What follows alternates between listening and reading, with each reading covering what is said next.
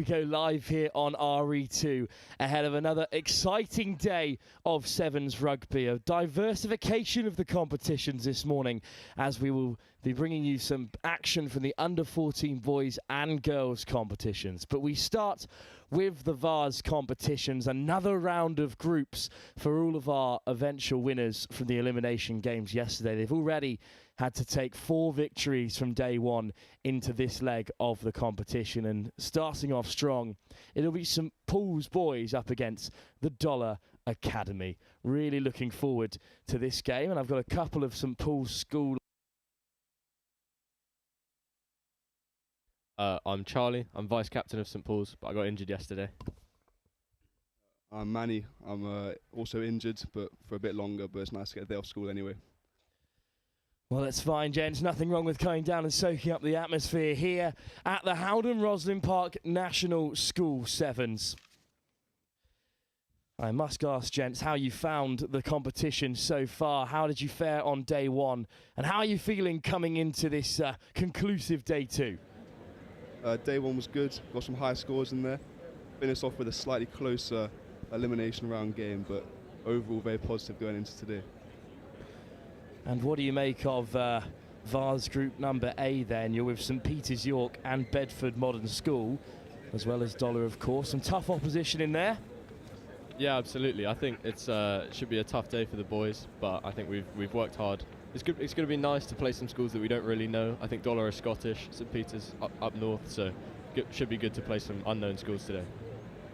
Well, too right as well. And the Dollar Academy off of some impressive performances in day one. Of course, every side in the competition has forced some impressive performances down their opposition's throat so far, because it takes an awful lot to make it to day two here at the most cutthroat of Sevens competitions, Rosslyn Park.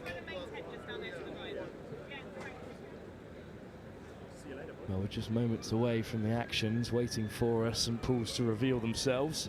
Who is there to watch out for in this slightly new look side following your injury, of course? I think Nathan Bottomley, he's playing for Ireland IQ. He's definitely one to watch, number 5. And Andreas Hadjiloizu, he's a Cyprus men's player. He's got a few caps on Sevens tournaments. Definitely one to watch. Nothing like a Cypriot international to light things up for St Paul's.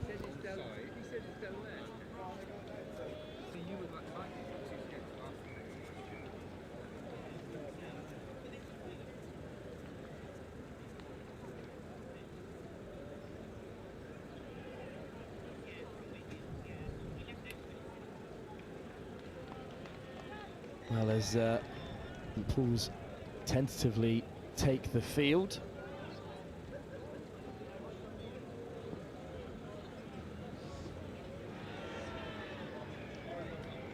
We look ahead for some Vase action, of course. Another round of pool stages. An interesting way to go about the competition. What do you make of having to compete once again for that top spot with another 4 sides? Well, I think it's pretty standard because it's a huge tournament.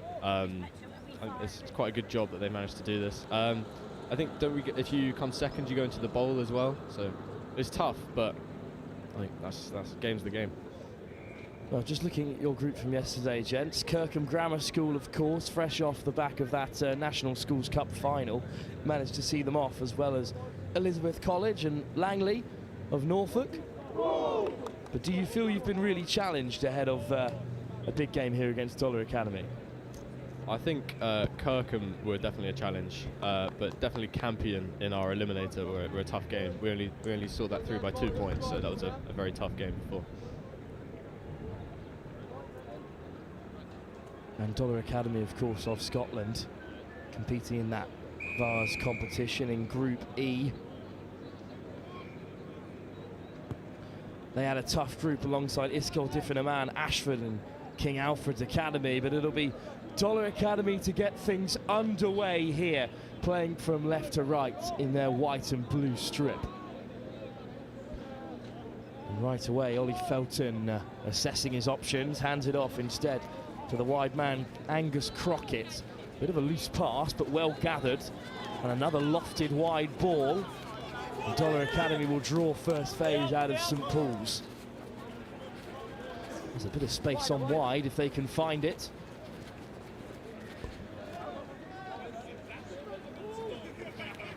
Still working it through the hands, stepping off the right foot is Carey. Evading one. Scrum advantage. Just a hint of a knock on there from St Paul's. Marshalling this Dollar Academy side, and then here comes the line speed. Tackle made by Nothing from the knock on. It will come back for the scrum. A good defensive set from St Paul's to begin with. Yeah, they stretched us quite far there, actually, moving the ball quite well. Looking good from this Dollar Academy side. But a set piece for the Scottish side as well. Good chop tackles coming in from Thomas Just easy, Dark. Mark. The Welsh That's Exarch. first scrum. Don't push till we've got the ball. Don't slide out till it's gone, all right? Crouch. In Bind. that elimination round, Dollar Academy Set. came up against Churches College, who were in action on the live stream yesterday and looked bright in their fixtures, so they've done well to carve their way through that round, and they're driving over the gain line here. Had far too much time over the ball, and the first turnover goes their way, and here is the first attacking set of the morning. They take it to an edge, now moving it left to right, searching for a bit of space in the wide channels. Hadjalodzu puts his hammer down up to the 22. Bethel at first receiver. Sitchin looking to shake off his man, but it's back with Bethel instead. Dark. Sitchin. And now Bottomley drawing contact again, lifts the offload. Over the ball goes the Academy, and it's another penalty. And St Paul's drive Holding on, and one off 22, but an opportunity missed perhaps, Charlie. Yeah, I think support lines need to be better, need to be working a bit harder to secure the ball there. But it's looking good. Pritchard at number 12 there, just assessing his options and flinging it wide instead. Felton hands it off once again to Crockett.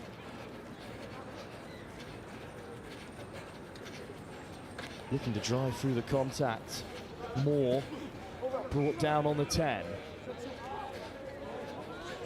Not the ball to get the Dollar Academy going forward, but here is Crockett again.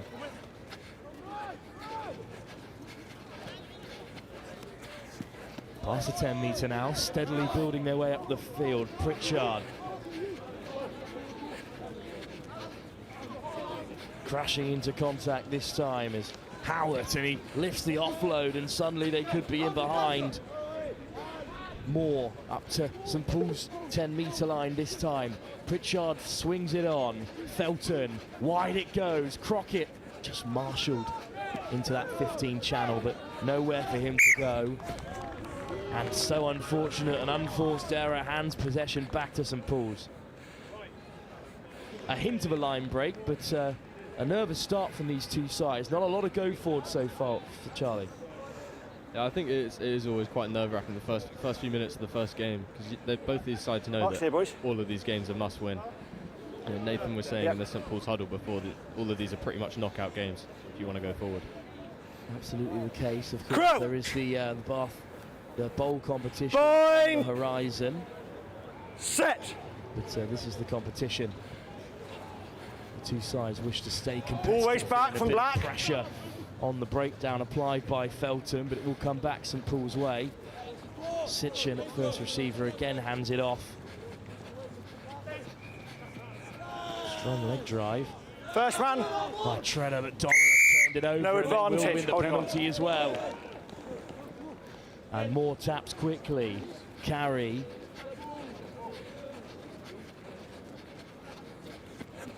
Flicked out the back door this time by Howard. Could be on for Pritchard, instead it falls here for Moore. Rolling around the contact, dragged down by Sitchin. Carey at 9. Chipped in behind this time. And then a race on to the line that will be won by the Dollar Academy. and it just fell so kindly for Angus Crockett. And St Paul's looked dejected, but a try has been given. Well, not the start that Fine St pressure Paul's came were through, 9 after, minute Charlie. backwards. Play on. Haven't threatened too much in the Dollar Academy 22, and it's just enough field possession for Dollar to open the scoring. Well, St Paul's came out of a really tough elimination game against Campion School. Just 2 points in it in the end. And they've certainly got the mettle to come back in this game, but in all fairness, Charlie, to Fraser Keach, a lovely chip through, really well weighted. Yeah, that was a brilliant kick. Can't do much about that.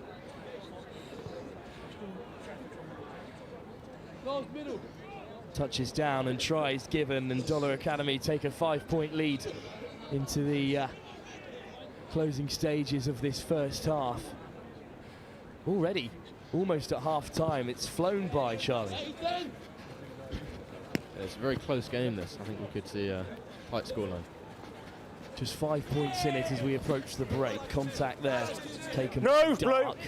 Blue. Dollar Academy come flying through the breakdown, but Pritchard is penalised, and with penalty advantage, St Paul's sense an No opportunity. advantage, playing the 9. Well, they'll tap quickly. There's a 3-on-2 out wide if they can force it.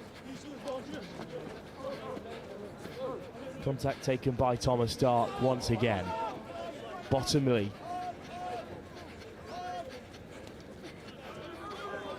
Dragged down in that wide channel. And some more pressure at the breakdown, and the try scorer Crockett comes away with it, and he's looking to open up the legs. Scrum Excellent advantage. tackle by Bottomley, and St Paul's are on the counter. Advantage over. Space on the wing if they can get it out there. And that's where they'll look to find it as well. They have made it into that outside 15-metre channel. Lorenzo Massi at 16. Looking to play 9, but Offside, once still in the again, ruck. Dollar Academy come flying through the breakdown. Just too many penalties at the moment for Dollar Academy, Charlie, letting St Paul's back into the game. I think we need to start taking advantage of these penalties, try and get our way up the field. Pressure on that 22. Here is Massey. Nathan Bottomley of Island IQ. And now Treasurer looks to inject a bit of pace into the attack. Bottomley goes himself. Keeps the ball alive. Bowman looking to draw in defenders. Massey on the switch. A bit of space then for Dark. Dark takes on the sweeper. Dollar over the ball. A powerful clear out. Bottomley all wrapped up, and the ball is ripped. Carey comes away with it. And suddenly there could be an overlap here for Dollar. Scrum advantage, knock on and a tackle. Lovely ball back Advantage inside. over. Another offload to put Crockett in behind yet again, and he will go all the way. And Dollar Academy free up the hands to double their advantage deep into overtime here. It's half time anyway, mate.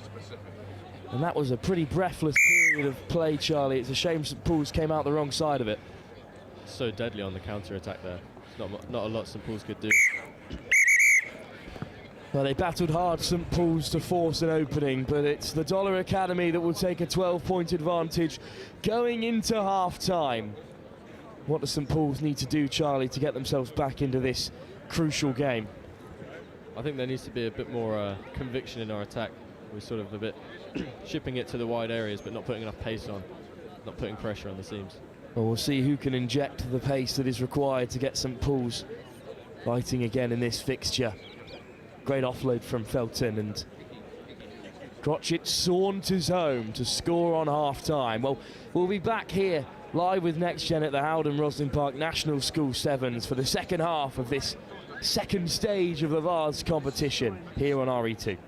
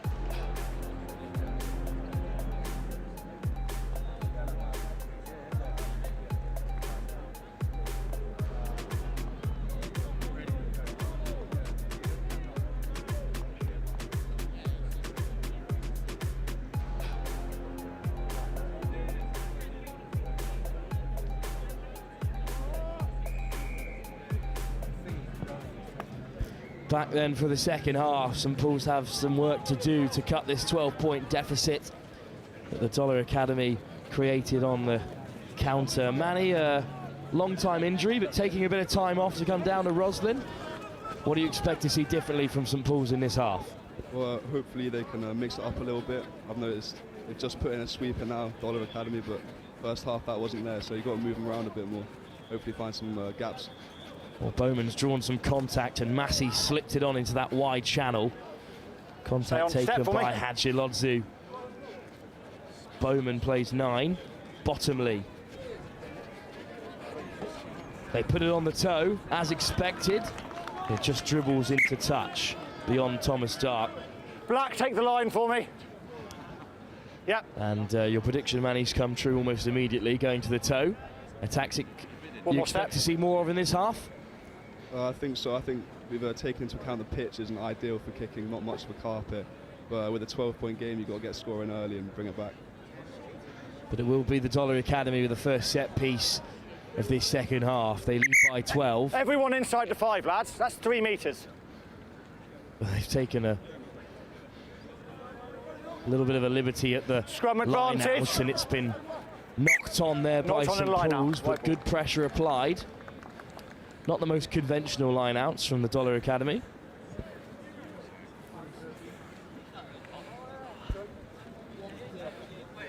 They are marks on 15.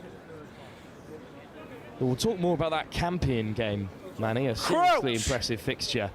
But we would have loved to see it on RE2. A really tight game. I wouldn't say tight the whole time. We ended up giving away 2 late scores, which is what made it so close, really.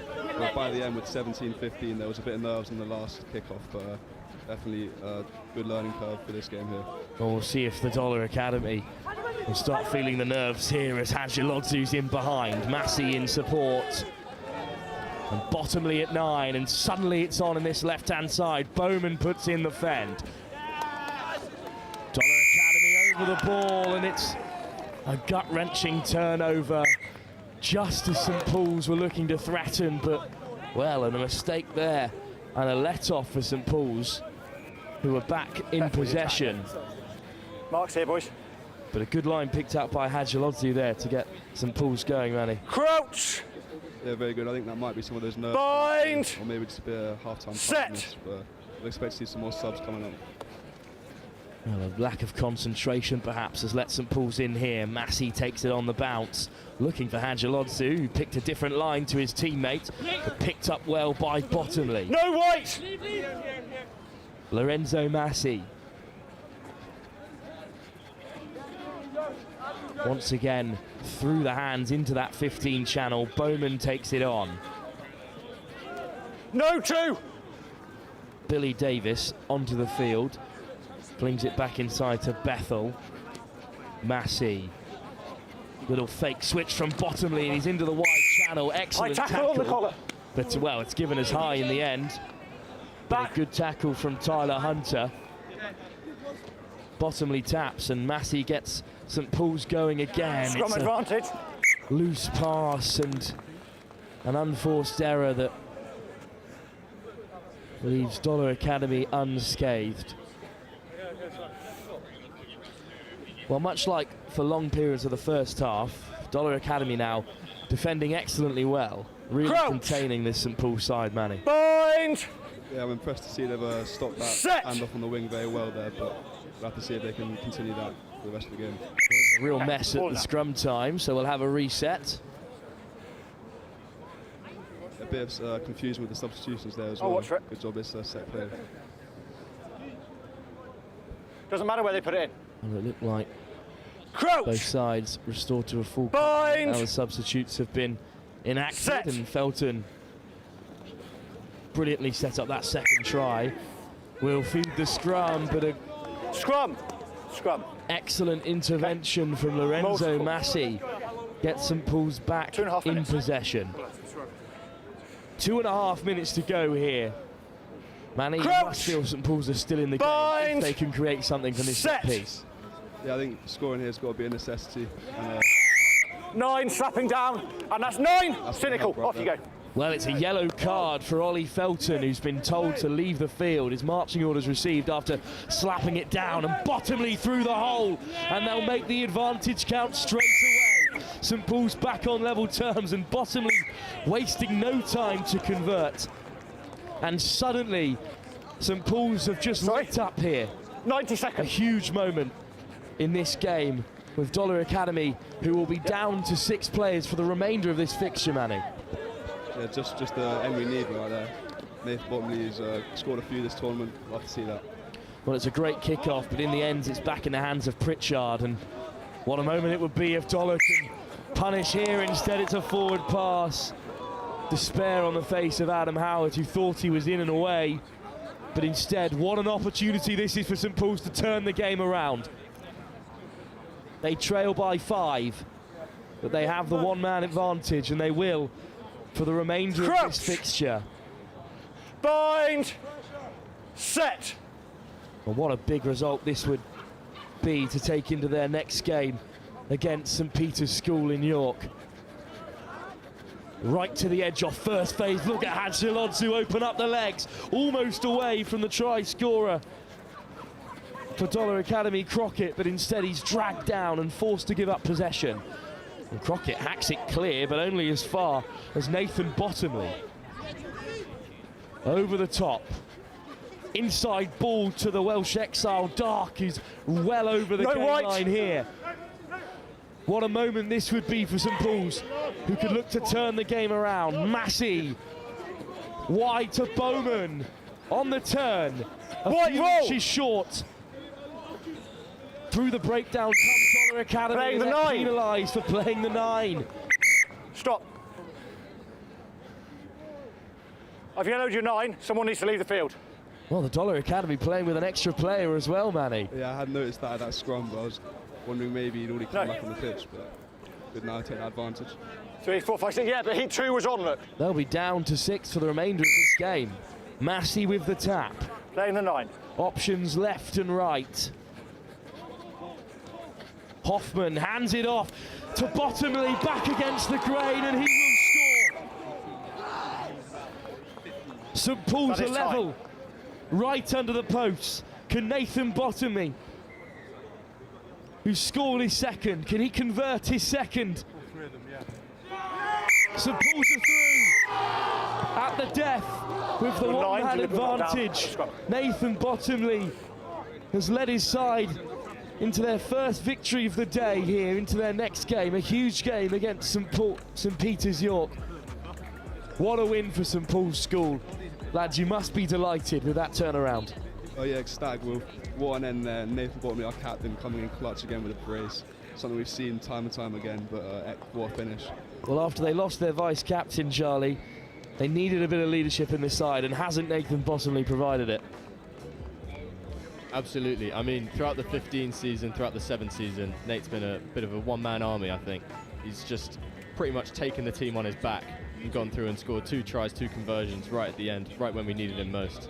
Absolutely brilliant stuff. The footwork and the fend to beat 2 defenders, and that puts St Paul's in a winning mood here on our first game of the day, live at the Howden Roslyn Park National School Sevens. Thank you very much for joining me, gents, and best of luck for the rest of the day. Thank you very much. It's been a pleasure. Well, we move swiftly on then for another outing here in the Vase competition. It's Kingswood School from Bath who take on Strathallan of Scotland. That's live here on RE2, up next at the Howden Roslyn Park National School Sevens.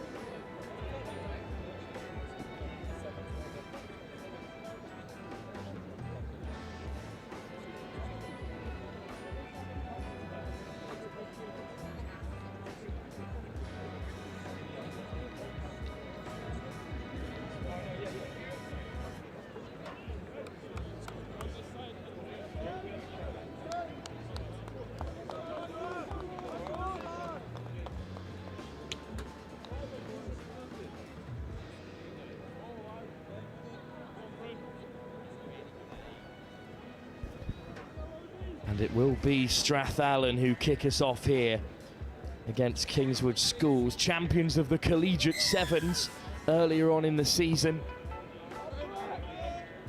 And they're a top team to be in this Vase competition. Hands away, goals! Well, Lancaster look to latch upon it, and he'll play 9 from the kickoff. A bit messy for Kingswood, and it's got them retreating all the time in their 5-metre. Ward with the hard carry. Lancaster on the ball now, but they have won the penalty and a bit of respite for Kingswood.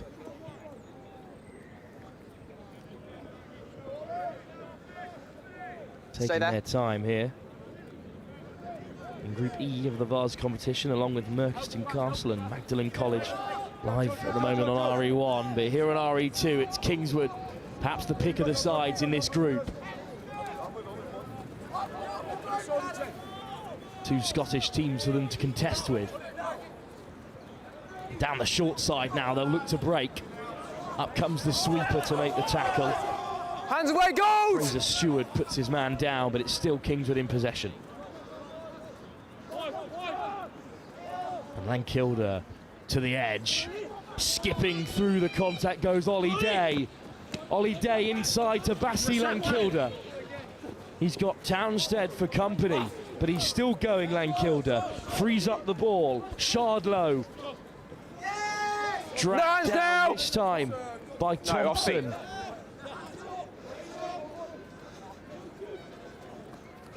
And through contact once again. Penalty goes Kingswood's way. They tap quickly, surely now. They do dot down to score the first. Well, from just 5 yards out, you always thought it was likely that Kingswood were going to cross the line, but some great sevens in the build-up to put them into that position. And they have scored their first from the quick tap.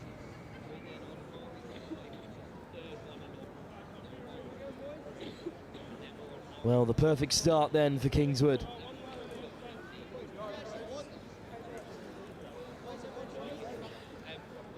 And Ollie Day will look to add the extras from way out on that left-hand side. It's a great effort. And he slotted it home as well. Can you get that, please? Thank you. Beautiful kick there. They did well to draw the penalty here. Captain Jacob Barton drew the penalty, and then the quick tap. In goes the fend. Time your runs, please. First score of the day. Yeah. Kingswood out in front. That's a deep kickoff, allowed to bounce, but Strathallan in possession for the first time in this game. Kingswood managed to work their way all the way from their own 22 to score their first.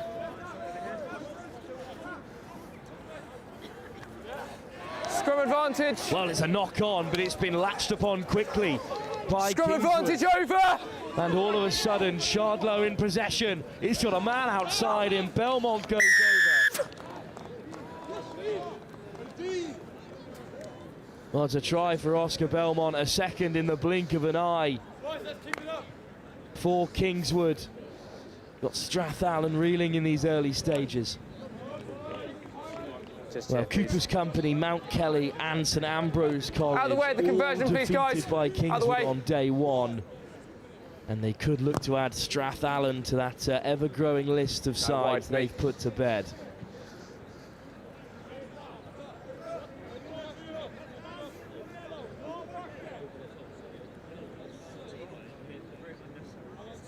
Well, what tenacity really there from Ollie Day.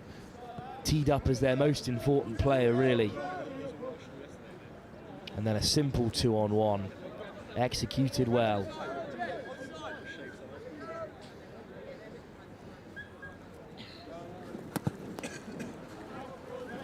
Another deep kickoff. It's taken comfortably by Strathallan as they look to create something for the first time. No, Reg!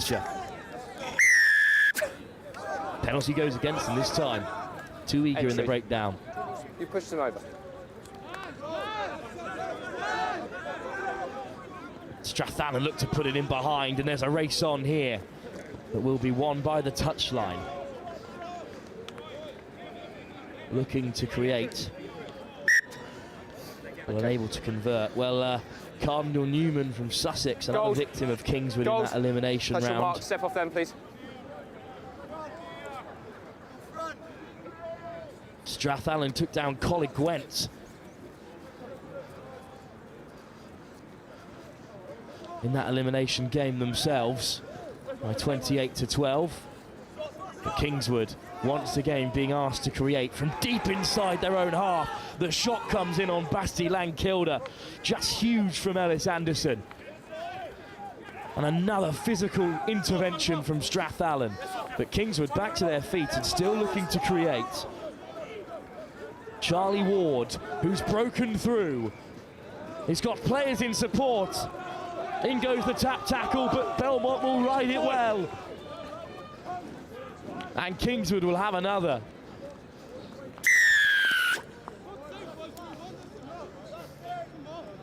If you can take it from behind there, that'd be great, thanks.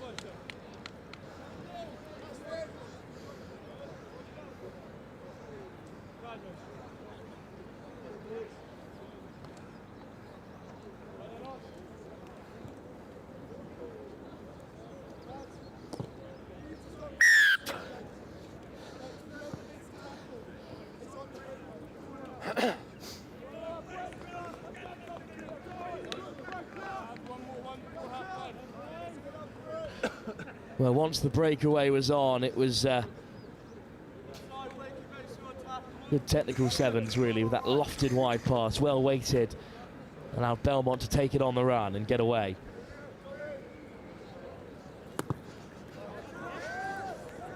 And all of a sudden, Strathallan trail by 19, but they need a bit of luck. And that lofted kickoff could provide them with it. Time is up. On the 10, please. Time is up. Free kick. It'll take a bit of time. And on the switch around, put down by Strathallan. Cross forwards. And they're just not able to string together any number of phases in that first half. Kingswood, on the other hand, twice they created tries from deep inside their 22, while also pouncing on a mistake in between those two long-range scores, and that puts them in good stead. Kingswood School lead by an impressive 19-point margin going into the second half.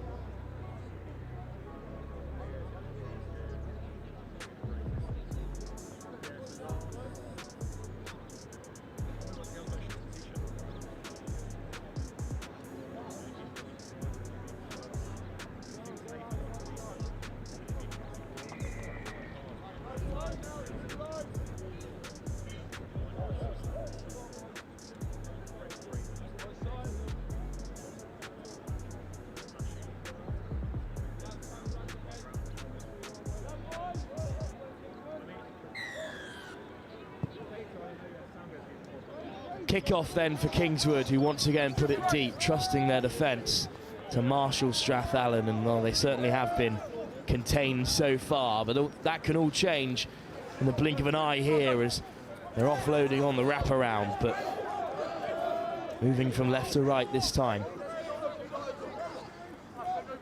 Little dummy switch, dragged down. Big clear out comes in there. And still Strathallan play. Once again, Kingswood over the ball, slowing the pace of the game down. Thankfully, Archie Wake's back to his feet following that intense collision, and now Strathallan through Baverstock looking to step their way through the defence. Cleaned up by Stewart, and they've been marshalled back into their 22 as well.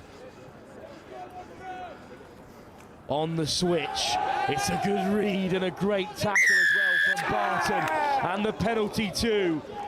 The captain's intervention from Jacob Barton there, who watched his man all the way. To the jackal, side entry. Big tackle and then drew the penalty as well. And Kingswood look to start this game the brightest. Here is Barton. Hands it off. And over the gain line they go. Pick and go to find Wake at first receiver. Through the hands. On the wraparound. Archie Wake. Shotted well, but on the pick-up they should score and they will score.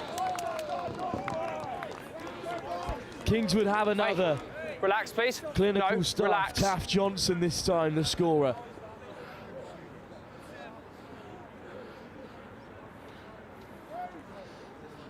On this line, please. Yeah, thank you.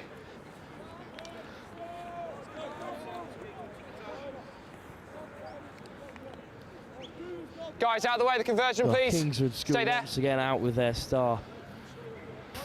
Without their England fly half. Leniger, but still looking impressive. No luck from the conversion from Shardlow. But this is an excellent try. Taff Johnson drew in the defender and flung the offload. It's a great covering tackle.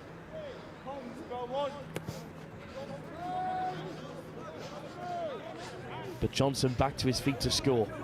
Another deep kickoff, challenging Strathallan to break out of their 22. And over the ball once again, they look to turn it over. First and it's player over another the ball. penalty.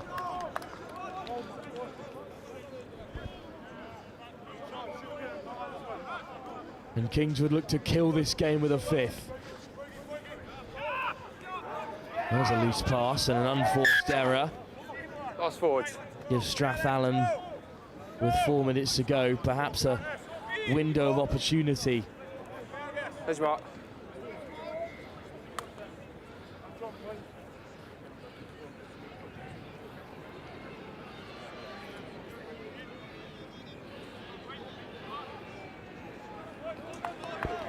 Crouch. Bind. Set.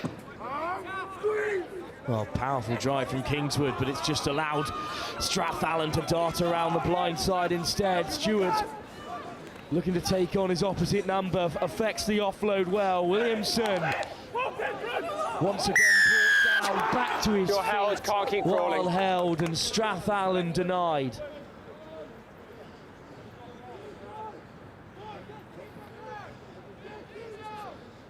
Well, it just isn't going their way. Kingswood back in possession on their 5 metre, still looking to play. And Belmont skips away from one. And could he go coast to coast here? On for another try. Well, it's certainly game over here, as Kingswood will take victory from their first of the second phase of the Vase competition, with Merchiston and Magdalen College on the horizon. Take it back through if you can. Belmont's job is done in this game.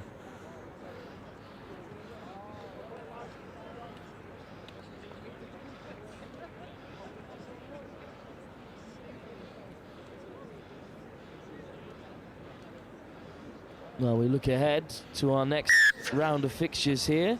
We're moving on to the under-14 competition. Action from Group A as Cardinal Newman will take on Yscol Callan Cymru, followed by Queen Elizabeth School Barnet against Yscol Broadoak in the under-14 boys competition, before Dollar Academy will be back on show to see if they can avenge that opening loss to St Paul's in the final moments when they take on Bedford Modern. Those are the next couple of fixtures here as Strathallan will look to take something away from this fixture. Bit of a loose pass, well gathered by Zach Gray.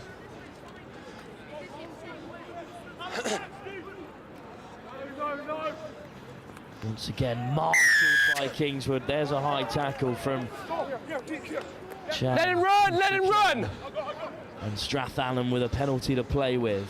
No hands! Affects the tackle this time. Well presented by McDermott. Stoops, hands it off. They're into that wide channel.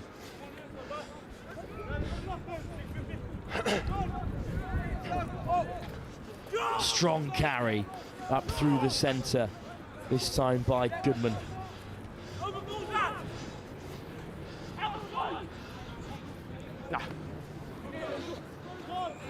Strathallan up to halfway.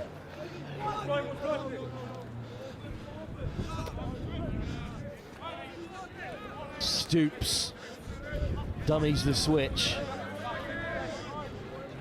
Strathallan pushed back again. Well, contact taken this time by Anderson.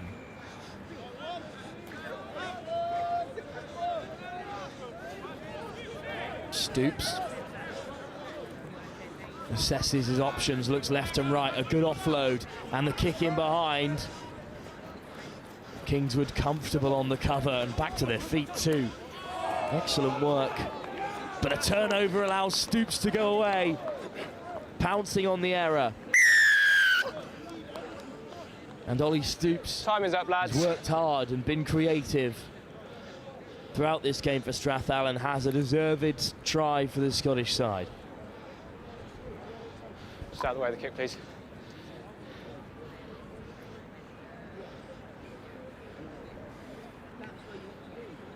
Yes. Just give him space for the kick, please, guys. Yeah.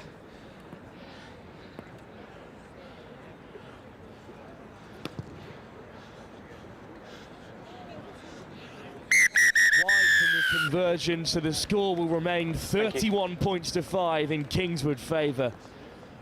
And are we perhaps seeing a Vase champion on field as Kingswood looked seriously impressive to see off Strathallan.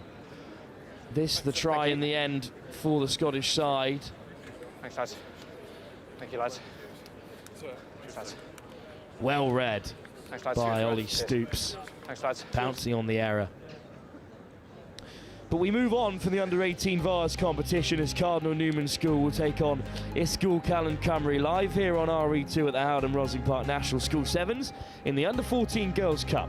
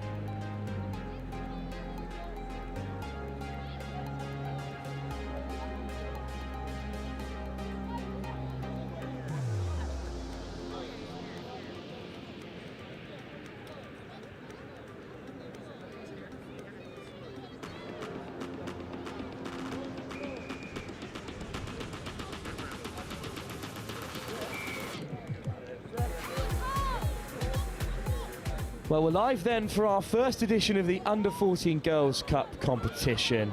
Amy Wilson-Hardy of GB7s alongside me. Thank you so much for being here. Thank you for having me. Exciting to see my first girls' game here this week, so I'd like to see what's going to come from this. Well, we saw some really exciting stuff from the Under-16 competition yesterday when Ivybridge took down Milfield in that final. But it's Cardinal Newman now driving on, playing from right to left and taking a bit of contact in that wide channel. A strong carry to get things going from Breivik. And then the space is opened up on this left-hand side if Cardinal Newman have the legs. And they might go all the way here. Oh, in fact, it will be Cheltenham Cymru playing in their blue and red, who have the first score. Edie Sims with a great solo effort. A really top score to get things started, Amy. Yeah, they kept the ball alive so well there. You could just see taking contact but getting the offload in. That makes it so hard to defend. And Cardinal just got a bit bunched up and they were able to get the gas around the outside there. The conversion to boot. So Cheltenham Cymru will go 7 to the good. But overall, one of the defining features of the few most recent Rosslyn Park Sevens tournaments has been the rapid increase of female participation, and it's great to see across under 16, 18 and 14 level. It honestly makes me so happy. You can almost get emotional about it, but no, the game is growing so much on the women's side, so to see all these fantastic young players on display today is incredible. There's a deep kickoff as well to Cardinal Newman, who will look to run it in on first phase as well. Lovely pace on that right-hand side, and suddenly they are in behind. They wear the contact well. Jodie Ojo Asagi with a wonderful carry, and it's back in her possession as well. Past the 22. Scragged down by Price. But back to her feet, looking to dart over that line, but unfortunately held in the contact. So unlucky. What a run, what an offload, then back in the game. That's lung-busting stuff. Gutted that she had to release the ball there before she got up again. I think maybe a bit confusion with those lines, but what an effort. The penalty may have spared Ojo Saji's blushes there, diving over the 5 metre. But it's all a learning curve in these early stages here on RE2. And back come Cheltenham Cymru, who share this group with Hill House and the Perth School. Just backwards there, the loose ball, well regathered by Stuart Lyons. But all wrapped up, and it's been ripped by Ojo. Unlucky, knock on.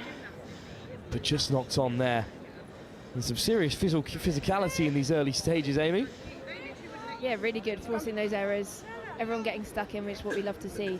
It's easy sometimes to forget some of these girls who've barely played rugby at all. Like I know Cardinal did a session with the UR7s with Rosslyn Ready session, and I think 3 to 4 players hadn't even picked up a ball. So to see them playing this standard rugby is great.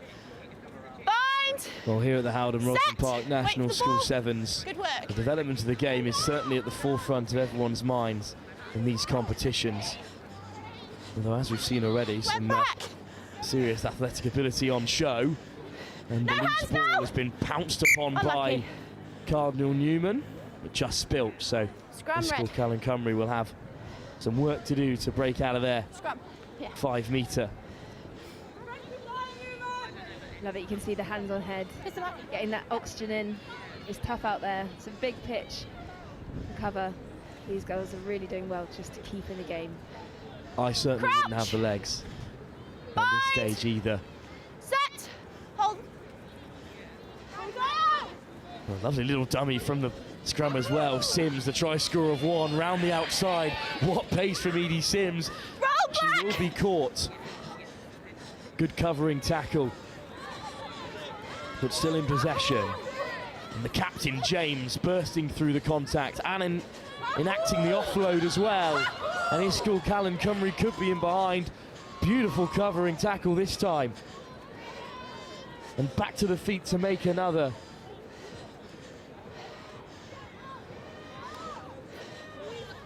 And there certainly are some tired legs out there, but some great footwork as well from Bayliss. And there's space to run into on that right-hand side. Great offload. James goes for the corner. And Callan Cymru will have a second try right under the post. Again, just fantastic keeping the ball alive. Similar to the first, they just worked Cardinal from side to side. No rucks or form, they just kept the ball in the air, offloading off the floor, through the hands. So hard to defend. Drea Probert looking to add the extras once again.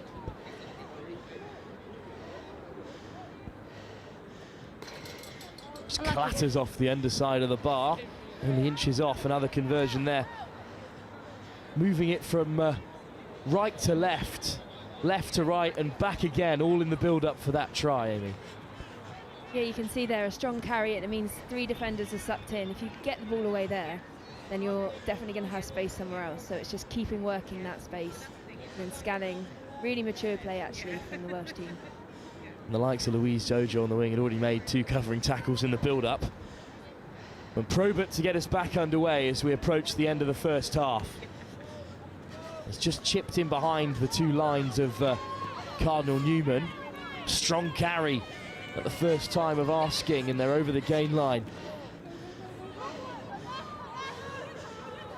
Searching for options, probing for space. There's the fend as well to get Cardinal Newman in behind. Jodie Ojo-Asagi with Silk for company. A beautiful covering tackle right at the last-ditch opportunity. No advantage. Well, ripped as well in defence by Scrum. Mohammed there. Knock on. But what another great run from Ojo-Asagi. She has put in some Knock meters on by and black. some work, hasn't she? Scrum She's red. done so No well. advantage came. Was gutted that she just hasn't been able to capitalise. This is Something last about that play, right girls. corner, but For no half doubt time. we'll see her again in this game, striding down the edge. Talk about the covering tackle from Tamara Silk as well. Excellent work. And this score, Callan Cymru. Good value for their 12-point advantage. But a whole host of groups all the way down to H here at the Under-14 Girls' Cup. So some serious competition on offer, including the likes of the Jumeirah English-speaking school and the Dubai English-speaking school as well, both over from Saudi Arabia and Dubai. Play on. Well, stripped in contact, and Cardinal Newman in overtime of the first half looked to create something, a step off the right. We're back. Has Suada Lynch over the gain line. A bit bunched in attack here, but great pace to take it to the line and beat the first offender. Liv James, the captain, makes the tackle, but Mohammed could be over here. And on the stroke of half-time, Cardinal Newman are on the scoreboard. You really felt they deserved that, didn't you? Like they've made a few breaks, they've kept the ball alive. Unlucky not to finish a couple, so I think that's a very deserved try. Some great defence in there as well, girls. but I think it's a fair reflection. From that side. Ely Mohammed had no interest in outside attempting the conversion. Yeah, she did finish excellently well on the wraparound. Great support. So instead, Darcy Thomas will look to add the extras.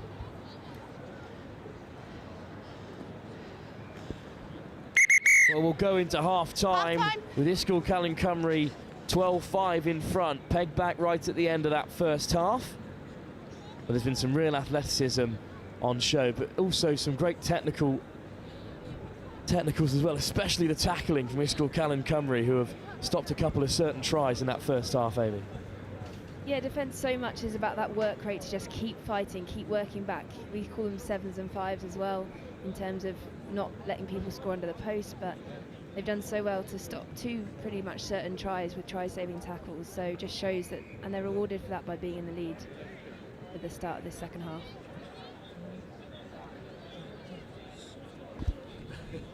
So into the break then, Iscal Callan Cymru will lead by 12-5 in our opening Under-14 Girls' Cup fixtures live here on RE2. We'll be back for the second half very shortly, live here with Next Gen at the HOWDEN ROSSLYN Park National School Sevens.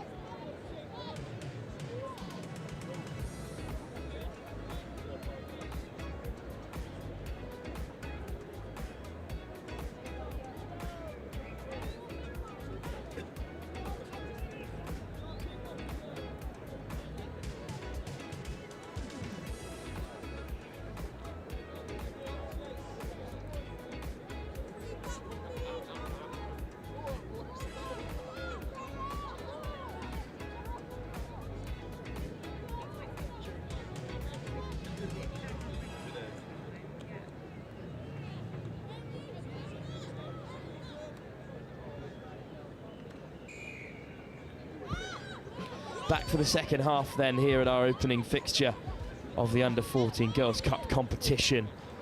Two talented sides, Cardinal Newman with plenty of pace, and it's Erin McCarthy at 5. 2 number 5s on the team sheet, but I safe to assume that it's the captain who started the game. Knock on. Unfortunately, just knocking it on there, McCarthy, but she did score her side's Scrum red. first try of the game. Yeah. Yeah, Again, red scrum. strong two-player tackles there to contain Louise Ojo.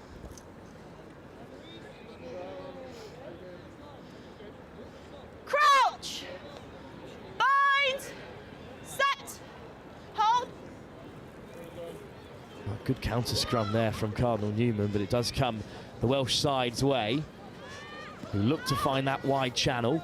Advantage. On the wraparound, the ball just comes Unlucky. forward. Just forward. It's all right. Great line speed there, forcing the error. And like you said, what Another a, scrum. what a Yeah. counter scrum. Didn't Black see that ball. often. I love it. And physical figures across the Got to go competition back today. 5. Back 5. And certainly still the case at the Under-14 Crouch. level as well. Bind. Set. Scrum then fed by Cardinal Newman. And Izzy Webb Went back. does spit out their way if it's a bit loose. Who will pounce upon it? It's Cardinal Newman who come away with it.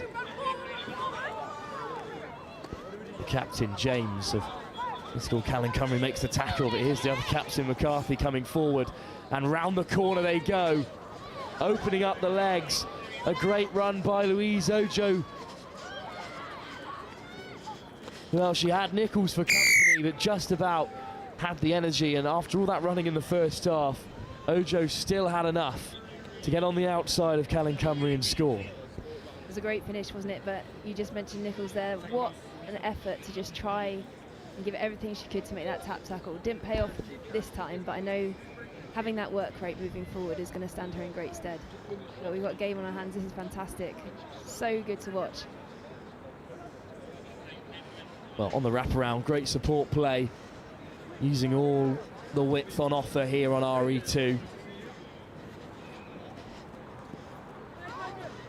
Middle. And well, all of a sudden, it's a two-point game. And Cardinal Newman here could look to turn this round.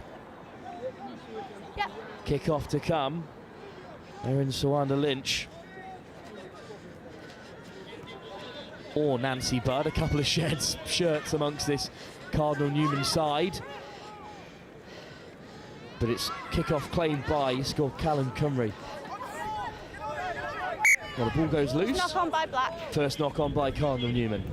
Knock on by Black. Another great tackle there, unlucky to get the knock on. Pitch him up. There will be a set-piece opportunity for Isgall Callan Yeah, so hookers, Cymru. come here. Thank you.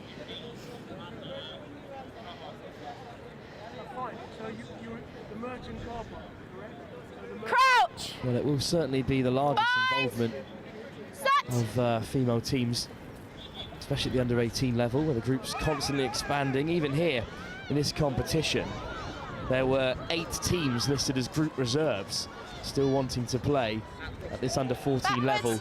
So much involvement here at Rosslyn Park.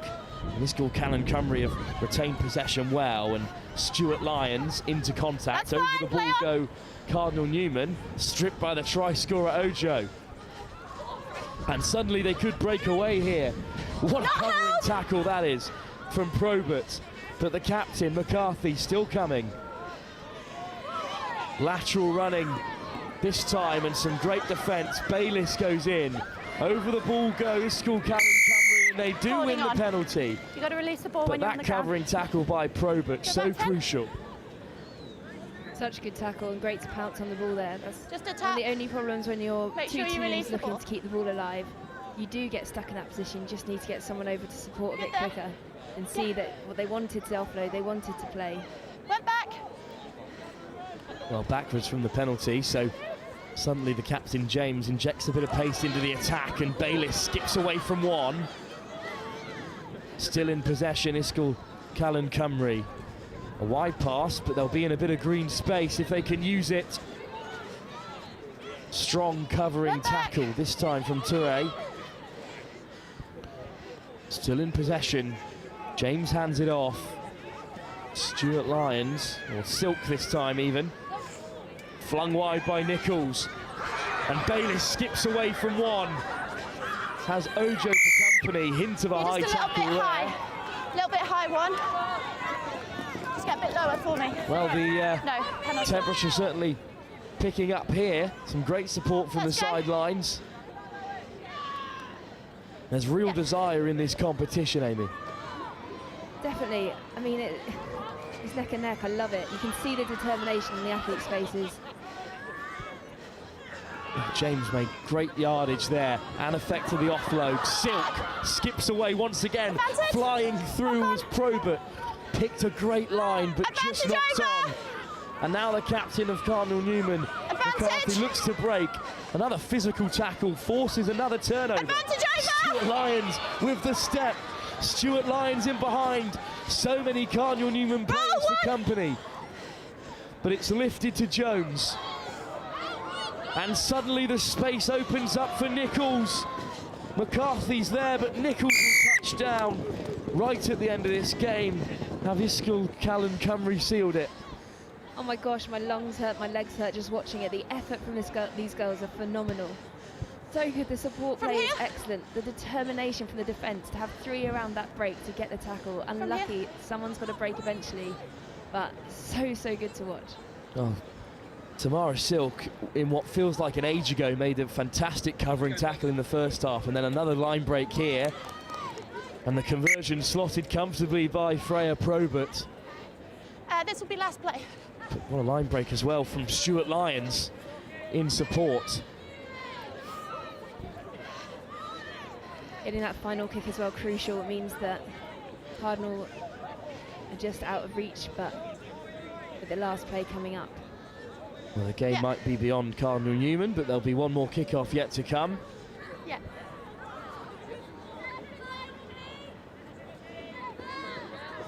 Last play, girls. Let's go. Kickoff to come. And it will eventually fall for Cardinal Newman. Will affect the offload, put in the fen, but ferocious tackling still from Callum Cymru. Unlucky, she was just in front of you, so a And forward they pass. have That was last play. forced the End of error game. to end the game. Well, a great performance from the Welsh side, but some real talent on show across the teams here, and plenty more to come from this Under-14 Girls' Cup competition. Tell you what, I'm so impressed. I absolutely loved watching that game. You could just see bits of everything, but mostly just the effort from all the girls, the just fight and desire right to the end. It was just absolutely fantastic. Thank you so much for being with us to talk us through it as well, Amy. Really appreciate it. And we're on to the Under-14 boys competition. That's next live here on RE2. We'll be back live with more action from the HOWDEN ROSSLYN Park National School Sevens very shortly.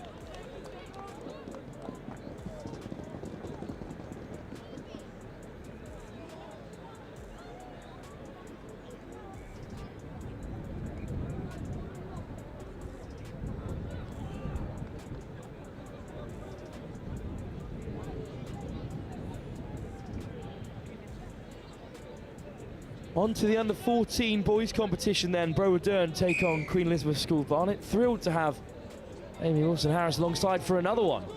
Thank you very much for being with us. Thank you for having me back. Go back 10, please. Go back 10.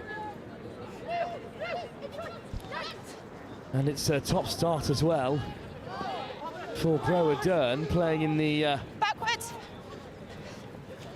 green and black strip. And well, what pace injected to the line, and away they go. Great start for Broadoak. We have their names on the back of their shirts, Amy, in what is pretty exciting stuff for an under-14 side. I love that. We fought for years for our names. Fantastic to see. And a really nice stash too, to be fair.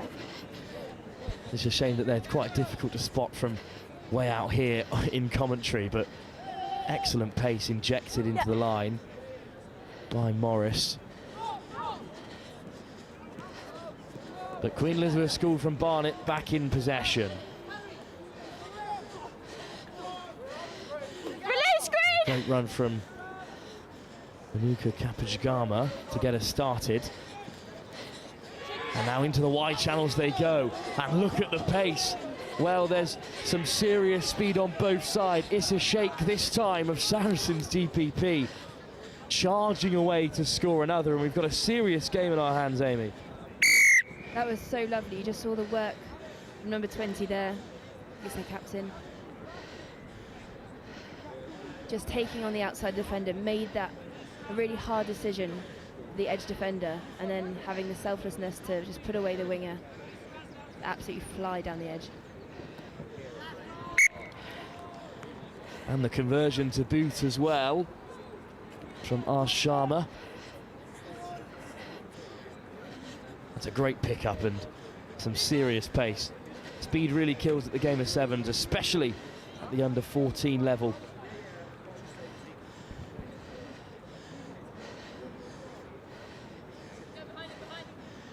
Yep. Kickoff as well to come from Sharma.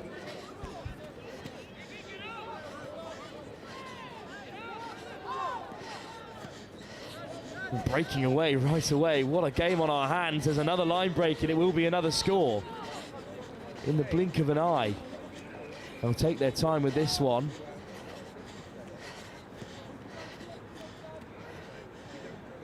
Yash Silek this time. Well, it's certainly attack over defence so far, Amy.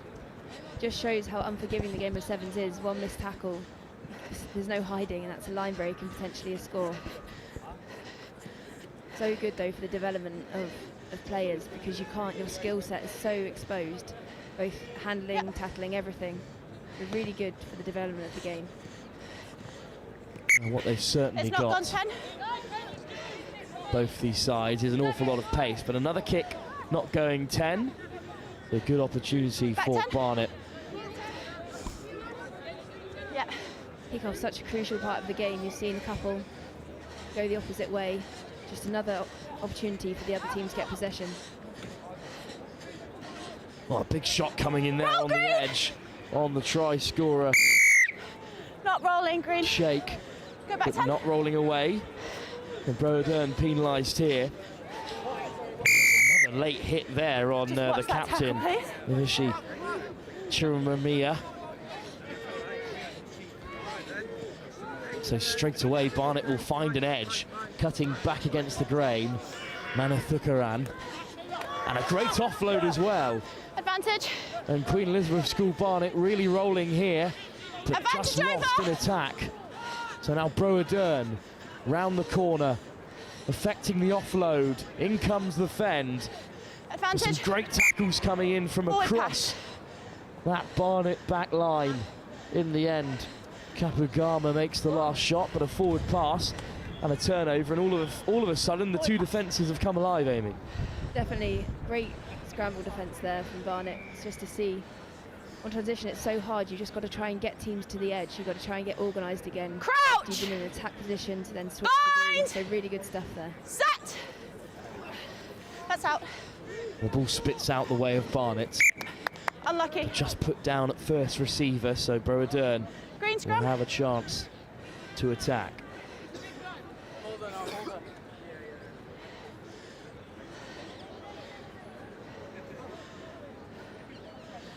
Well, there's some real intensity in this competition.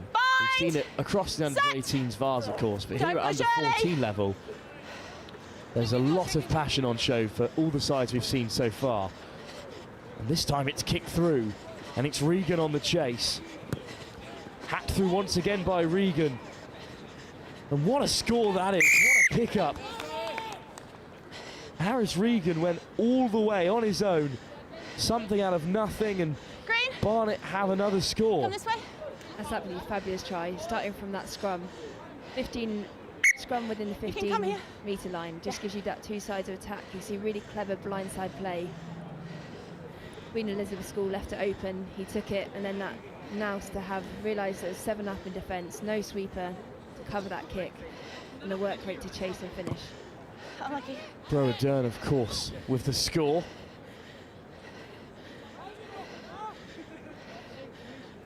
Too much alliteration between the teams, always going to confuse me here. But what a nudge through that is. And great footballing skills to keep it alive. Just wait.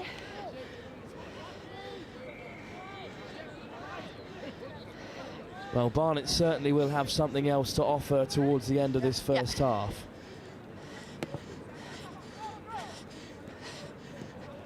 Straight out. Straight out, unfortunately, so the kickoff's not going to plan at the moment, Amy. No, but you can see their ambition, you can see what they're trying to do. They're trying to hang that right on the 10-metre line, which makes it really, really hard for a receipt because the chasers can get there and put loads of pressure on. So I love the ambition. But you need to kick the ball. It's a tough skill set. Yeah, great, thank you. Aslam, another Saracens player in this Barnet side, takes the kickoff, and now we're into last play.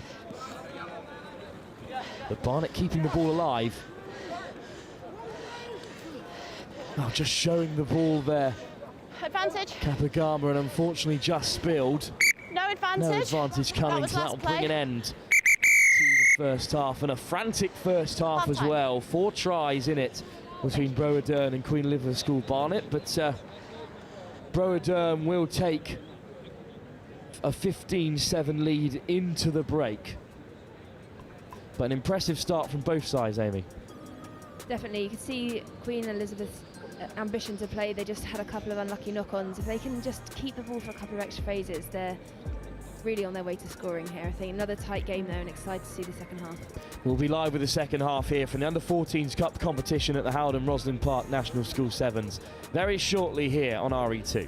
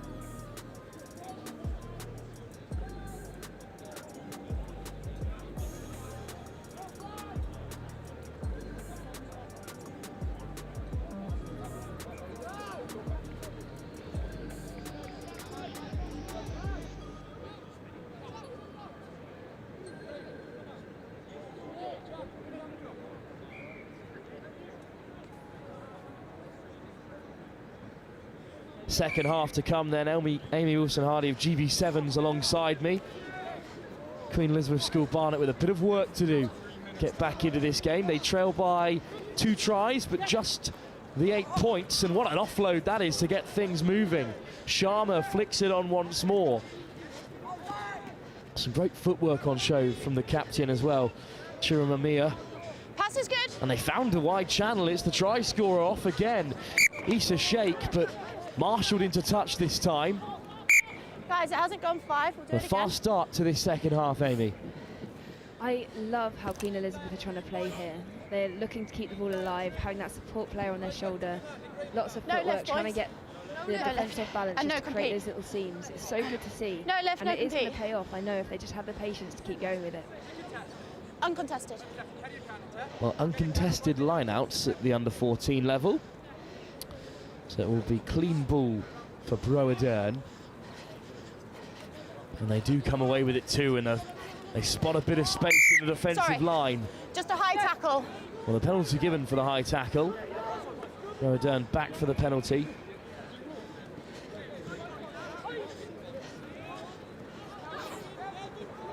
And once again take it to the line with great pace, but it's a good covering tackle from Kapagama. Another big shot coming in, this time from Sharma. Rowan put in the fend. Searching for options. Thomas hands it off. But there's two Barnet players over it. Thomas in support still. And suddenly a bit of space perhaps if they can work it to that right-hand side. Get out, Blue! Lovely offload off the deck. Battling to make that tackle is Patel, but skipping away, lovely goose step, and it's a second try of the game. Green. Diaz Shiplake. A great finish, but also great strength from, couldn't quite see his name, the player who just stayed on his feet, which allowed the support to come to then give the offload. That fight made that try. If he goes to floor there, potentially a turnover isolated, but fought really hard, stay on his feet, get the offload, and really nice finish. And the goose step to boot as well from Diaz Shiplake. Well, despite the fast start from Queen Elizabeth School, Barnet, it's Broadoak who have another try, and the first of this second period of 7. Broadoak just probably showing a little bit more patience on the ball, working through those phases a little bit more. And that's probably the difference at the moment between the two sides. I think it was Grace Shanahan who got the offload in. It will be Broadoak to kick off too. Yeah. Stay on side. Well, it's a short kick-off, and it's bounced unkindly, but it's been well gathered by Patel. Went back. Once again, the ball goes to deck, but lifted off the floor. Good line speed from Broadoak. Patel fires it away.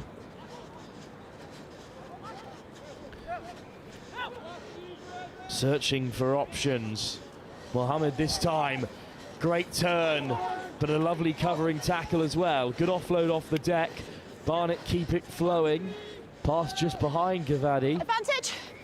And the advantage for Advantage, Broadoak Green. for the knock on, who are keen to keep the No advantage coming. play Knock on by Blue. flowing, but instead will be a scrum. Good defence from Broadoak. Good defence. A little unlucky there, was it? Did he have the ball by the time tackle came in? Completely trust the rest of the ball. She's far closer to the action than I am, but just hold the timing. just a shame and again. pressure, Just that wait for the ball in. little error off the back of a really great phase of play from Queen Elizabeth.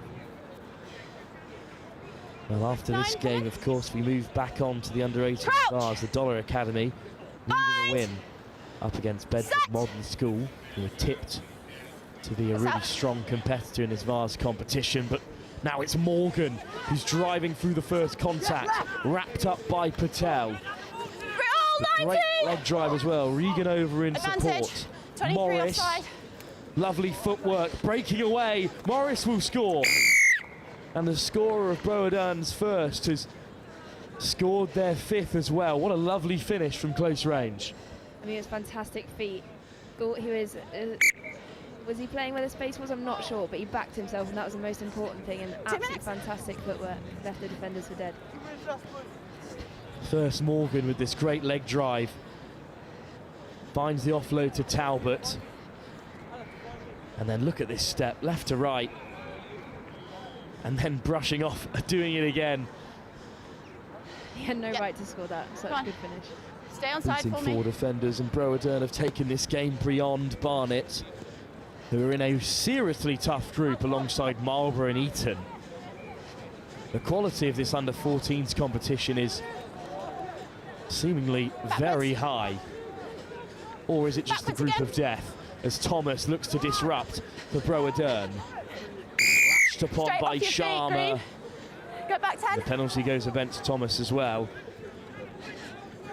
Here come Barnet now in these closing stages. Rips good, play on. Turnover off the deck by Keepings. Morgan with the ball inside, and he will score. Great support from Morgan and clinical stuff from Broadoak. Yeah, great transition. Just that speed of thought to to move the ball just one pass quickly and under the post. Just that physicality again paying off the Broadoak, both in attack and defence. That leg drive, that chopping people down. I think that's just where they've got the edge in this game. Great turnover by Keeping. A good line by Morgan on the inside, but the scoreline perhaps not indicative of the true run of results here. It's been a slightly closer game than it would suggest. Definitely, like I said, I love how Queen Elizabeth's trying to play. Some really fantastic movement off the ball. I just think that, yeah, just maybe slightly more physical from Broadoak, and that just shows that the game isn't just about speed. It's about all those attributes coming together. Well, a lofted kick-off over the head of the scrambling Barnet players. As we approach last play here, it will be a line out in their favour. Hello. Bedard will throw in. You're doing 2 or 3? 2, just drop one. Ronith Balla, the intended target. Last play, boys. Uncontested from the line out. It's got to be a bit straighter than that, okay? Scrum green. But not straight is the call. Scrum green. A forward pass on the return regardless. Not straight. Not straight. A tough call in an uncontested line out. I was just thinking that is, but I guess you still got to kind of get straight to the middle. Line out cord. The pass was forward on the return regardless, so I believe the same result would have been the outcome as Broadoak choose the uncontested line out. Here on last play. Straight, please. It needs to be straight, okay? It wasn't straight. It's straight to the players. It'll be scrum blue. And now a scrum blue, so 2 line outs not straight. They can't say they weren't warned, Broadoak. Yeah, like we said, slightly strange rule, but rules are rules, so we've got to abide by them. But I think I'm excited to see Queen Elizabeth get another attack in this final play. Set! It's a powerful scrum from Broadoak, and in fact they've turned it over at the set piece. And lovely trick play to open up the space. Thomas is the man over and cutting back against the grain. It's a great covering tackle by Mohammed, but they will dot down in the corner. No, instead it's into touch. Well, some great last-ditch defending from Queen Elizabeth School Barnet will leave the scores as they were. 34 points to 7 for Broadoak, and some real talent on show at the under-14 level across the boys and the girls fixtures. Well, thank you very much for joining us for both games. Amy, I'm sure we'll be hearing more of you across the 2 pitches. Thank you for having me. Can't wait to be back. And we return to the under-18s competition up next as the Dollar Academy are in action once again against this threatening Bedford Modern School side. That's live here at the HOWDEN ROSSLYN Park National School Sevens, up next on RE2.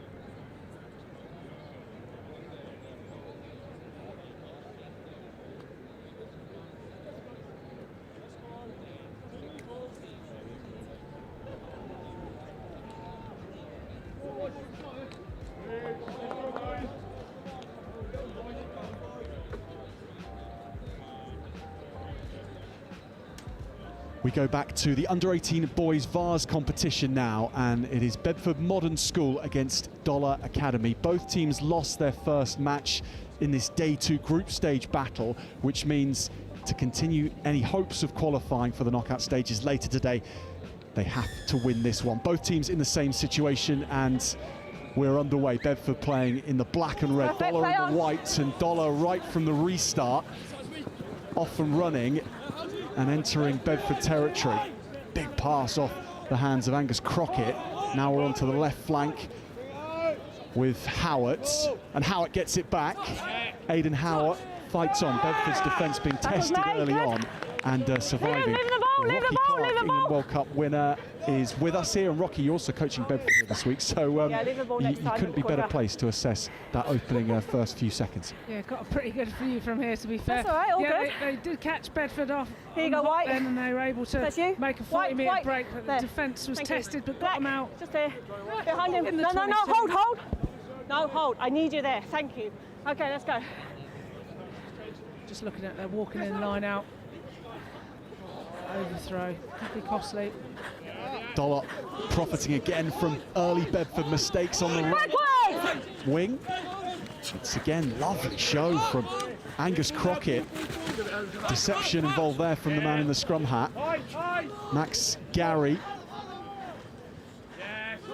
and Aidan Howard this time. Release! No, Black! No! Okay. Back on Bedford's side. Run forward. And Christian Heppy scored plenty of tries yesterday. Heppy, Run the forward. ball stripped from him. That one forward, release him.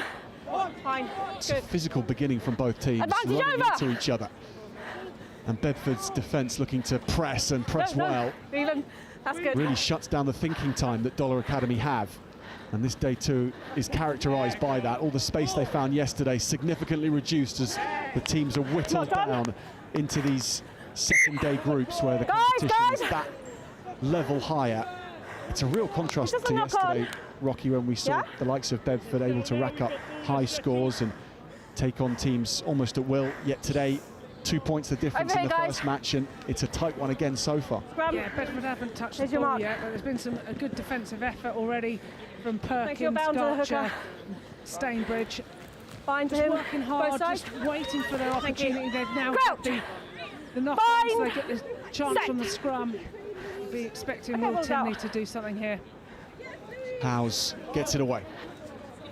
Yeah, Tinley was the real go-to to get Bedford moving yesterday on the edge with Heppy here, but a penalty. Leave the ball. Whoever you're Leave the watching on ball. from Back and there. whoever Back you're cheering there. for here, 10 metres. and we're spanning the UK with this one. It is tight so far, and it's enjoyable and it's tense. Garcher on the tackle there. Now Dollar still with Sorry, ball in mate, sorry, hand mate. and breaking the line. That's good tackle. And That's that fine. was Max Gary. Pritchard. Little dummy on the edge here, round the outside. This might be the breakthrough at the start for Fraser Keach. Keach with a show for the scissors on the edge kick it before this way. carving his way around the outside. And those red and black jerseys having to turn and concede for the first time in this one. Beautiful finish from Keach, wasn't it? It was that dummy switch on the edge and he just gassed it round. Caught Chris Heapy a little bit. Just managed to get on the outside. Great finish, good pace. Brilliant start for Dollar Academy. And threatening so far. Either on or behind the line. Angus Yeah, Crockett is not a in name front. we've said a number of times. On or behind. This is his Whenever you're teammate. ready. Goes over Keach to finish. It was nicely worked.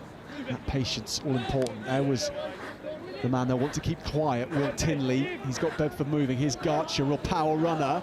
Here's Garcher, breaks the line. Garcher again fends off the sweeper. Now he's in a race against $3 players. Has to go boot to ball. It's a good kick too. Keeps him in the hunt. But Dollar win that There you go, race. guys. 22. That was a real 22. foot race up. He's such a big lad. I would have probably liked to see Yeah, him that's fine. keep ball in hand and just see if he could get his support there. Dollar fling it in field and keep it. Good. And Fraser Keach on the floor. Move it. He's No, going to no. give the ball away. Tinley Back there. enters 10. the 10. play in the middle 10. of the park now. Will Good. Tinley. Gets that turnover. He's good with his offloading. Perkins, lovely little. Spoke too soon, didn't I? How nice was that from Perkins though? No. They've touched it already. You One can't of take the it quick. only RFC Yeah, players, nice try plenty of Thank you. You're on the mark. players from that side in this Bedford school. But Perkins, here, captain of Black. the Saints as well White, in you're the here. Academy League final. Yeah, he's a real go-to in the team. Like Get the strong space. flanker, really good hand. Stay 10. You could chuck him in the centre if That's you good. needed to. Strong runner, really good jackler. So, exactly what you want from your flank. Good work from Dollar to get this from line out to edge and then loop around, and they've exposed this wide channel here. Now picking off those backfield defenders goes Max Gary. He's kept that alive almost. Knock on. Bedford will have the ball. Knocked on. White knock on. And that was White. one of the first moves in sevens that you ever learned from Dollar there. To the edge and then one loop on the wraparound. But when it's done like that, Rocky, it'll work at any level. Yeah, absolutely well. And you've got to try all these different things to try and get defenders just planted or over chasing that you can cut against them. So it's black ball. Or back yourself. You can call me ma'am, you can call me referee. Is that not a penalty for A few changes have come he went for the ball. for Bedford Modern. Joe German. Okay, so it's a knock on first. He's a real live wire. The intention if he was gets his to hands kick on the player. ball. Yeah? Big Leahy, Tom Leahy. Have we got the sub on? Tight head prop. Thank you. Another big strong carrier. Scrum, black. Bind on the hooker, Yeah, enjoyed please. watching Leahy play yesterday. You guys have to bind on him. Made his presence felt when he had the On the chance. back. Excellent, thank you. No bigger chance than this, Crouch. because this match has to be Bind. won Set. by both schools in order to keep their hopes alive. It's the final whistle. White One kicking the ball, school's chances kicking of the ball in going the scrum. through at the end Row, of this row. group stage will have ended. Good now. Garcher wants Bedford to be Ball's on good. the front foot. Good pass. Joe German White. carries forward. Max Day spreads the play. Here's Tinley. Now he might make the difference. Tinley gets it off the floor. Brilliant from Bedford. And the try scored by Leahy. Lead it. It's like the Hulk going over then, wasn't he? It was like, "Wah!" What a finish from the big man. Great support lines. But you've got to hand it to Will Tinley, that offload every time he goes to floor. He's able to get that offload away. Always gets his arms free. Textbook.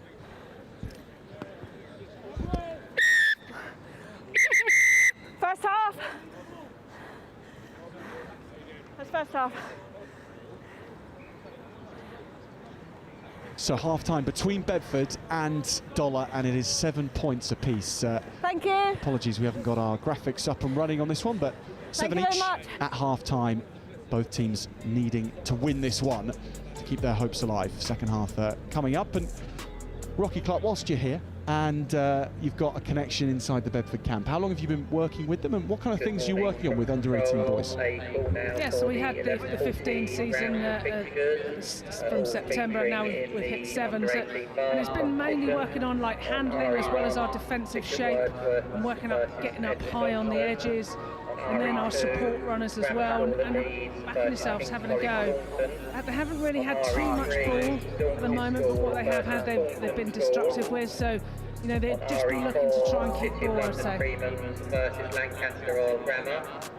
RE5. In terms of sevens, Rocky, you play all forms of rugby, and you've made a vow to continue that until you possibly can do no more. But sevens, what's been your experience, and what's been your number of caps even? Tell us about that. So yeah, sevens I have played, although I don't look like I have, and I'm very, very slow. But I did back in the day. I was a lot quicker, and actually went out with Dubai with the wooden spoons to Samurai, and played quite a few tournaments actually. So I played a little bit of sevens back in the early days. But yeah, I love it. I love the amount of space that players can attack. Much prefer coaching and commentating than playing now, though.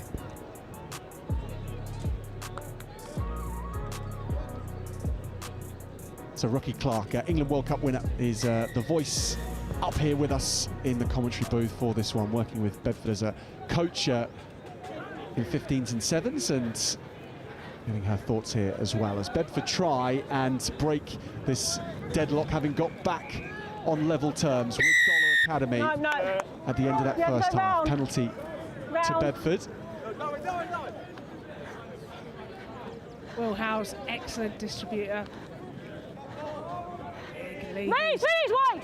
That's good, that's good. Too high on that breakdown. It's out, that's perfect. Ball's out. Pinched from Dollar. They've been good at making the most of any errors that Bedford have offered up. And now working with Tyler Hunter, and again to the edge, and Hunter is going, and Hunter might go all the way. Tyler Hunter dragged down, plays it back in field, played off the boot of Angus Crockett. That doesn't quite work. Here's Leahy, the try scorer, does keep the ball in hand just about, or at least in Bedford possession. Pass along the line, and now it goes to ground. It is tight out there. It's a scrum, guys. And It's a scrum. sevens can be so There's tight, no playing quick here. despite Scrum. the open spaces. In matches like this, where every error could be seized upon, That's and okay. every one-on-one is a chance to win the match. There's, and that's why I find sevens so stressful. Not karaoke. And I used to panic to try and stay in the Here we go, defensive guys. line. I was like, don't be a All good? mismatch. There's your mark. So, yeah, I know exactly how hard it is, and a couple Good of boys have just binding. come off and gone Sounds back like on. it. Bind on the hooker, please. Let them get themselves Thank you. Just a bit more space on the a bit of bind, oxygen okay? in these Crouch. last few minutes. Bind, don't engage. So still 7 Set. points each between Dollar Yep. and Bedford, and from the base, Tackle's good, Dollar tackle's good. stray into conflict, and Bedford lap that up, and That's again good. bringing down Fraser Keach. Go. Bedford turn it over. No. No, the tackle's okay. Tackle didn't go anywhere near the neck. 10. Crockett 10. 10. 10. 10.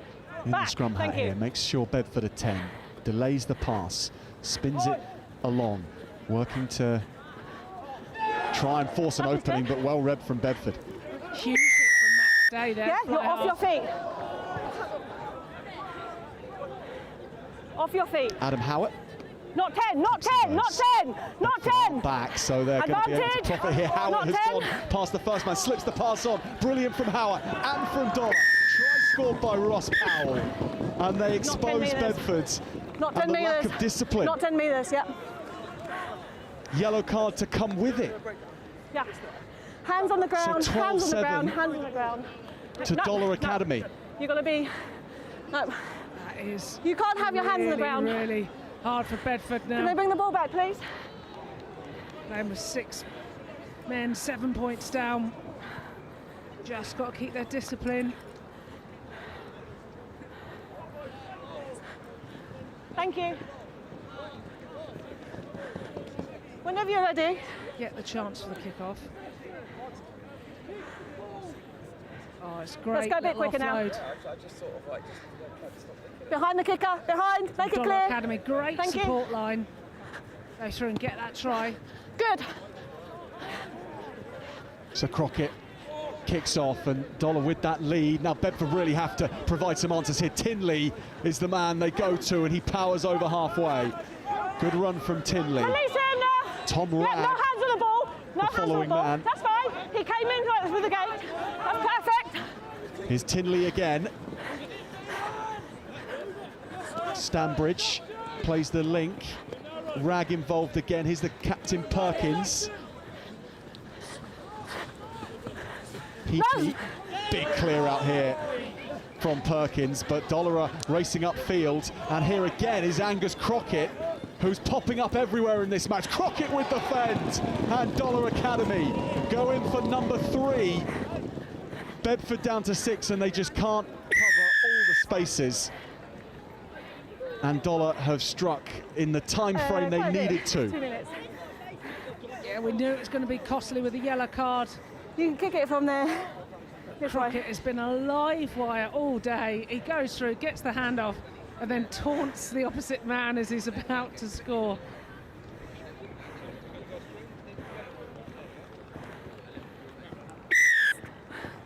Yeah, there are better celebrations out there, but you can understand the Then go back in. emotions running high in this one. But how about this? This is from in the 5-metre channel, this fade in, Rocky.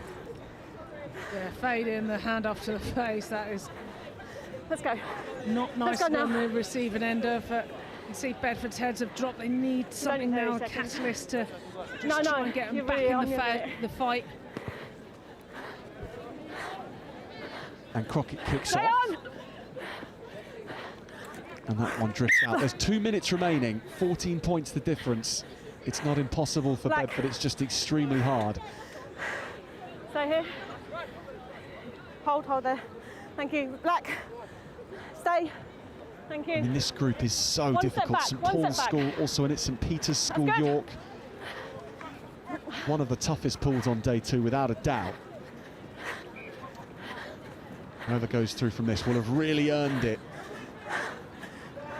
PP Not with done. the charge upfield. Knocked on. No need, guys. No need. Give it up then. Let's come quicker, guys. Fractured there, aren't they? Mark. You can see they just need to There's your mark. Come to do mark. the basics, don't Thank you. force anything, play the phases. Binding. Binding on the hooker. Stay here for now. Second. Crouch. Don't bind. Running Don't away bind. from Bedford here. Bind. Set. Stay, stay, stay. Okay, fine. Balls out. Balls out. Keach scored their first try. Powell, this is chipped in behind. It's quite clever, isn't it, to keep the pressure on, even if that's gone far too long. Scrum option. Does at least eat a few seconds into the clock as they zone in on 14 minutes. 7 minutes a half, of course, in sevens. Time's up, guys. Longest 14 minutes of so anyone's time's lives up. Last play. in matches like this. Binding, binding, thank you. Stay 5, crouch, bind, set, stay up. Good. So Bedford get it away and really just playing to score again here and try and reduce this deficit. Lovely line though. Kept alive, although intercepted by Clarkson. Clarkson does what Perkins is going to rip this back almost. Still with Dollar. Advantage. Still with Gary. Advantage. Off feet and Powell. offside. And Crockett flings it back. Lovely pass, lovely identification of space. Gary does the same. That's high. High there. High shot from Bedford. Dollar will still play, and why not? Because there's potentially more points out there for them, which might help in the final checks and balances at the end of the pool stage. But what we know now is Dollar just about keep themselves alive with this second win of the day, and Bedford's going down for their second loss of the day, and that is just how hard it can be at the Howden Roslyn Park National School Sevens. 21-7 to Dollar Academy, and Rocky, yet a tough one for Bedford and your team to take. Yeah, really tough. You can see heads have gone down, especially after that second try, but you know, they had a fantastic day yesterday, but today it's just not quite clicking. It was competitive in the first half, and certainly opportunities, but just need to be more clinical. But you know, fair play to Dollar Academy. They had their strike runners and they really utilised them. Tries off of Keach and other players putting their hands up. Richard and Howard really playing well. So yeah, great finish by them, and good luck to them. Well, Rocky, thank you so much for joining us up here. We know you've got under 14 Bedford duties as well as being with the under 18. So we really appreciate your time. Thank you.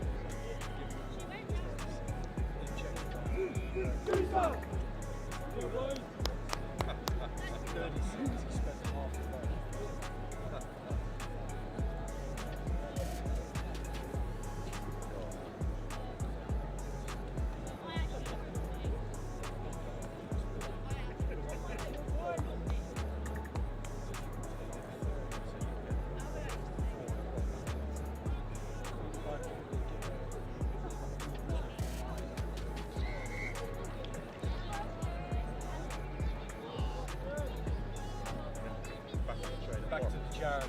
There's a charity based. See some of the guys that come out now.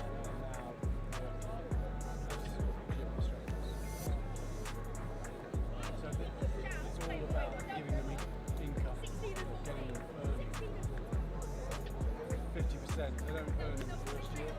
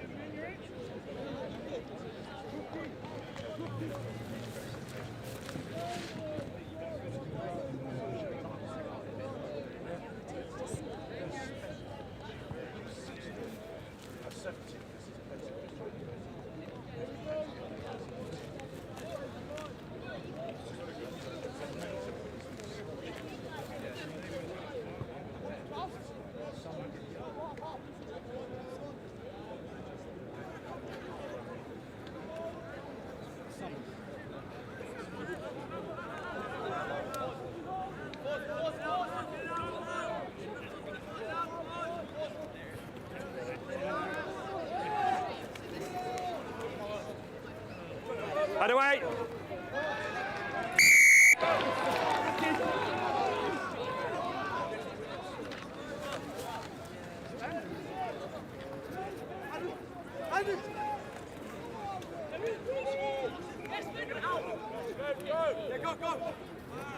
Ball's gone, boys. Backwards off the leg.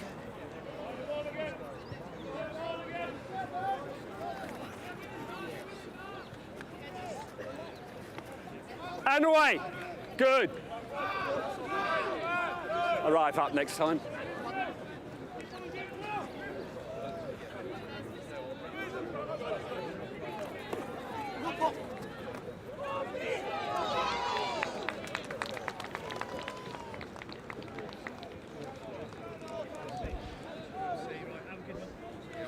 Harry Binion runs in for his second score of the day. The Grammar School leads up by 2 tries to nothing against King's College Taunton. Apologies for the delay to commentary. 2 tries with the purity of just the sounds of schoolboys running out on our pitches, but late change to the scheduling here. King's College Taunton aside, we were expecting to see Sevenoaks on this pitch for some reason, but here we go. It's King's College Taunton, and we'll be bringing the team sheets up as well as soon as we can. We have the Grammar School at Leeds is with us, so Harry Binion and his band of boys up by 2 we can safely talk about. But King's College Taunton looking to reply, having beaten Taunton School, lost to Taunton School in their first match today. What a local derby that is, and to see that at Rosslyn Park on day 2 is quite something. The Grammar School Leeds lost their first match, so both these teams needing to win this match to keep their hopes of progressing alive. Live ball, play, live. Here's Binion. All points in the match scored from this man so far. He's working on the third already. It's wonderful. Harry Binion with a hat-trick. The only points in the match so far. All via his feet, hands, and vision.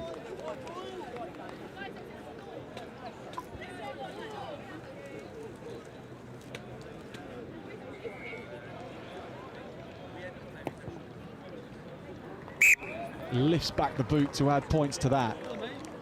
3 tries to nothing.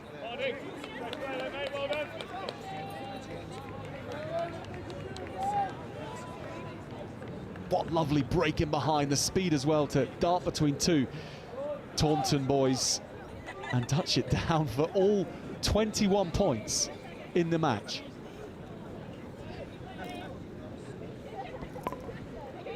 He is the North's under-18 fly half, Harry Binion, amongst a team of real pedigree. Plenty of these boys play for Yorkshire under-18s and Yorkshire Academy. Binion stands at the top of the talent list. Good take from kickoff.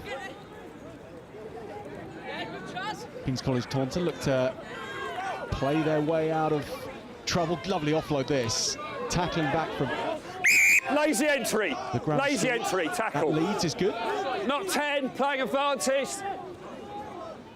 And Leeds have 1 player down in their backline. They're only defending with 6 here. Can King's College Taunton... Let it come, let it come. Get the better of them here.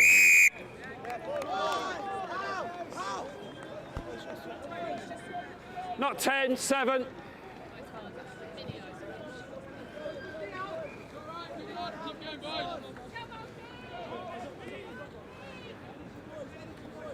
So first attack really for King's College Taunton as they go through the middle of the park.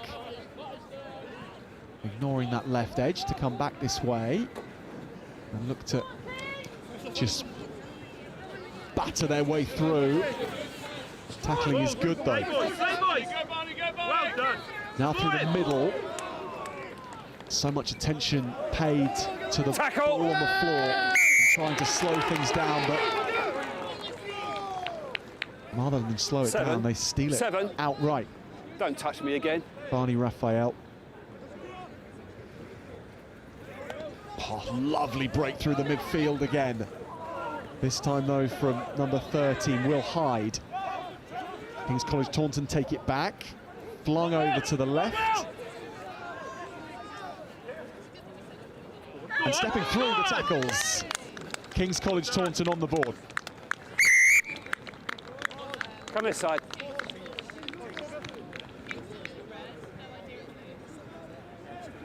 Half time, boys. Yeah. Half time. Sorry about that side entry. Yes. Sorry about that side entry. Sorry. So half-time called between King's Thank you College for that. Taunton and the Leeds Grammar School at Leeds.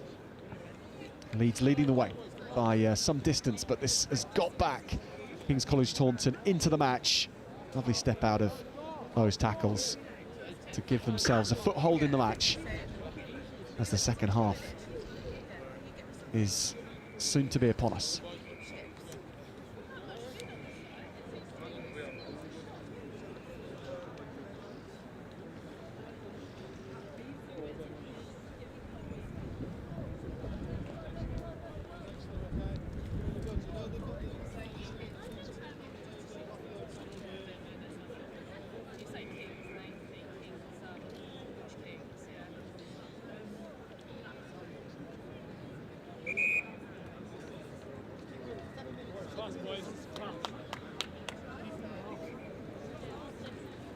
You know anyone playing with this?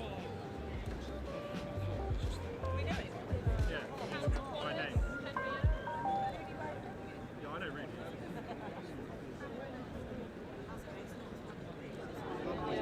Our boys need to come and watch this. Yeah, but then.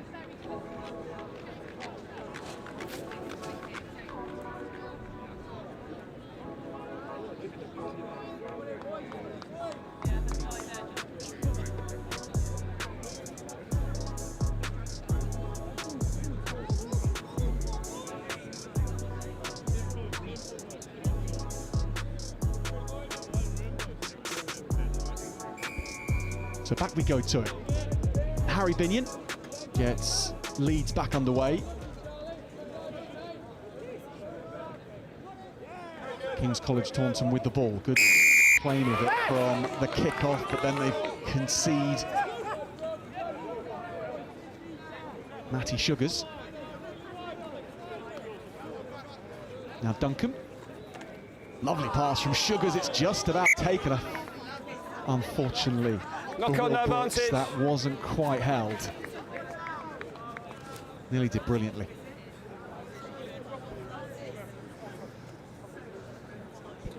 Here you come. There's your mark. You ready? You ready? Crouch. Bind. The other teams in this pool, Set. by the way, Dauncey's school and Taunton school. Dauncey's having beaten the Grammar School Leeds this morning in their first match. And of course, as discussed, Taunton having lost to Taunton School in that local derby of theirs in this group. Lock on advantage, blue. And Leeds are looking Advantage is over. in a good position here at the start of the second half. Binion is switching it up again, and the line cut was a nice one. Sugars runs onto the ball. Good hands as well. And here's Binion looking for his fourth score. Pulls it back. Can they share the joy around a little bit with Brooks looking for points? Will hides, draws and gives, and it's Harry Binion. All points in the match from Binion, the man of the moment in the group stages. Fourth try. And can he convert from a very difficult angle?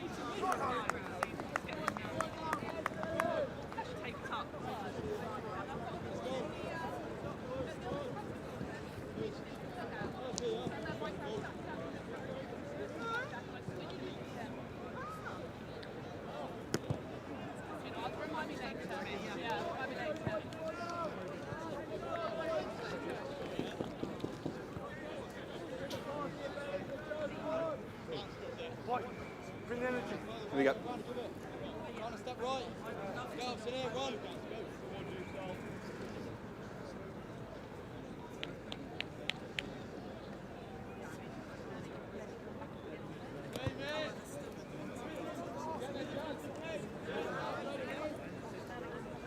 Not held, play on.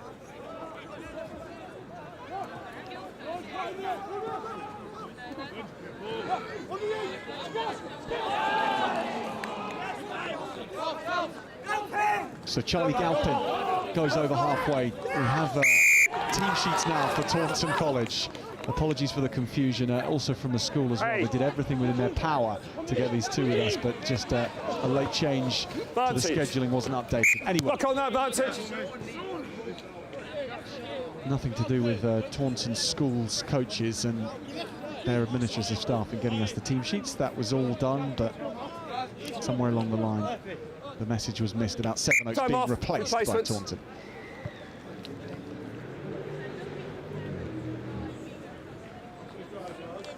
Tough time out here against the grammar school at Leeds. Time bomb. No doubt about it, 4 tries to 1. Bind. Set. So how? Now number 15, Moodia, gets things going. There's Galpin again, looks to pass it back inside. Knock on is... Knock on, no advantage. Awarded to Grammar School Leeds.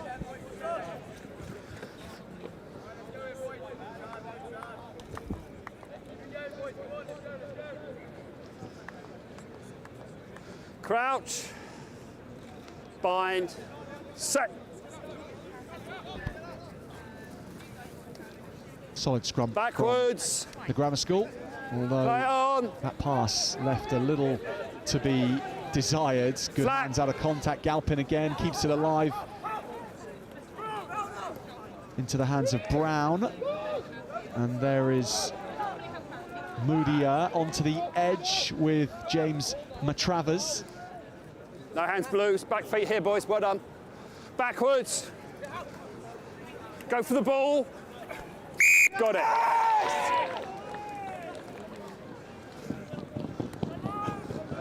So Grammar School Leeds will go from their own 5-metre line.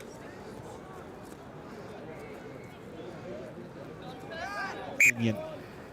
Knock on, no advantage. Big pass, but it goes only as far as number 5, Ethan Gardner. Cool. Just can't quite catch that one around his bootstraps.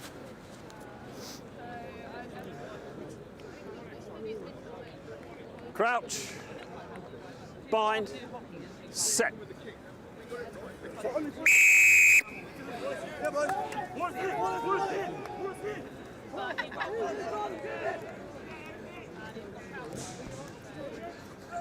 Onto the edge here and bundling through the tacklers and then stepping all his way through to the try line under the sticks.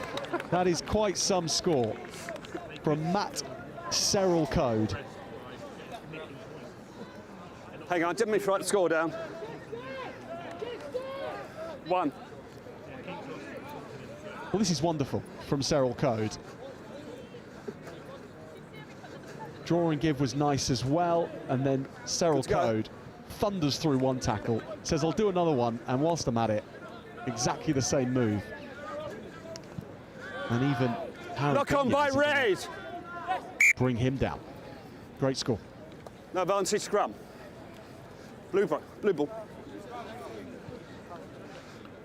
30 seconds. 30 seconds, boys. Here we go. Here we go.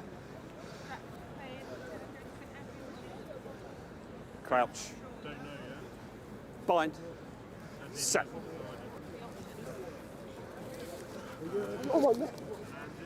Break it up, you two. Grammar School Leeds. Still with this healthy advantage, but nonetheless, having been caught cold a couple of times now by Taunton College. Off feet now, let it go.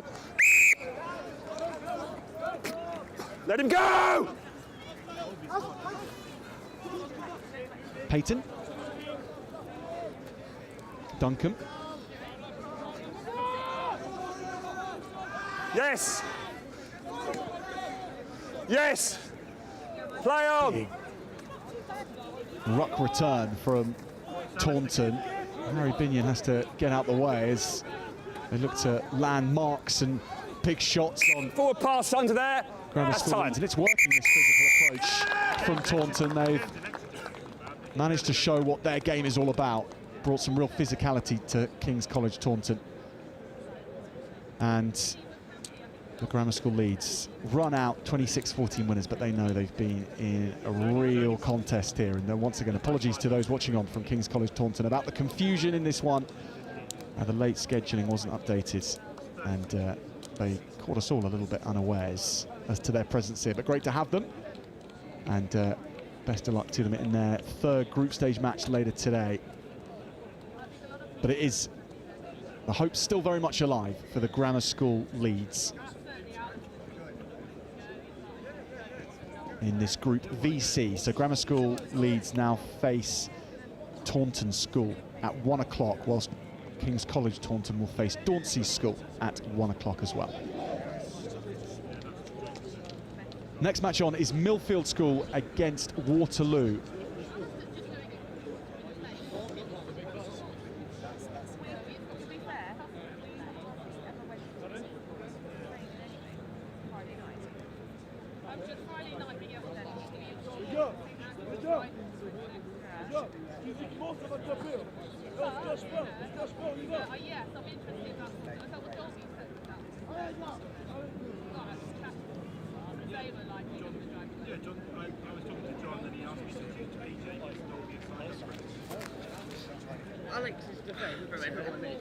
His one-on-one tackles were really good. Good afternoon, the 12 o'clock round of fixtures in the Vase tournament.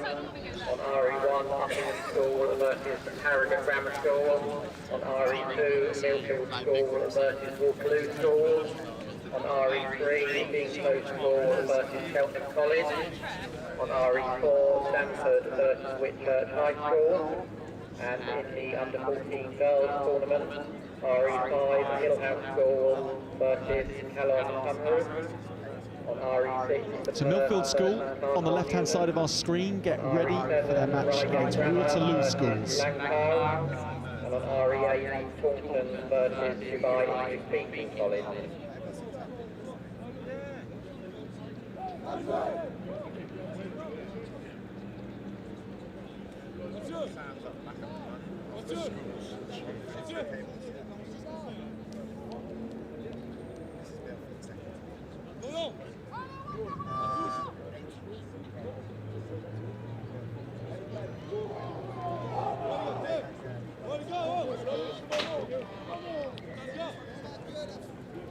So both these teams with a loss this morning. Waterloo losing to Harrogate Grammar School 24 points to 7, whilst Milfield lost to Uppingham School 19-10.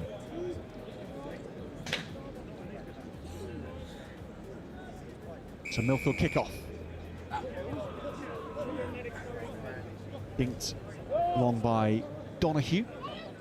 He'll drop back to play sweeper as Waterloo look to play themselves wide right from the restart. We saw Waterloo Schools in action here last year, and they look to have improved significantly since then. One of the international entrants here. Lovely play out of deep from Waterloo. Good depth on the running here. Lovely line, taking on Milfield physically as well. Knocking on. And Milfield do everything to try and keep that alive.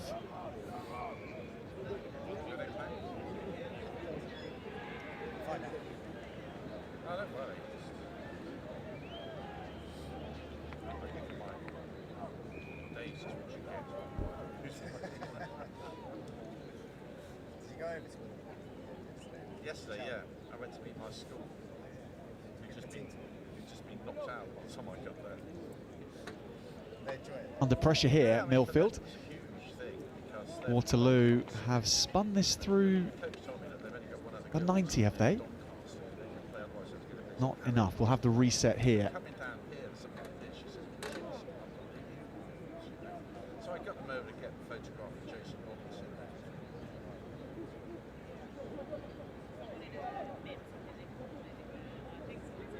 Milfield go from deep, and they'll expose this edge here in the wide channels. Wonderful speed from Rory WB. in the pink scrum hat. He's pinched off the ball on the floor. That was really nice from Milo Bouquet. And Bouquet gets Waterloo back and going, and that's a fiendish fend as well. So Weinberg, or Roman Mate rather, with that huge fend, the number 12. Good contest this. Still 0-0. Our graphics for this one not yet up and running, but no tries yet, as both teams need to win.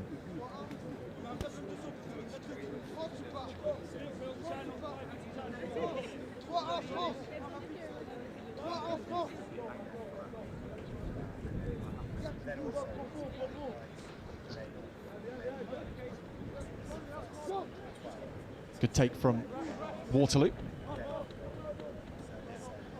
And again, there's some great skills on display from Waterloo. Roman Mate involved in that again, and so too is Ayad Meksood. This is Kais Meksood. Meksood still going in the blue scrum hat, looking for contact and dominating it when he gets there. Can he find a pass here? Milfield quick onto the ball to try and slow it down, and I think they've stolen it. Quick work from Milfield. But the counter ruck is good. Meksood is fighting so hard, and he has won it back for Waterloo. Still the light blue jerseys are looking for their first points in the match. Milfield yet to score as well. When will the deadlock be broken? Roman Maffei keeps the ball alive. Now Reardon, Oscar Reardon.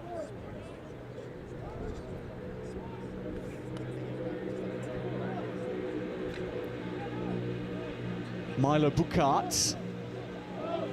Good play from Lavedse. Now Meksood is going to score.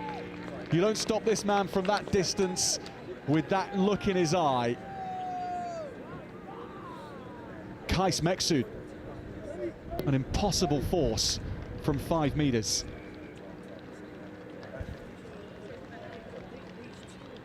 Waterloo with the lead against one of the very finest schools in all of England at playing rugby sevens.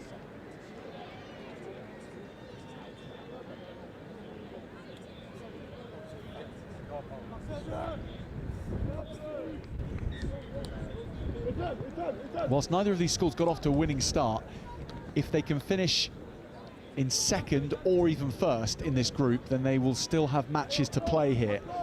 If you finish top of the group, you'll be in the Vase. If you finish second, you'll be in the bowl, and they might well already have established their sort of destination for this. With losing that first match, it may only be the bowl that they can compete for now. But certainly will only be the winner of this match that keeps any hopes alive of the bowl or the Vase. And at the moment, Waterloo are running this match in terms of territory and points and possession. They're up on all fronts. Not that territory really has any significance in a game of sevens. But Milfield's raised into the opposition half is, I think, has yet to be counted. Just the one run perhaps from Rory WB where they entered Waterloo territory.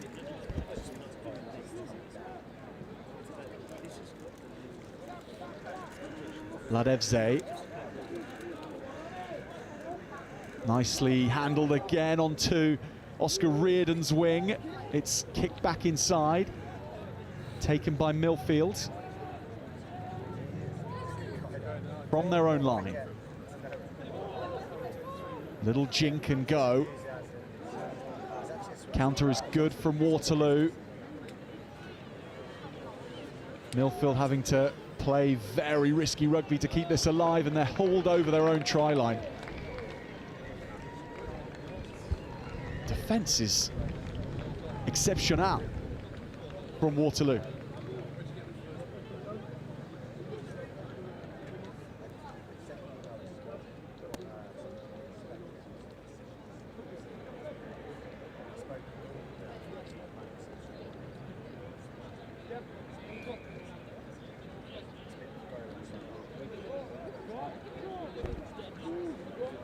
So Waterloo,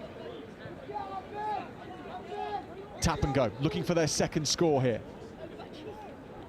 Milo Bukarts back again with Mathé. Oh, that's a confusion which has proved costly. Well, the ball still with Waterloo. Stretching the play again with Bukar and diving in for Oscar Reardon. Waterloo Schools adding a second to their tally.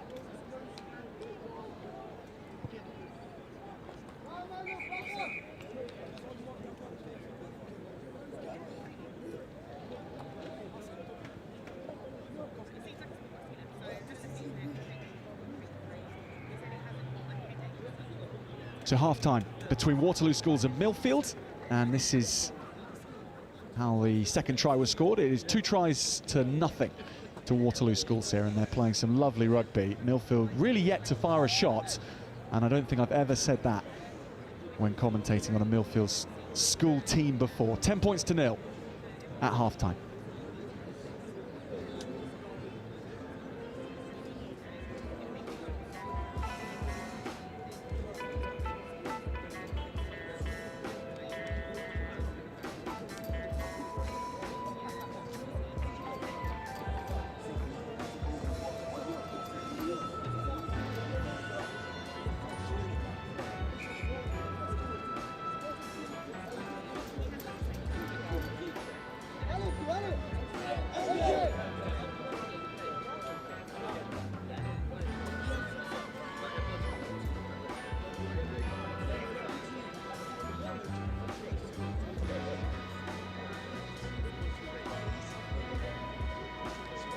Good afternoon from RE Control, the 12-20 round of fixtures in the Girls Under 14s tournament on RE1. Second half about to begin between Milfield and Waterloo Schools. And those of you joining our coverage wanting to watch Blundells School against Hayes School in the Under 14 Girls Cup, that match is next on after this one.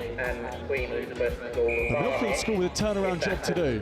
If they want to get their first win on day 2.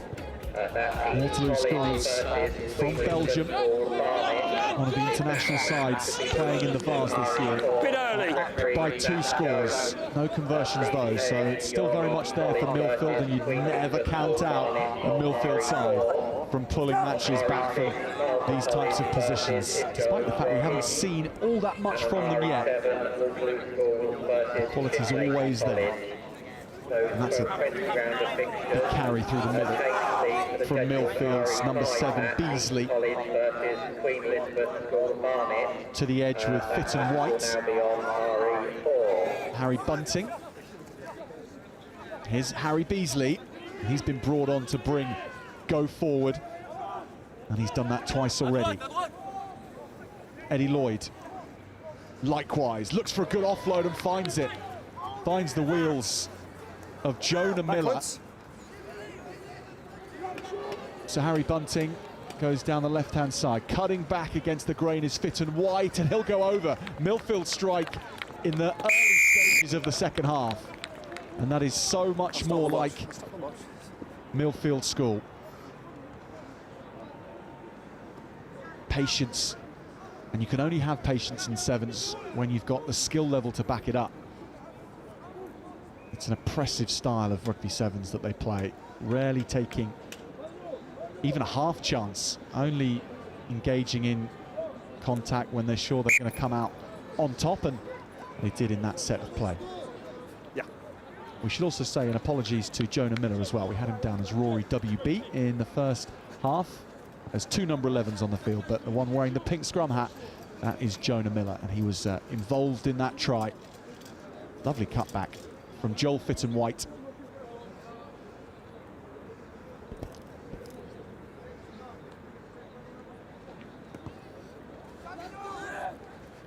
Miller goes after this ball, taken by Waterloo.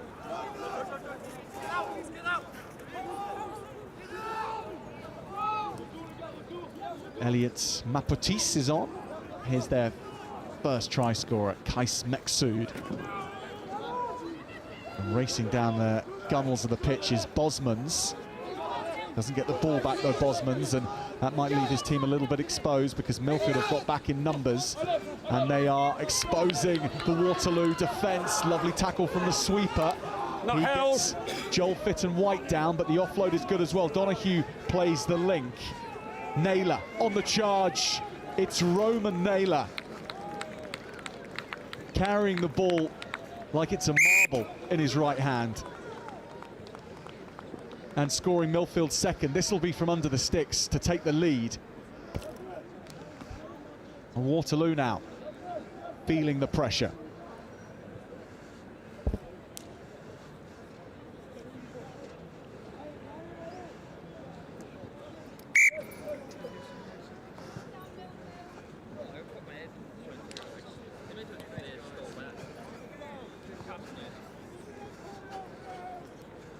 Here is Naylor. Kept it in two hands to begin with. Took on his opposite number. Both of the same physical stature, but Naylor with the extra speed.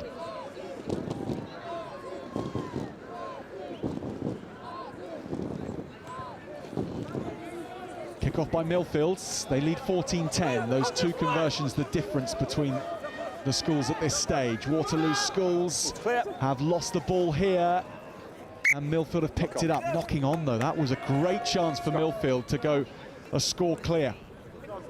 3 minutes remaining. Really exciting game this between Let's go, boys. Waterloo Let's go. and Come on. Milfield. Ready? Crouch. Bind. Set. Hooked back by Waterloo. Can they restart the fire that we saw in that first half?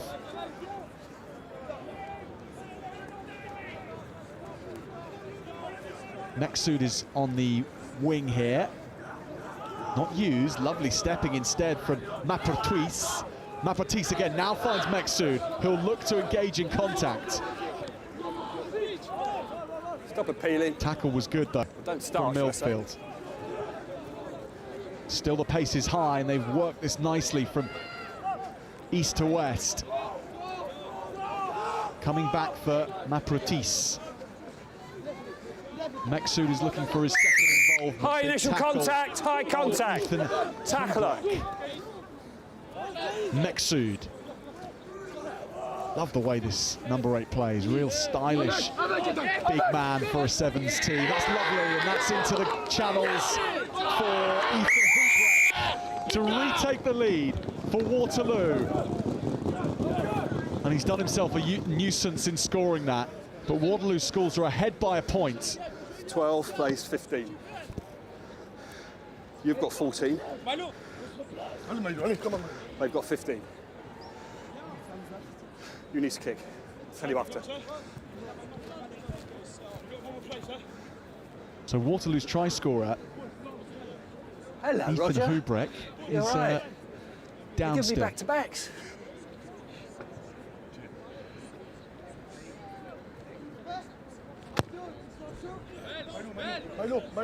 Kick from distance, but it's not going to go. In fact, it doesn't change much, really. Milfield would still need to score, even if the kick had gone over, and it would be by more or less the same margin. 1 point against 3 is not too much difference in sevens. Let's have a relook at this. Meksood was the man that took the tap and go, and then the injection of speed was brilliant from Reardon.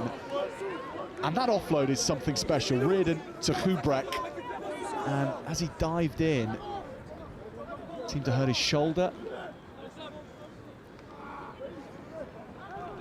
15-14. This will be a famous win for Waterloo schools here at Rosslyn Park. But look at the take here. Milfield aren't done yet. This is a sprint for the 22, and what a tackle that is. One play. Dragged into One touch. play. by Elliot Mapotis. Channel, please, Milfield. Stunning recovery from Waterloo. One play, yeah. And this will be the final play. Yeah. Win it first, win it first. Win first, then kick it out. Now Milfield. Space, please, Milfield. Have to win the ball back here. Mapotis to throw in. Waterloo just have to keep the ball and kick it off. To, be involved. Belgian rugby. Come on, move, Milfield, move. On the cusp of a shot in the arm at school. Have you got some of the channel? Go now, channel. You. And Mapotis takes it back and knocks it off. And Waterloo Schools record a victory against one of the greatest English school in the country. Flag, please. Thank you. 15 points to 14. Waterloo Schools beat Milfield School in this group stage match on day 2, and that keeps their hopes alive of qualifying out of it. Milfield have lost both their matches here, and they are competing in the Vase. It's their Vase team rather than their cup team, of course, and we know just what they'll be capable of later in the competition when we see the cup side. But this Vase team have gone down to Waterloo, 15 points to 14.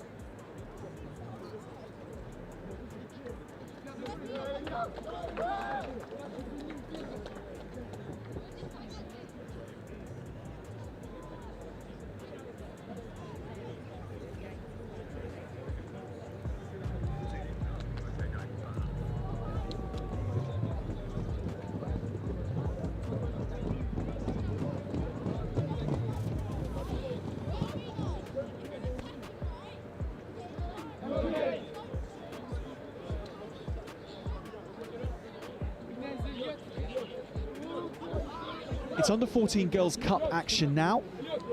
Blundells School against Hayes School. So Hayes kicking us off in the blue. Hayes having narrowly lost their first match here against Penrhyn Comprehensive School from Wales. Whilst Hayes, or Blundells rather, went down to the Jumeirah English-speaking school in their first match. Both teams needing to win after those early losses. So often that first match is the match you need to warm yourself into a competition, and things improve dramatically after that. Bind, set, go. So Hayes' scrum is good. And the ball taken by Scarlett Lucas. Here goes Lucas, working her way all the way around the edge. Scarlett Lucas with a stunning try. Wow. Zooming around the edge, and no one could touch her. someone who used to play football, is relatively new to rugby. Kick from here. But that speed is Drop kick. unteachable and devastating. Just on me.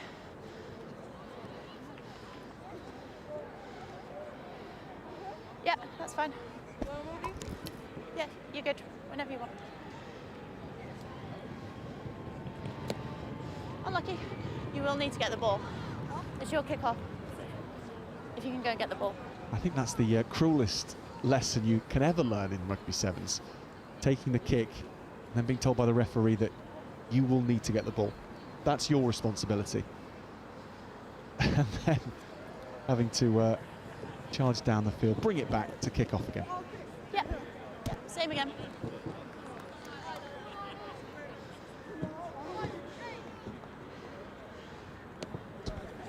So look at this from Scarlett Lucas. She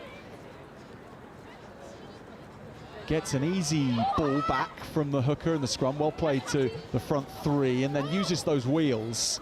Ball in two hands as well, so if she gets tackled, she can offload. But she didn't need to. Wonderful stuff. So Blundells with no numbers, of course, here, but we have the names of these players, and Daisy Doyle, perhaps this is. She wears a scrum hat. But it's not Daisy Doyle. Apologies for that. Kick from Red out. hat might well be Bella Taylor. With no numbers, it is a little harder to identify players, but Blundells have done a great job here to identify their players by what they're wearing, and so Bella Taylor with the red hat on is the try scorer. Well done Your kick. to Bella Taylor here. This is a powerful run from Yeah. Taylor. A couple of would-be tacklers had a go at her, but not a bit of it. Even Scarlett Lucas couldn't stop her.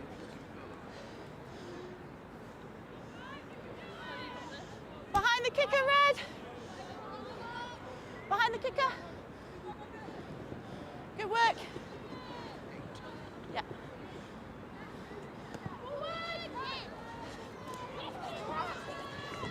Scarlett Lucas collects the restart and off she goes again, revs her engine, and look at the speed here from Lucas.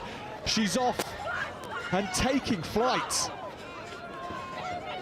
Lucas races in for another, and that is a beauty, even better than her first try. Sorry. Girls, sorry. It's a line out over here.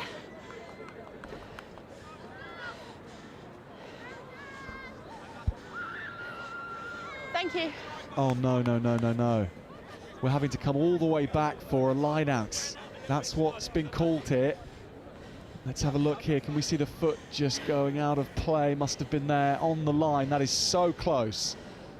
So red line out. But this try is going to be scratched off. So 5 points each.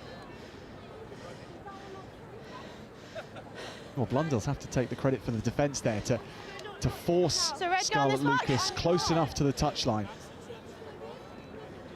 It's your line out, so how many are you doing? 2 or 3? 2? Line out to Blundells. Just 2? You've got to have 2.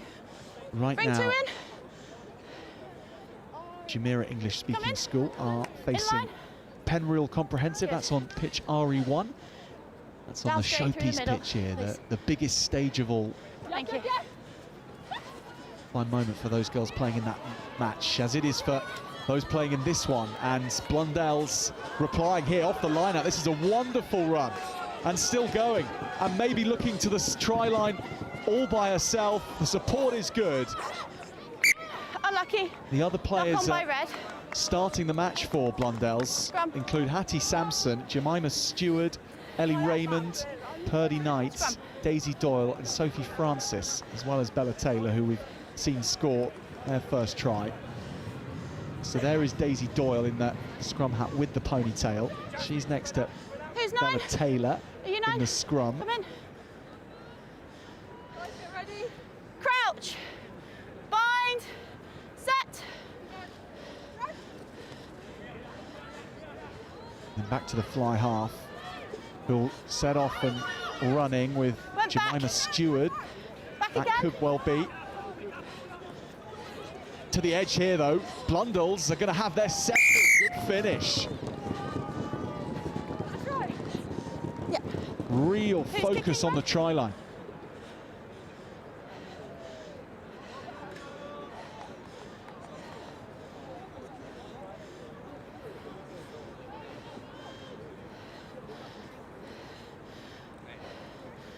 Well, that was either Ellie Raymond or Jemima Stewart dotting that down. Having to go off the descriptions from the coaches of the hairstyles of the players here. That's what Unlucky. we've been given as a way of identifying each player.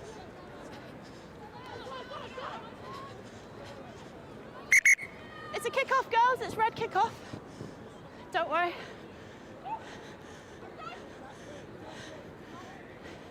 Yeah. Good pick-up, wasn't it? It was Blue. It's red kick-off. just the speed that was needed after that. Red. And Blundells have the lead. Yeah. This is Whoever scores kicks off. a brilliant half of rugby for Blundells because they lost their first match Just wait 48 till points she's to 10. 0 to Just get 10 Jumeirah for me. English-speaking Good school. work. Last play, girls, till half-time. But they've put that well and truly behind them. And they've put Hayes under real pressure. This will go out for the half-time whistle girls. to sound. Blundells with a 10-5 lead over Hayes School in the Under-14 Girls' Cup Group C. A really enjoyable half of Rugby Sevens to watch. Thank you.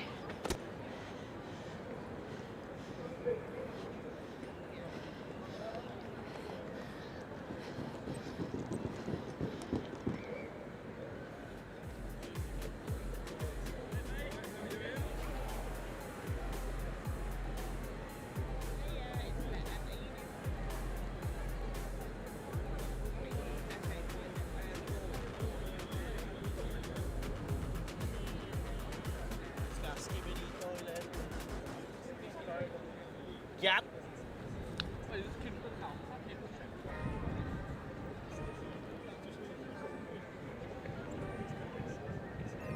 Good afternoon. Announcement now for the 12-40 round of fixtures, all in the boys under 14s tournament.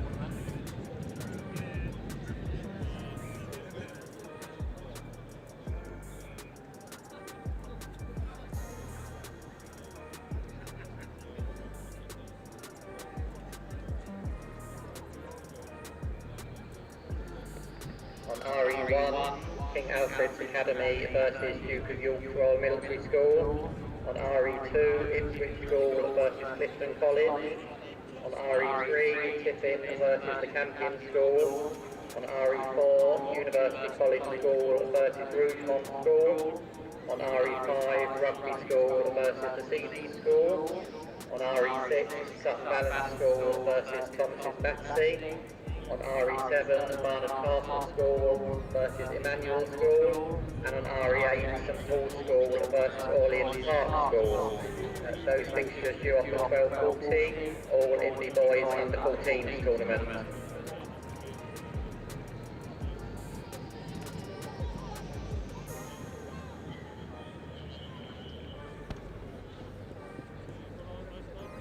Blundells School to kick off in the second half with that 10 points to 5 lead. A couple of substitutions potentially being made. The subs here, by the way, are Sophie Hopkins, Ellie Cox and Jules Pryor. But they may not yet have entered the fray. Here is the danger woman for Hayes, Scarlett Lucas, and she's off and going again. Keeping the distance from the touchline this time. She might have to skirt with the outside. Oh, she's taken into touch. What a brilliant tackle that is. Oh, sorry. That line. Red throwing yet. Lucas was off and going here. This is a diving Red tackle throw, of line real up. bravery and Come on the excellence. mark here for me. Yeah. Come here. May well have been Hattie Sampson, Just wait. whose description from the back a bit, coaches Blue. is having Thank half you. plats, Nice and straight, excuse me. please. So if I've identified that right, then that was Hattie Sampson. Anyway, it was a superb tackle. Now here is Daisy Doyle. Doyle is going for Blundells. She's off on an excursion of all her own making. Gets the offload on the inside, no support though, so Hayes has the ball. You're just offside, unlucky. No, Hayes, no! tap and go, down the short side. And this could be the run-in that Hayes need to get themselves level. It's Isla Sullivan. And Isla Sullivan, the quickest to react and take the tap and go. That was smart work from Sullivan. Kick. Player who our coach says has huge Anywhere potential in rugby. She's a Cheltenham footballer. You can come behind if you want. Here, just in my line. So can she convert her own from the drop kick?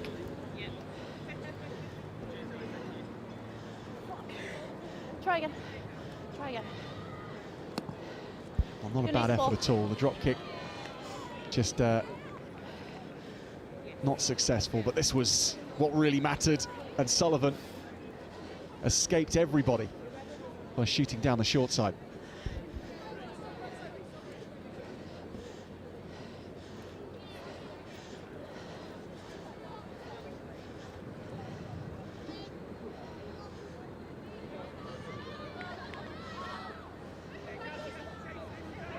To 10 points each now. 4 minutes to play, just over 4 minutes. In this pool stage match, the second of the day for both teams. They have to win it really to have hopes of going through as group leaders. This is a good return from Blundells. Lovely direct running rugby. Daisy Doyle is here. Now Doyle pins her ears back, looks behind for support. She'll have to do it all herself, and she will. Gets as close to the post as possible.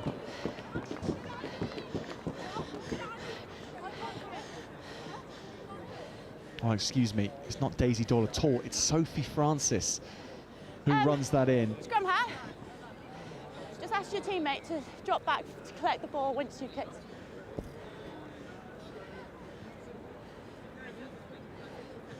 Yeah, on me.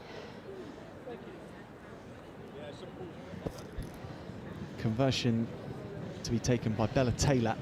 Unlucky. 15 points to 10.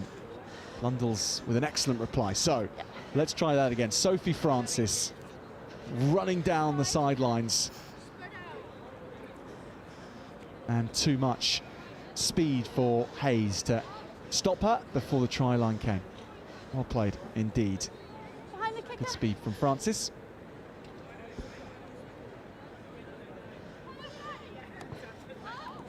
Backwards. Kick off from Taylor. It's gone backwards though. Here is Sullivan, and she wants to go right through the middle, weaving her way forward. Isla Sullivan now with a fend, and she's still going. Isla Sullivan hits back immediately, right through the heart of Blundells. You just dropped it on the ground. Oh no. It'll be a scrum. Sorry, it'll be a 20. Well, that is It'll be a 22. such bad luck. As you went to score it. Isla Sullivan just losing So it's a possession of the ball as she went Knock on. down to touch it No down. try. Well, that is Knock on. something that happens It's to a 22. even the very best players in the world at international rugby level. So it's nothing at And it's a all drop kick. for Isla Sullivan to Drop kick here. worry about. After that run, though, a shame for Hayes not to Just be able to behind the add that kicker try winger. to their tally. Perhaps Isla Sullivan can do it again from this restart. I want to not to kick to her again, but it is going to be Sullivan who gets it now. How about the reply? This time Sullivan passes to Scarlett Lucas, who passes back in field. Isabel Neville goes into contact. Neville off the floor. Now Sullivan is here again. She wants to go on the outside. Has to keep the ball alive. Roll away. Midwater. Picked up well. Yasmin Sharples. Play on. Back with Blundells. 1 minute remaining in the match. There's Sullivan again. Advantage. Doesn't quite get her hands on the ball.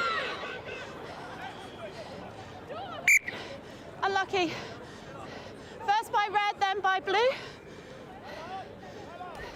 Scrum. Scrum red. Sorry, scrum blue, my bad. Scrum blue. Scrum girls. So Blundells It's a scrum. with 30 seconds to play after this scrum to try and win this match. Can Hayes get it back?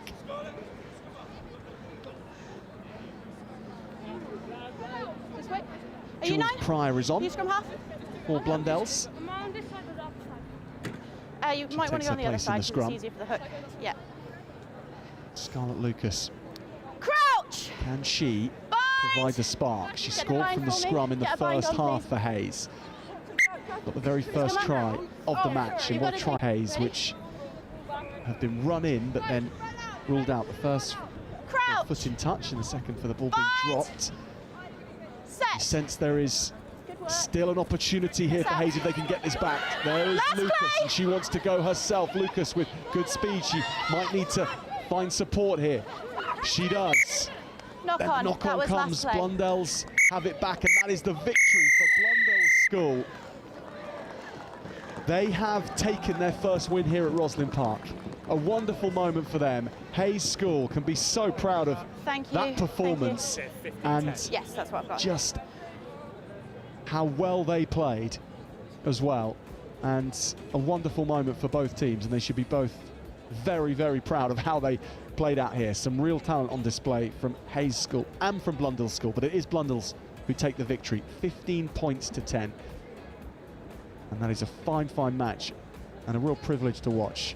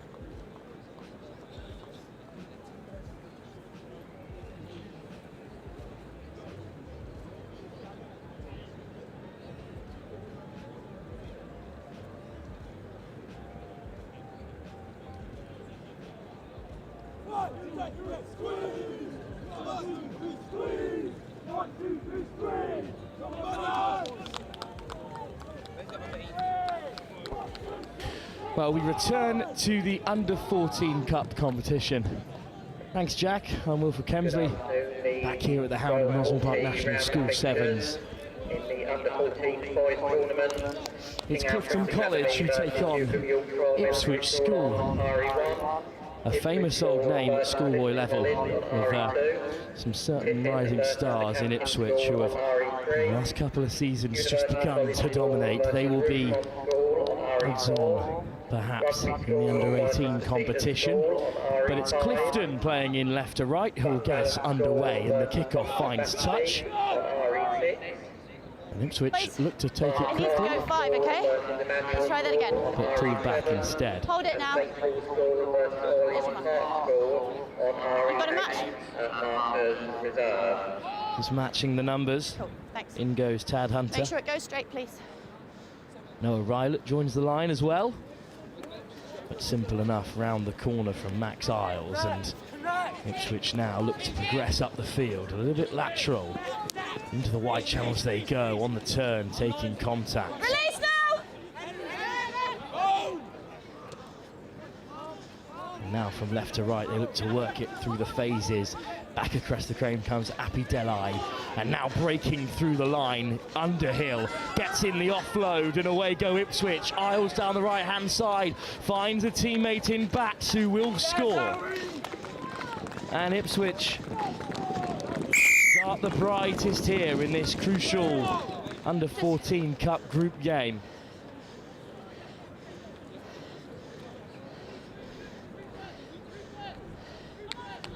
Well, this is a pretty competitive group. Group C of the Cup competition. The Duke of York's Royal Military School and King Alfred's Academy kicking off on RE1. But both these sides victorious in their opening games. Ipswich yet to concede in the competition. And Bats just had the legs to outdo the on-rushing defender. Yeah.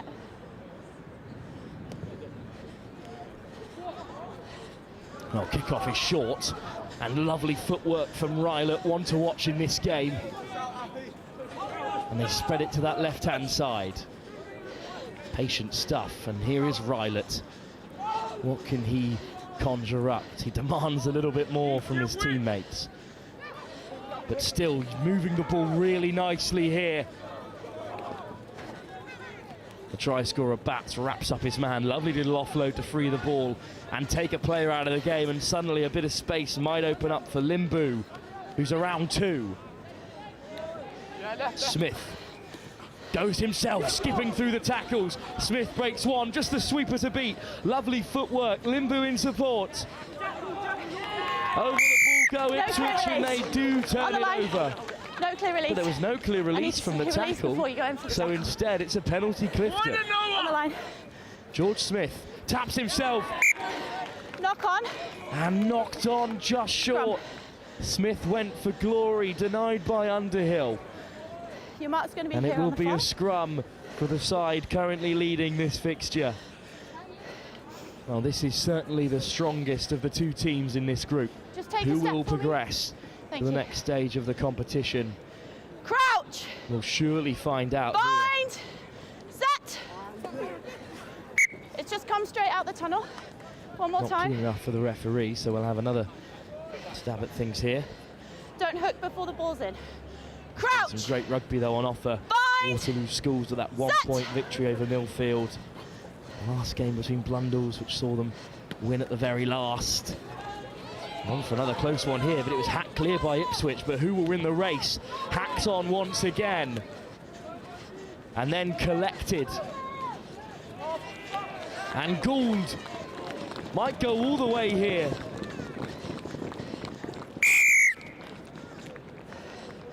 Oh, Will Gould, the fastest to react to that clearance down range. And Ipswich all of a sudden lead by 2 with the conversion to boot. Well, the race was on. It was won comfortably by Gould, who had the composure to continue and hack it on. And then the change of direction just to get on the outside of Tad Hunter. And Ipswich 2 tries ahead.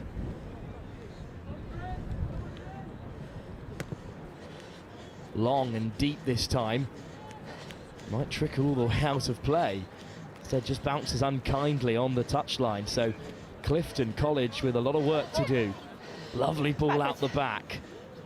And there's the little show and go. Well read by Underhill, but it's a high tackle. Drop. And they tap quickly and they get things back underway. Riding the contact there. Good shot by Bats. Unlucky. And just a knock on. Clifton cut a few frustrated figures there. Chance for Ipswich to rack up a third before the end of this half. Crouch. Bind. Set. Good counter drive by Clifton, but it does come Underhill's way. And who has the pace? Well, it will be Will Gould again. Comfortable score for Ipswich, who race into a 3-try lead in this first half. To collect the ball, just help your kicker out.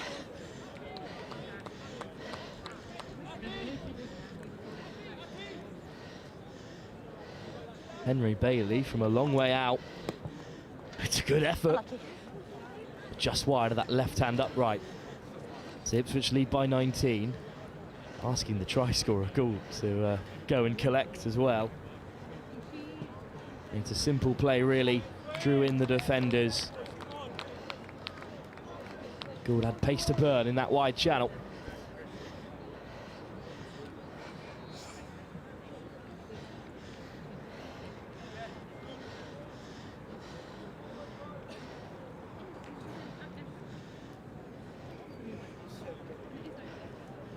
Seconds, boys.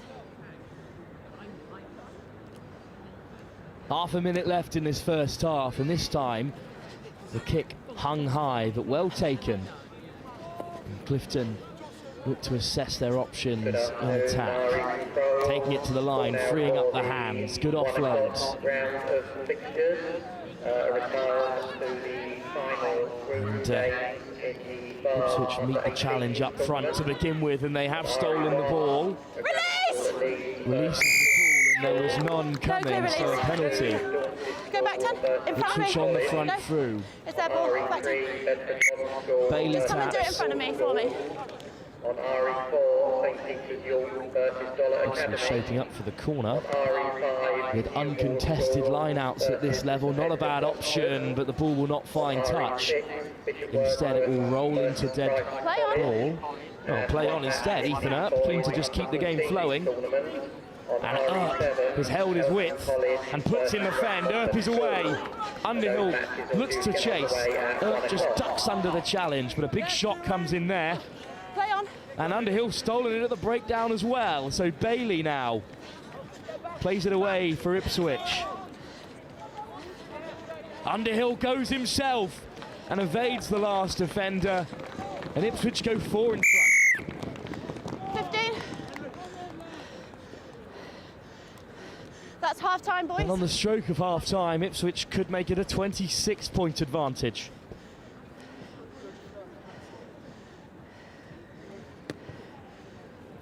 Cleanly through the uprights, and Ipswich have 1 foot into the next round of the Cup with a group game left to play.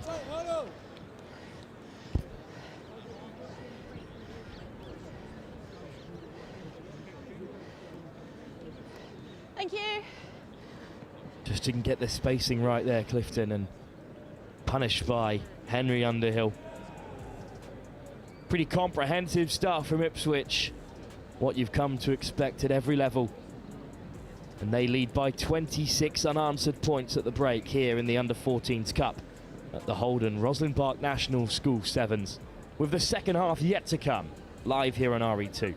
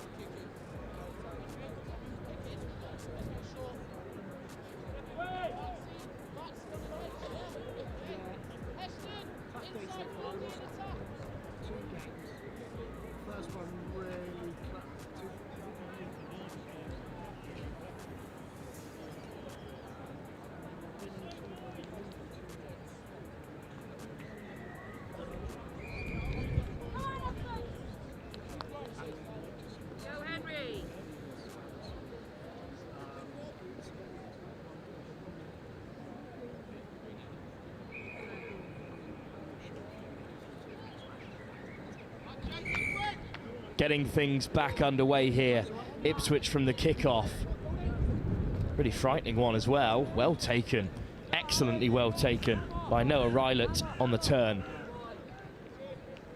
And that's a lofted pass, and what a pick out that is from Blackwell. An ambitious ball, a good pass as well, but well read by Joe Blackwell. Perfect start for Ipswich, who score within 30 seconds. And the conversion as well. And this is a talented Clifton side who are under a bit of pressure from Ipswich. Everything's going their way at the moment.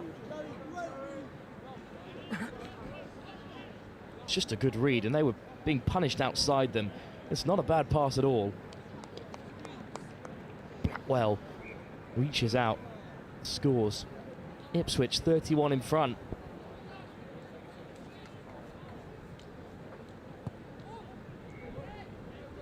Well, Clifton's cup ambitions dissipating in front of them here. Another lovely handoff by Reigate, who's made great yards. And suddenly Clifton could be on the outside channel. Excellent pace from Smith. But a great tackle by Bats. High tackle. High tackle actually is the call. They're not as great as first thought. And Smith gets us underway quickly. Reigate. And there's some pace in this attack. 2-on-1. Backwards. Backwards always, but in need of some support. Now they're held. Lifted into Samuel Limbu, who carries well. Reigate coming through on the follow-up. Desperate for options. Lifts it once again. 2-on-1. Surely now. Tad Hunter scores. And they waste no time in getting things underway. Who knows? Blue, 5. 5 minutes left. Just get your teammates. Try per minute, and it's all ball. level here. At the moment, they still trail by 31. Lofty ambitions of getting back into this game. But a kick like that will certainly help. What a lovely effort. 31-7. Powerful clear out. Great line by Reigate. Yeah, I'll take it. I might need the cars. And in this position, Thank you. executes the 2-on-1.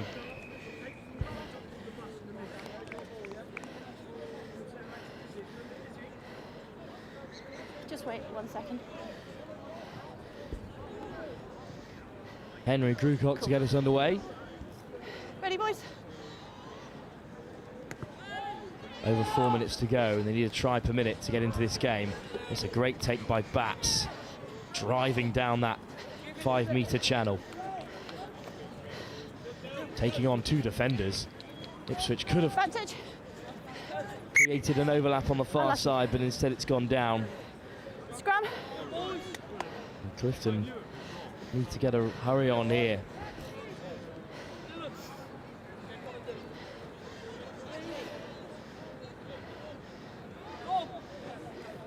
Yeah.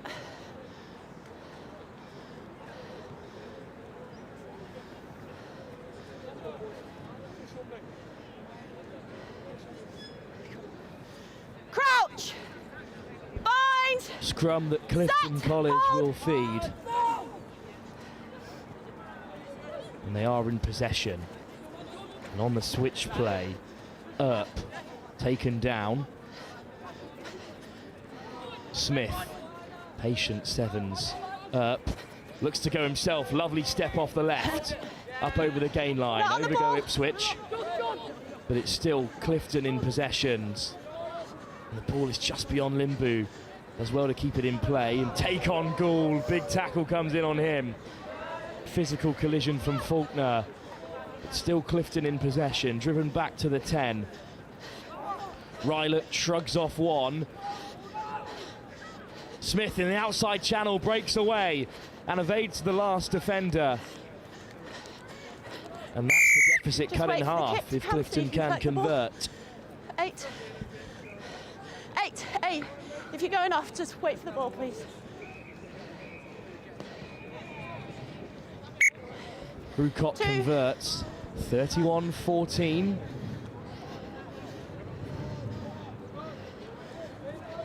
This is some good sevens. Reigate sees off Bailey and forces the 2-on-1, and then the acceleration from Smith. Perhaps the comeback is on. 1 sec.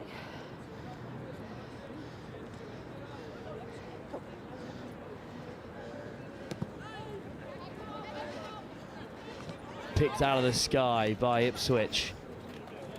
Good line speed from Clifton, causing a nuisance, a clear release as well. Penalty goes Clifton's way. Go 14, they really 14, do need to no, get a stay reel up. on here. Gilder taps and plays, and back come Clifton, with numbers perhaps on the left-hand side. And there's a race to the line here that Earp will win. Careful. And all of a sudden, 14. Clifton College 14. cut the gap even further. Get one of your team to retrieve the kick, please. Get one of your team to retrieve the kick. Turner will look to strike. Just wide of that left-hand upright, certainly had the legs.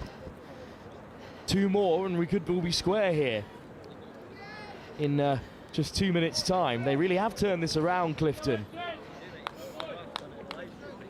31-0 down, of course, in the early stages of this game. And all of a sudden, they've swung the momentum the other way. On RE2, Dorset School versus King's College. On RE3, Bedford Modern School versus Paul School. Well, that kickoff has not gone to plan, so it will be Ipswich from the line out to throw in. And they'll eat up as much of the clock as they can. RE6, Bishop Wordsworth versus Christ College. Henry Underhill on the wraparound. Ipswich just need to keep hold of possession and the game is theirs. Little show and go, but what a tackle that is by Tad Hunter. Last play! Last play called. And Ipswich still look to play here.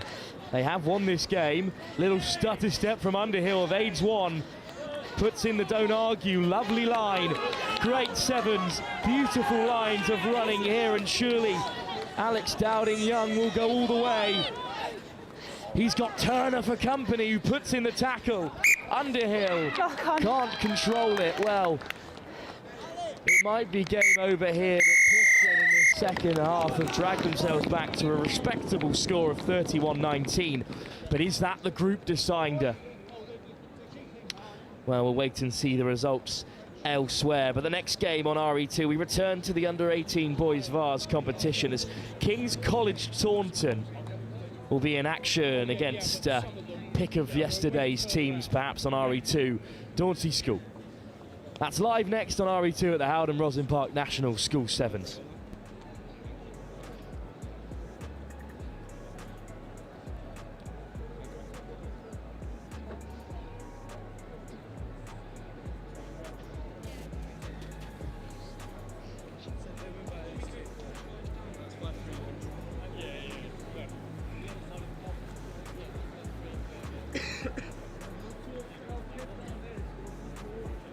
Whose jumper's this? I was on that last one. I could feel it. No, but you've been in the right place. All the foundation.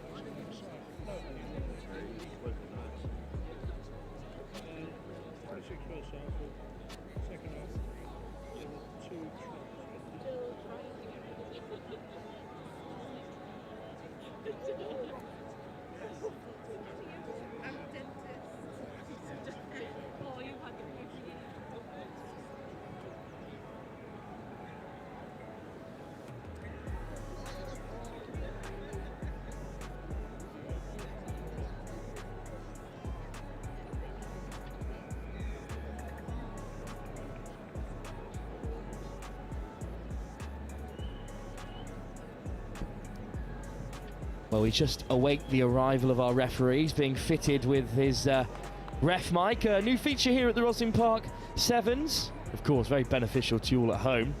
What conversation is going on between the two captains, Harry? Harry from Dorset School alongside me for this one. Yeah, I'm not sure. I just know it's a massive game for us. There's our captain, Jack Wharton, leading from the front. Love to see it.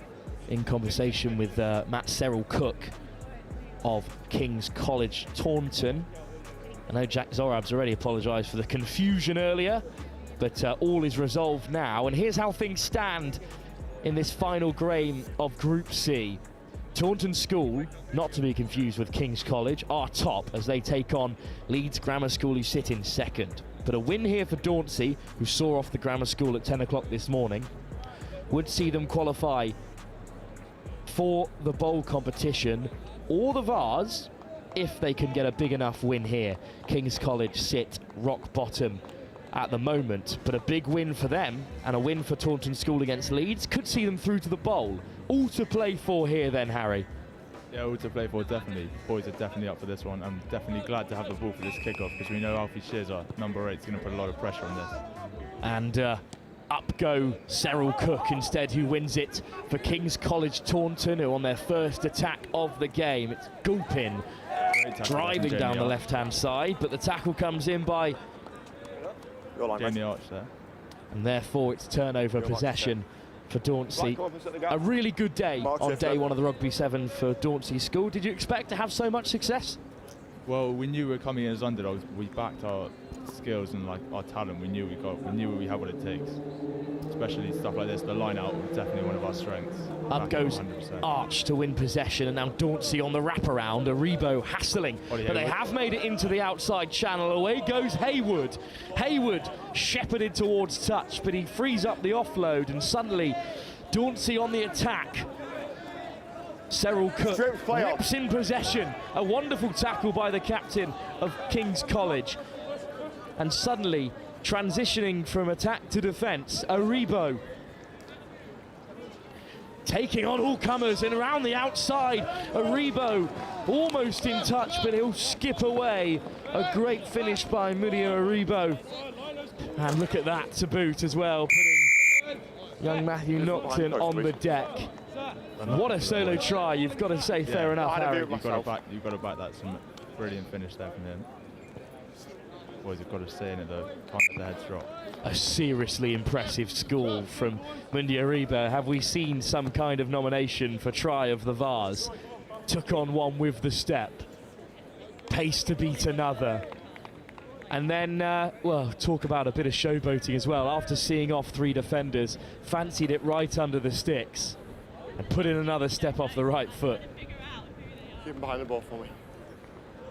Almost distasteful with the footwork. Aribo, seriously impressive stuff, and the kick hung up into no man's land, but really well taken in the end by Wharton, the captain. Tackle off 7. Well, we'll have one eye on the other fixture in this group on RE1 to see how things are decided. But there's some lovely pace and a hint of a high tackle. Referee waves play on. Nocton on the turn. No hands, keep the ball alive. King's College go diving into the breakdown, but well to get it away there. Absolutely, Harry, as Dauncey a free. Aribo looks to put in the shot, but all he does is fire Jack Wharton into a hole. Gulpin on the chase, but Wharton, the captain, will score and level things up for Dauncey. And well, a touch fortunate there. Aribo went for the big hit, and all he did was propel your captain through the gap, Harry. Yeah, from behind the post. Lucky, but Jack's done so well to stay on his feet. As long as behind the post, fought through, and yeah, it's got us to try. And surely Dauncey will go level here.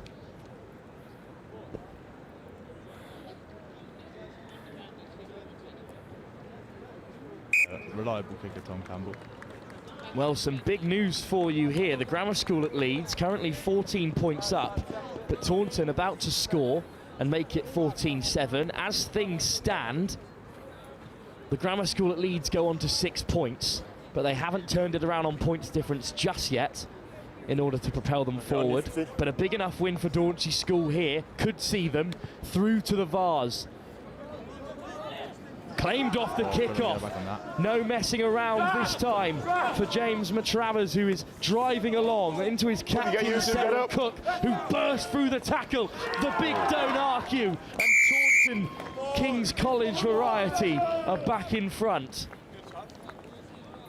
Got to avoid those simple mistakes there at the kickoff. It's unlucky, but and also got to work back harder after that. Talk about the response. Matravers wasting no time, doesn't take the free kick, instead goes flying through. And Cyril Cook here with the big don't argue. Not once, but twice. Don't tackle there, sir. King's College Taunton back in front. And this result, unfortunately, means little for King's College at the moment. They will finish on 3 points. At the moment, it's the Grammar School of Leeds going through at 6 points, just behind Taunton School. But a great take off the kickoff might get Dauncey School rumbling on. Patient play on Dauncey. King's College Taunton looking to smother. Interception by Chienya. Ball release, play on. Well, it was certainly on in the outside, but instead Chienya the quickest there. Sinfield wide again, Aribo, round one. Bit of acceleration from Munio Aribo. One to beat, skips away. Great covering tackle this time from Haywood. And a penalty too. What a big moment that is, Harry. So good from Matthew Nocton there coming across. Not the biggest, but he loves making shots like that. And Dauncey now look to break, stepping round two. Lovely footwork. And now they'll look to reset. Shears just slowing it down. There's a little chip cross field. Beautifully weighted. Will it sit up kindly for Dauncey? Yes, it will. Lovely stuff. Jamie Arch through and away. And Dauncey have another. Lovely invention from Tom Morton there.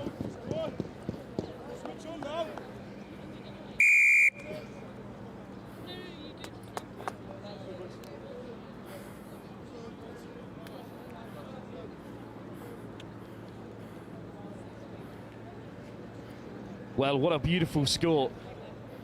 Really lovely weighted kick, Harry. Yeah, perfectly judged there. Yeah, really nice to see. And, well, it's all level. And how does this thing change things? As half-time over on RE1, the grammar school at Leeds up against Taunton by a try. At the moment, Dauncey will finish on 4 points behind those two sides. But again, it will come down to points difference if they can rack up a victory here. Aribo with a tap back. A physical shot coming in there.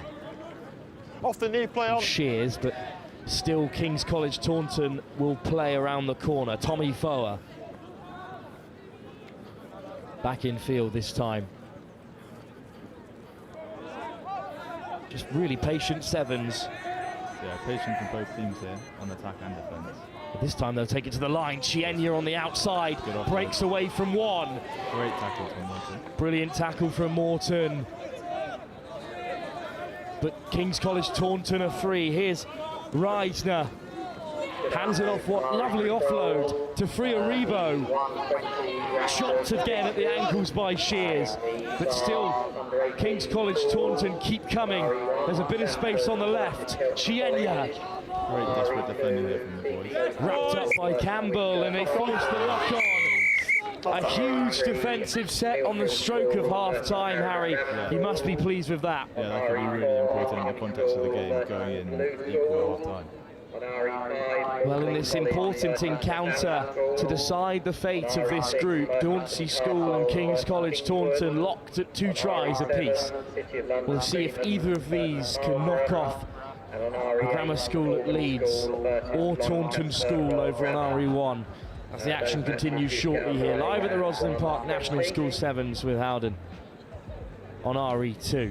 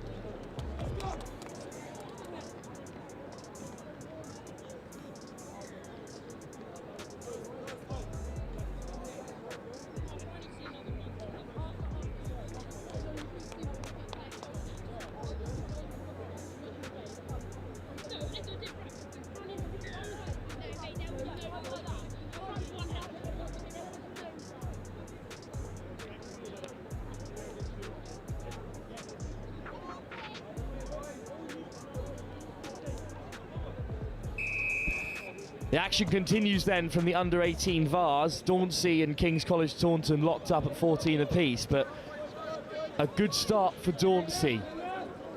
Harry from Dauncey School alongside me still. Got Henry Taylor on the ball here, member of the Dauncey's bomb squad. Flat.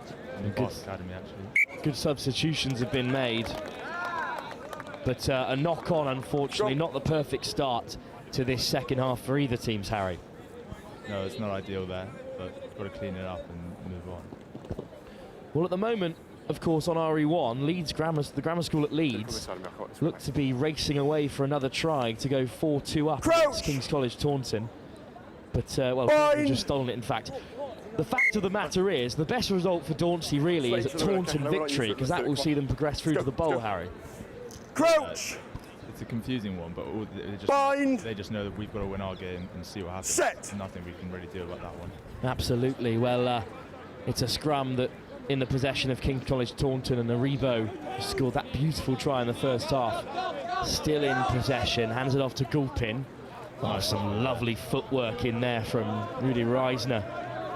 Or even Sinfield at 10 it was. Wouldn't take that away from Hal Sinfield. Here he is again, Sinfield. Gulpin chips it in behind. Well, it looks like Campbell will win the race, but he's under pressure from Gulpin, who puts in the big shot. Released. Released, however, by Campbell, who's back to his feet. Ball's picked up. But Sinfield piling on the pressure. Taken back by Black, scrum 5 red. And they have won the turnover as well. Big moment in the game, that, Harry. Yeah, carried back by Black, scrum 5 red. Set now that's needed. Scrum on the 5. King's College Taunton in possession. To be fed by Henry Earp.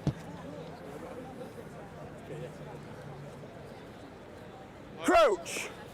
What can they conjure up? Just 5 minutes short. Oh, we come. Oh, we come. Let's stay at a good height. Come on, let's go. Well, Sinfield and Aribo threatening in the centres. Gulpin outside. Crouch! He piled on the pressure with a big shot. Set! Sinfield. Aribo through his hands. Who will it fall through? Well, it has fallen the way of Dauncey, and suddenly there's a bit of pace and a bit of space for Haywood, who's still going. Wonderful tackle. Haywood back to his feet. Well, the top 15 got a certain try, but Sinfield over to win the ball. Offside, never onside. Offside. 15 never onside. Back to his feet, though, to apply the pressure, and here is Arch. Flying out of the line to make the shot, Tom Brown, but still in possession with Dauncey. Campbell shrugs off one. May have caused an upset. Lovely ball by Taylor. And could go all the way here, Haywood. Once again dragged down at the very last. Lifts the offload. Taylor inches away. Back to his feet. Dauncey score, and they are in front. Such a good play there from the boys, keeping it alive. 15. Make sure we got someone behind the post. Great offloads off the deck. Make sure we got someone behind the post. Dauncey are back in front. Such a tight game, though, Harry, between these two impressive sides. Yeah, a really great game to watch here. Before we come to play.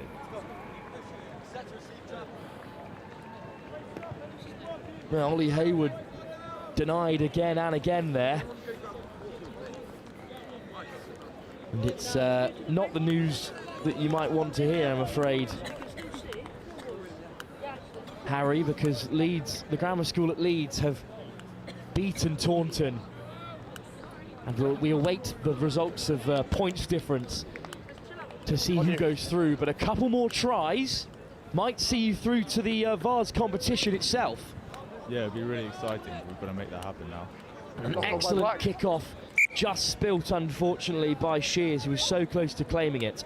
Great pressure there. Well, the grammar school at Leeds have beaten Taunton by 28-12. So it will go down to points difference here. If Dauncey can hold on, we'll have 3 groups on 6 points. Exactly what you want to see from this competition, though, Harry. Yeah, really great to see. Hopefully we can get a few more on the board and see if we can get close in that points difference battle. Well, grammar school at Leeds have upped their points difference from 5 and cut Taunton's down to 0. So at the moment, Dauncey School are through to the bowl competition. If they can hold on here, I believe, on points difference, and it's been spilt by Cyril Cook. under a whole world of pressure. Great tackle there from Tom Campbell. Love to see the passion afterwards as well. The grammar school at Leeds sits on a points difference of 17 and a overall points of 6. Taunton School sit on a points difference of just +1. Dauncey School currently also, currently on +2. Crouch! So by my mathematics, you're 1 point ahead of Taunton School, who topped the group going into this game. But we'll await some serious confirmation of that from Sox after the game. But another try here may well see you through to the bowl. Another couple might see you through to the Vase ahead of the grammar school at Leeds. Yeah, that's exciting. We want to see it play as much rugby as we can. Crouch!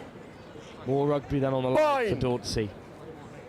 Set! As they have the feed at the scrum, it shoots out, erratically so, but Campbell takes it to the line and rides the first tackle, but he's tackle off 12 forward.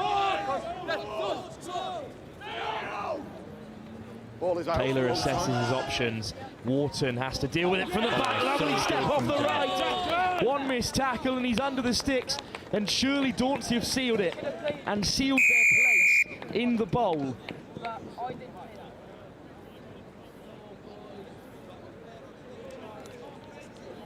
Well, a great victory here to see off the spirited King's College Taunton. Late substitution here to bring on the big Theo Malik.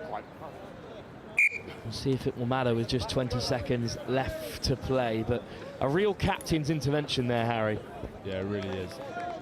That's what he's been leading from the front all tournament. And we still have to have the restart, though. That's why he is our captain. Have a look at this step, under real pressure. Steps off the right. Last play, but we have to have the restart. And just intersects between Wallace and Chienya. And they've won back the restart as well. Seriously impressive stuff. And darting away, look at the pace from Haywood. Dragged down at the last, Aribo tackle, move back. And we'll see if King's College Taunton will look to play from here. Important we keep them out, don't let them score again for that points difference. Chienya on the outside, away from one. The sweeper to beat. Great tackle from Tom Morton. Fantastic tackle from Morton. And the steal. What a steal. What a big moment, Harry. Yeah, really. Penalty Dauncey. 9 red. Will they go for another and up their points difference? Will they see out the game? Too right, Harry. Great from Morton. Lovely line. Malik is through the centre. And surely now, well, we've got some addition to do here, because Dauncey may well have overtaken the grammar school at Leeds with that school and could be through to the Vase. What a huge try that is. 15.5 minutes through the game. Dauncey take victory here. And you may well have done enough to see yourselves into the Vase, Harry. You must be pleased. Yeah, that was brilliant. Could be a massive last couple of minutes there from the boys. Have a look at this line from Theo Malik as well. From the penalty. You said the big man's coming on right at the last, and well, what he does. Picks out a great line.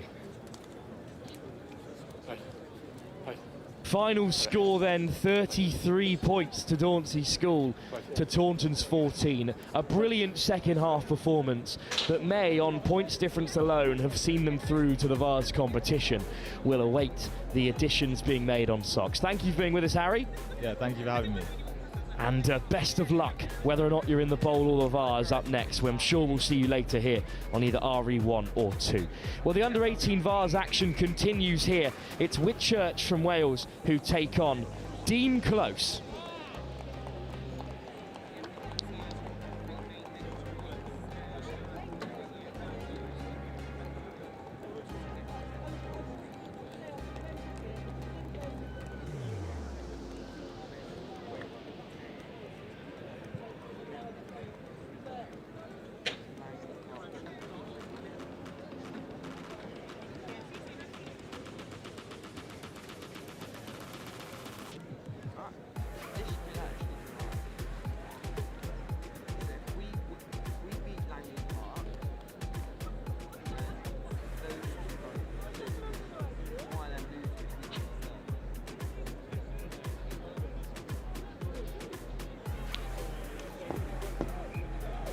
Well, I'm getting out my calculator again here on RE2. Cheltenham College in action against Stamford over on pitch 1.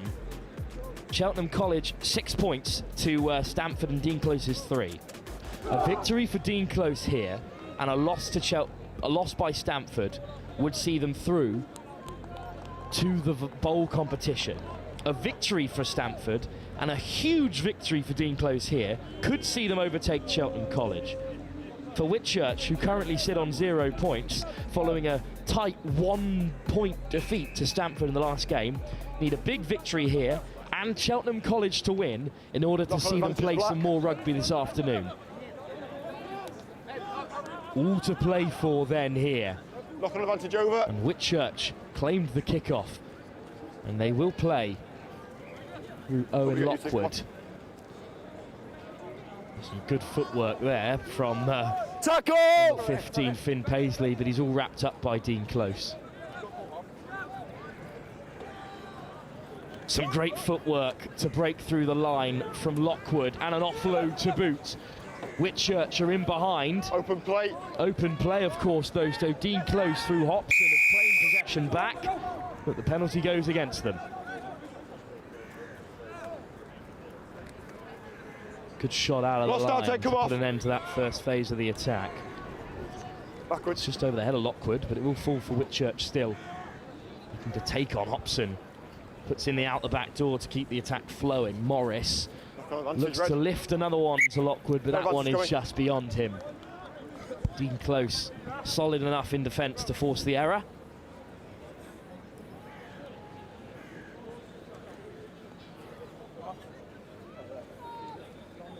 Mark's just here.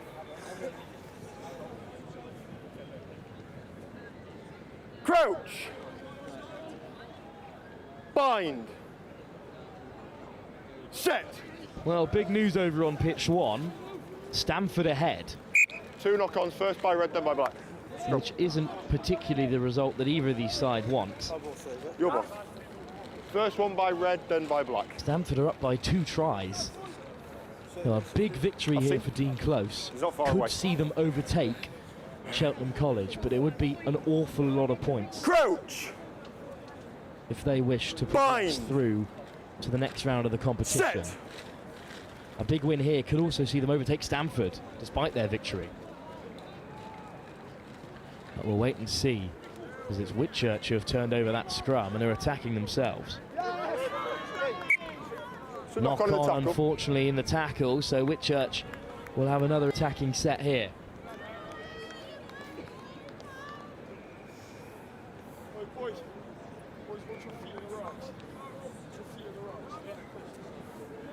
Of course, the bowl and the Vase continues this afternoon. There's rugby for the top 2 sides in this competition, but here Whitchurch under pressure at the scrum themselves this time. Dean Close turned it over. Here goes Hobson. Finds Heron, who hands it off to Billy Benson. Out of the line comes Lockwood to pile on the pressure, but Hobson picks and goes from the breakdown. Retreated back on side. Benson skipping away from another player. Stepping off the right, up over the gain line. Turnover, not rolling away in fact, so Hobson still will play for Dean Close.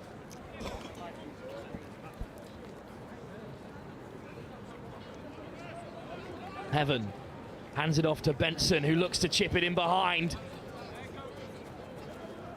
Well, it's just juggled. Made dead. Scrum 5, red by ball. Thomas. Knocked dead beyond the touchline. Scrum 5, red ball, made dead by your 14. Line. Scrum for Dean Close. Lovely weighted kick from Benson. Undid Reese Thomas, and biggest opportunity of the game for either side here. Not on me. Not on me.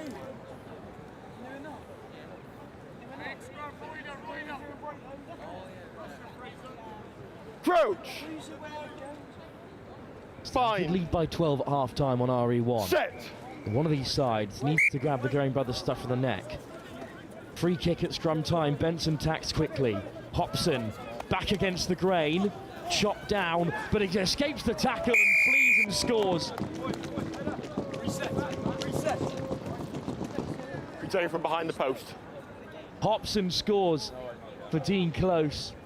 Thought he was brought down, but managed to escape the grasp of Britain, and well, we could be in for another group with 3 teams on 6 points. Stamford currently sit on 6 as things stand, as do Dean Close. But they need some points on the board if they want to catch either Stamford or Cheltenham, who currently sit at first and second place. What a competition the Vase is, especially on day 2. Things can really go either way. Whitchurch carry now through Owen Lockwood, and it's a penalty. A slap down it is, so Whitchurch with the chance to attack here.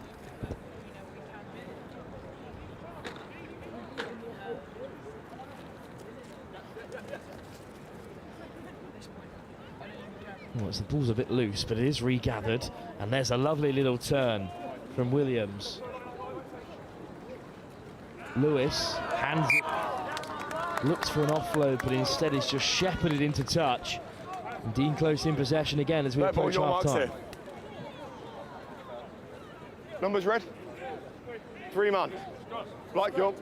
Line out in touch. Okay, hold. What? One man. Okay, good to go.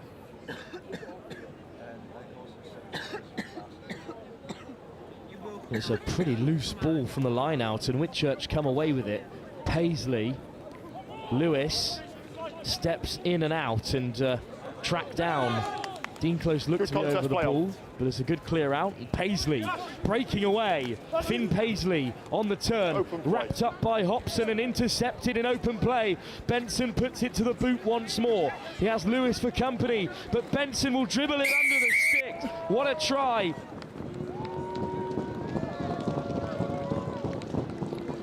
Great control by Billy Benson, and once again it's his boot that undoes Whitchurch, this time on the counter on the stroke of half time. Dean Close go 2 in front, and a couple more of those could see them in to the bowl or the Vase, depending on points difference, of course. Hopson's got some work to do to nudge this from right on the touchline. A good effort. Tell you now, just check. It's in the end just wide. 12. Tis ya. And Paisley made some good yards here. Had the ball readjusted in contact, and then Billy Benson just had the legs. Dean Close then at the half, lead by 12 against Whitchurch High School of Wales. And a couple more scores on the board could see them progress to more rugby this afternoon, given results elsewhere as Stamford lead Cheltenham College over on RE1. We'll be live in a few moments' time for continued rugby in the under-18s Vase competition here at the Howden Roslyn Park National School Sevens.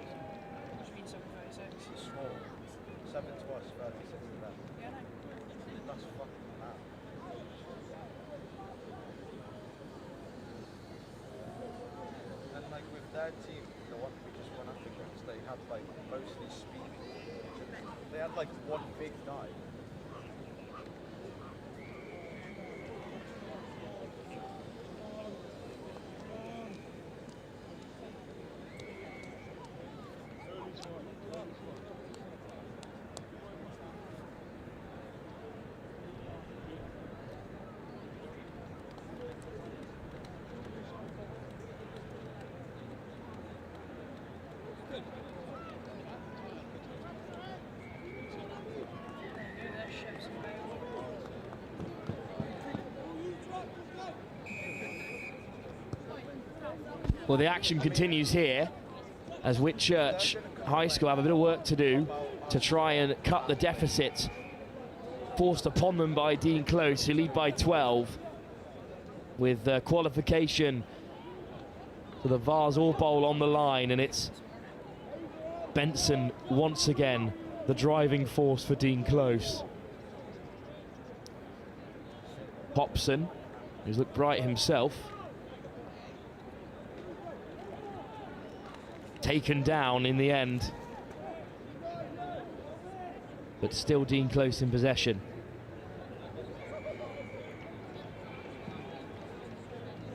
Morris, Hutchins over the ball, a good clear out.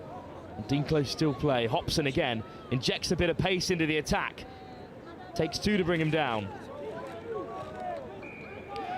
A penalty for not rolling, pretty clear infringement there by Evans, who did make a good tackle. And here come Dean Close, or just bobbles beyond Hobson, and forward is the call. Well, the Whitchurch defence have stood strong to begin with there.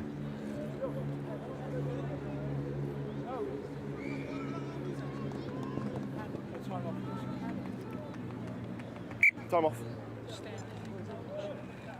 Time's off. Time. Just say everything. Well, time's off at the moment. There's a couple of changes are made.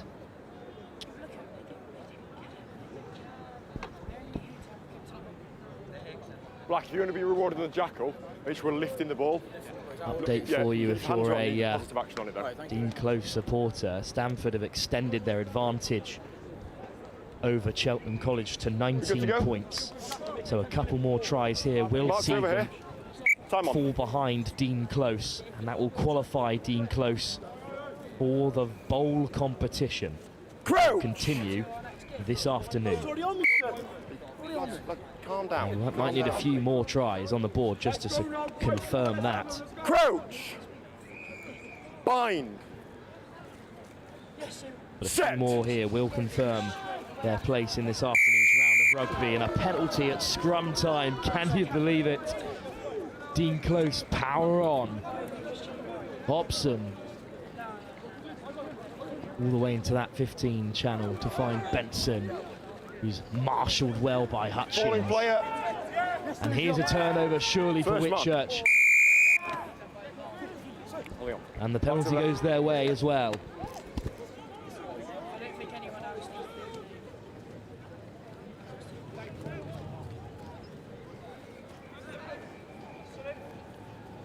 Scrum advantage. Knock on, forward pass, scrum. Oh, it's unfortunate there. Whitchurch looked threatening, but instead it's given as a forward pass. Scrum. Dean Close escape unscathed to begin with, but they need a couple more points on the board to overtake Cheltenham College, who currently trail. Over on pitch 1 to Stamford, who at the moment look like they might be topping this group. Crouch. Bind.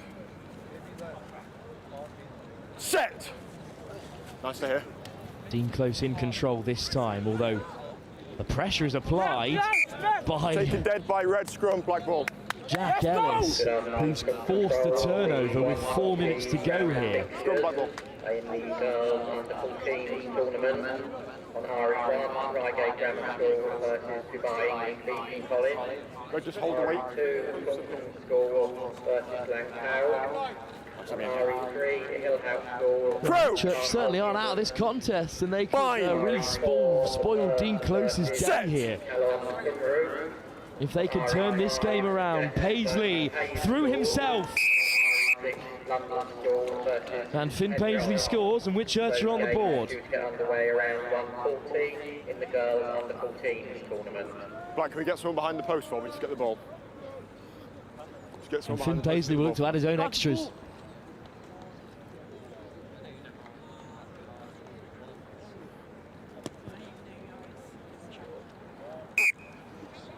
Version given to Dean Close's points difference reduced even further, and perhaps too much for them to catch Stamford or Cheltenham College.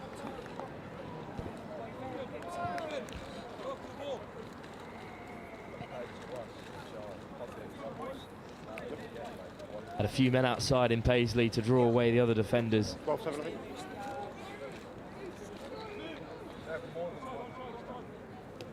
Paisley looks to go short this time. Leston Hutchins could be onto it. Instead, it's regathered by Dean Close. Play on. Lost now, Black. Benson changes the direction of the attack, and Paisley might be beaten on the outside here. Wonderful covering tackle by Finn Paisley. But still, here come Dean Close through Albie Capo, and the chip in behind. Hobson could be onto it. The bounce goes his way, just as the pace to evade the last defender. And that's a wonderful score.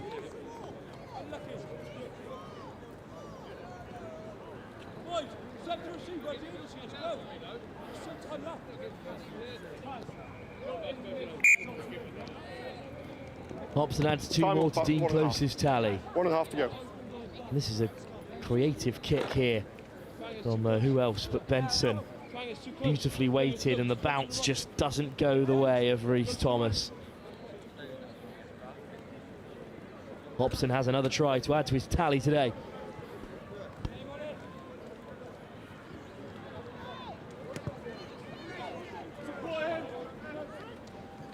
It's a great effort from the kickoff, but it's claimed in the end by Whitchurch, and Lewis is breaking. Never held, knock-on advantage over. And there's plenty of numbers out wide here. Who will they use? Eventually it comes to Hutchins, who evades Hobson. And he skipped through another tackle and beats a third. And there's a great ball back inside. Whitchurch desperate for options. Instead it's been turned over. And Leston Hutchins, good work undone as Hobson hammers it down range. Regathered by Thomas, who looks to take on Benson.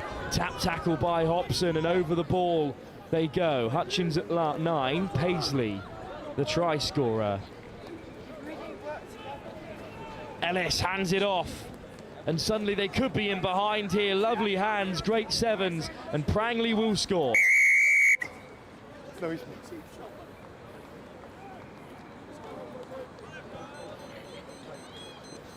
And as the full-time whistle goes, Whitchurch keep the game competitive. The scoreline will eventually read just the 1 try in it. As Paisley looks to add 2 more to their 12-point tally.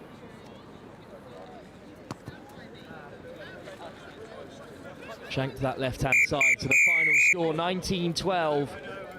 Whitchurch High School will finish as the basement boys in this pool, and will await results elsewhere to see if Dean Close have done enough to guarantee themselves some rugby this afternoon, or will Stamford's big victory over Cheltenham College be enough for them to progress to the Vase? 5, 10, 15, well, 19, the rugby does not 12. stop here on RE2, but we will 19, take 12, a break from the under-18s Vase competition now, as we return to the under-14 Girls' Cup, where Taunton School take on Llandaweg Community School.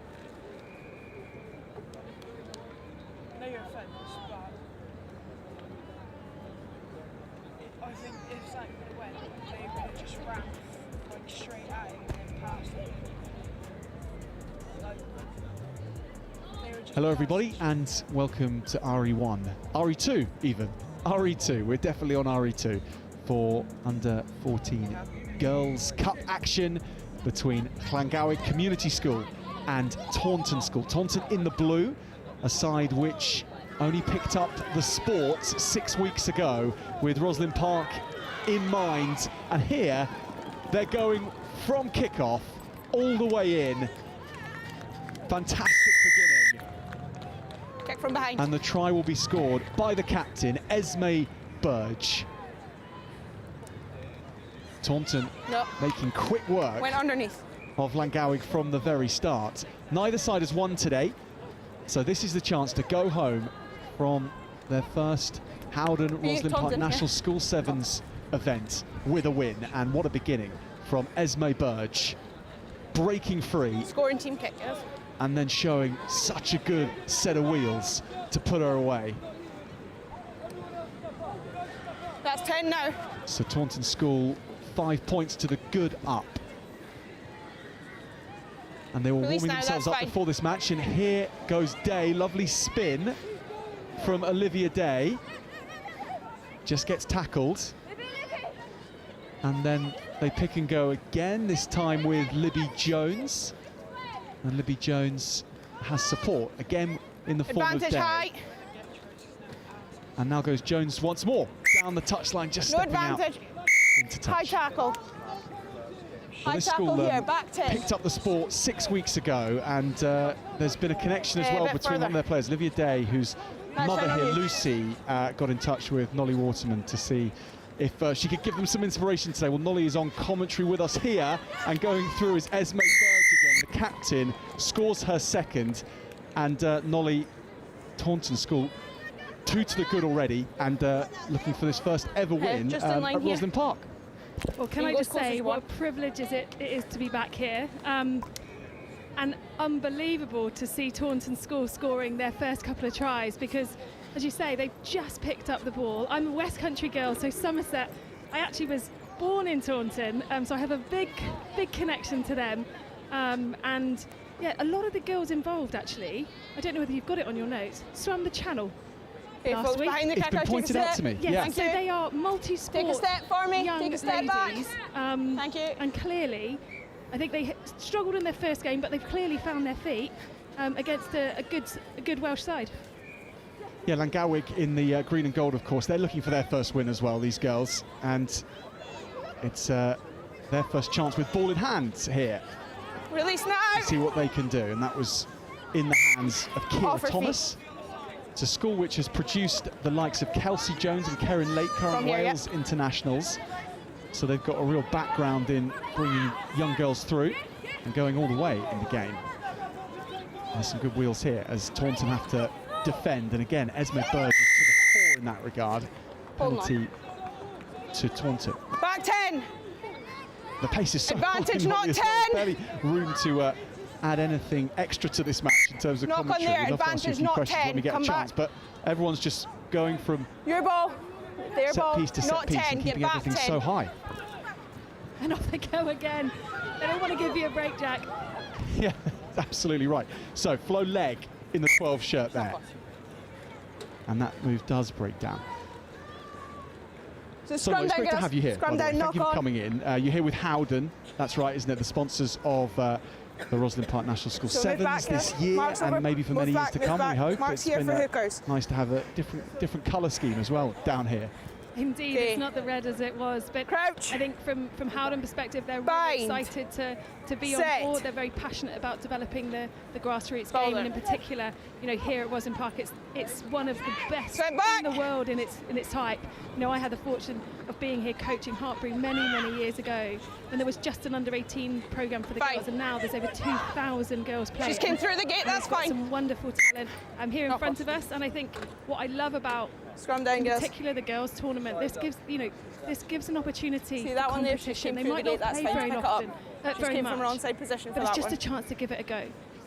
And to go on a little tour Scrum down to London, whether you're in the West Country, whether you're from Wales, Swansea, or I've actually just been speaking to some girls from Dubai as well. So all around the world is attracting, you know, players and teams to come here and compete, which is amazing. On this mark. Thank I mean, you. to pick up the sport 6 Crouch. weeks ago, and maybe someone that Bind. had played with the rugby ball before in some capacity, Sit. but as a team to learn the sport in Bring 6 up. weeks and compete at Roslyn Park Girls, is bring the it way up. Wait. they're doing, and, So you need and to maybe bind. Your guard Langawick needs to to a bind on similar the side. degree You can't have your arm maybe around don't your have neck, many so you more can weeks bind in. Okay, we'll reset. in There, learning the girls. game. I'm not Your ball sure, again. but still, We'll just nonetheless, to reset. learn the game so quickly, That's better, it's so thank you. impressive. Yeah, Crouch. and particularly, you know, a few of the girls I've just been speaking to Langawick, and they have girls that are Bring in up. year 7, so they're playing 2 age Wait, groups up, girls, which is whistle means stop. fantastic. Wow. You know, what an experience for them Bind to onto give the it a legs, go, bind chuck their onto hat in the hands, ring okay. to say, right, what is this sport all about? We'll reset and one on more the time, girls. eve Let's of get the this over first with. Guinness Women's Six Crouch. Nations this weekend, it's Bind. incredible. And I spoke to them this, you know, Better. just now, saying, Set. are you going to be watching the game at the weekend? And they were like, yeah, Women's Bind. Six Nations, of course. So, you know, the game has grown so much, but to make sure that they can not just watch and be Okay, release inspired now. by the internationals, but in particular, get a ball in their hand and play the game. Coming in from You the know, side. Go and compete. And Sevens is such a wonderful way Back 10. to be able to introduce players to the game, young girls or boys. Well, after Foot in that start touch. from Taunton, Langawick have really Foot in touch there. forced their will Sure ball, on line out. Taunton School and stifled them. A minute left to play No, in the sure ball, first line half. out. Both teams looking for their first win of the day. So mark here. Mark here. Line up Back. going to be taken here by So it's uncontested. You Olivia need to throw Day. it straight, but you can put it over to your side. Coming in. That's it. target here is Allegra Wilson, and this is Wilson going off on a run of her own making. Fires the pass away to Sophia Hayward. Hayward is going to race around the corner and go in for Taunton's number 3.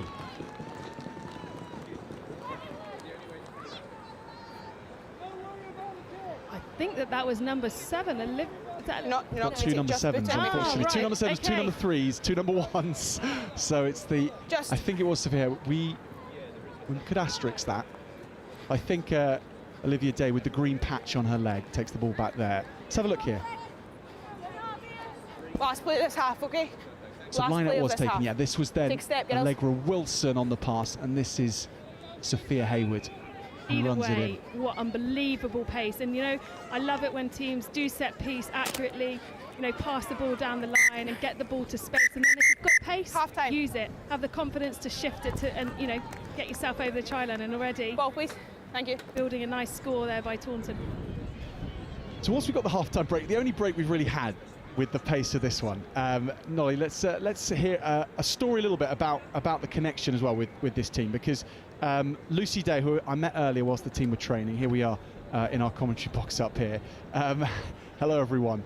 I wasn't expecting to be in vision. I just thought it was the. Yeah, that's okay. I could have prepared you for that better, couldn't I? But as you can see, I'm wearing a sleeping bag, which is about 7 sizes too big for me. Yeah, how did that connection come about? Was it someone sent you a message? These things come alive quickly, don't they? Yeah, friend from home who hasn't touched base in years. We've kind of both lived in Strawberry Hill in West London, and then was on her way this morning with the girls and said, well, I'm going to a rugby tournament. I need to just check in with Nolly. And lo and behold, I happen to be here for the first time in probably over 10 years. That long? And we've just seen each other. I did make a dash down the touchline to make sure that I could be here in the comms box, said quick hi. But from my perspective, to know, you know, when I grew up in Minehead. Look at who we have here, by the way, as well. Oh, hang on a second. It's a World Cup reunion. Rocky Clark we are in the live house. streaming. Hi, Rocky. Hello, everybody. And it gets better and better. Hello. Wow. I wasn't expecting to be. I think we've got a joined sevens by team these almost. Yeah, this is. I think it's the first time we've had all 3 of our on-screen talent in the same room together. So that's exciting for us. Second half's about to get underway. I don't know if Rocky Clark and Amy Wilson have caught any of the action, but Taunton School 3 tries to the good up here, looking for their first win at Roslyn Park. Llangawi Community School not yet on the board, but also looking for their first win, and we're getting underway again. So sit back, and let's see if the Welsh school can cause any problems here as this mazy runner Advantage takes high. play back up to the halfway line and then keeps the action going with Ruby Bergin. No advantage, high tackle. And the penalty's going to come here for for a high tackle. There was some brilliant interlinking play there. Go in front of me. I loved the hit and spin and the twist, the confidence just to tap and go and then move the ball to space. Look at that strength. Oh, Got a fellow Rocky Clark player in here. Here we go, exactly. Forward pass. Now the run was from Cara Potter. Scrum down. Someone who Scrum represented down. Listen. District Neath School in her previous Over here, girls. athletic Over career. here. This is I the mark actually for you, met hookers. Cara and a few of the girls at the Howden tent recently, doing some passing skills. So she was showing her passing accuracy. She hit all Back 3 five, of the targets, girls. which is Back five. impressive. Thank you. On and I you, think, that's fine. you know, talking about how long Crouch. players have played the game, it is brilliant to see girls that have come up through minis and juniors, Bring it up, have girls. You need to be played closer. the game with You can't boys, bind but from that now far getting away. the opportunity to be along Crouch. girls at this age group. Bind. You know, growing up for me, I was the only Set. girl playing in Minehead and around Somerset, and so now to see Taunton School thriving, really pushing the girls' game. Look at this run. This is Burge again, the captain Esme Burge steps back and tries to get this ball to the supporting Forward pass runner. and then a knock on. I think it was Scrum down, girls. Forward passes and knock ons or scrums. forward pass in the end. You know, it might be a little bit Go a bit closer, stop-start with take a some of the step in, skills, take a but what step. I really enjoyed about Crouch. watching the girls' game and the game that's going on is Bind. the confidence just to play. You know, you don't Set. want to just see short running and passing, but the girls and boys are Bind. offloading, they're moving the ball to space. And Burge looking for that space again, and then here is Hayward, who got a Knock on. score in the first half. There's a Scrum down. player out knock here on. as well. We should give a shout out to Verity McMurdo from Taunton School. She has quite a sizable egg on her head from an elbow to the head a little earlier on in the tournament. She says she's absolutely fine. She's on the pitch playing here, and it's you know, it's Crouch. a swelling rather than anything too Bind. serious. But there's a lot of Set. bravery out there to take the pitch in your third match of a group stages as well, isn't there? Because the feeling at the end of a day of sevens can really add up. Yeah, and so Fine, as a that's loose flat. prop when I'm playing sevens, you know, not often I get to the third game, so great to see her back out here and making sure that she's Advantage making a high. difference. But yeah, I've played a few games with Nolly at sevens, and she is your ultimate sevens player, absolute legend on 15 to 7. So, but it looks like we've got a prop on the break here. Oh, Knock beautiful on, no pass, but advantage, high just tackle. tap forward. Great attacking option though from them. Advantage, That's high Cara tackle. Potter. No advantage. She's got a fan here already. Back 10. And it's interesting, Rocky, That's because you fine on talk you. about, you know, sevens and being a loose head prop, but I've been on rugby fields with you playing sevens, and how cool is it to just develop these girls' skills, no matter what shape and size, no matter how much experience. Hey, tackle, they've got. release! It's Release, such a hands wonderful out! way to learn and build your Hands on the confidence rock. into rugby. Yeah, it is, That's and like- that's something I really enjoyed when I first started playing. I didn't get too many opportunities, but we're just seeing Cara go off again. Like, she's just bowling people out the way, and for me, like that's me all over Route 1, and I love that. But obviously, you know, backs and people who actually play sevens properly try and get the ball into space. But great that you need a mix of both, I think. Darcy Jones Fine, release as well in now. that set. Matt Fine. Richards involved for number 4, and Sasha Half-White as well. But now it's Taunton on the breakout, having defended for quite a while and stretching their legs in attack. One more pass might do it. Vines went back. But Lancaster, fair play, they've got back here. And now Went back. Emily Rank in the 1 jersey there. She almost got away. Seren Gilliard for Langowig, looking for their first score. They've come so close in so many different ways. And they're still looking for those opportunities. This is Ruby Bergin. Has she In been touch taken there. into touch? Good tackle. I Line think that out. was Lucy Blue Tarr ball. who made that.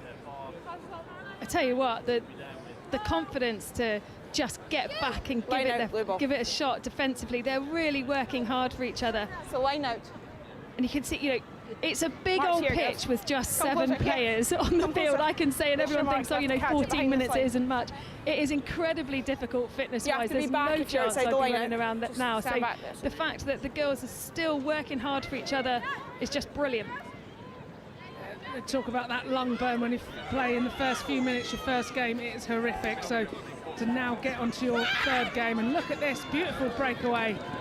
A bit of full length for the field, looks like it is. Emily Rank there, great finish. Superb run, Maisie run from the speedster, backed herself all the way. I definitely need some oxygen after that, but she looks pretty chipper.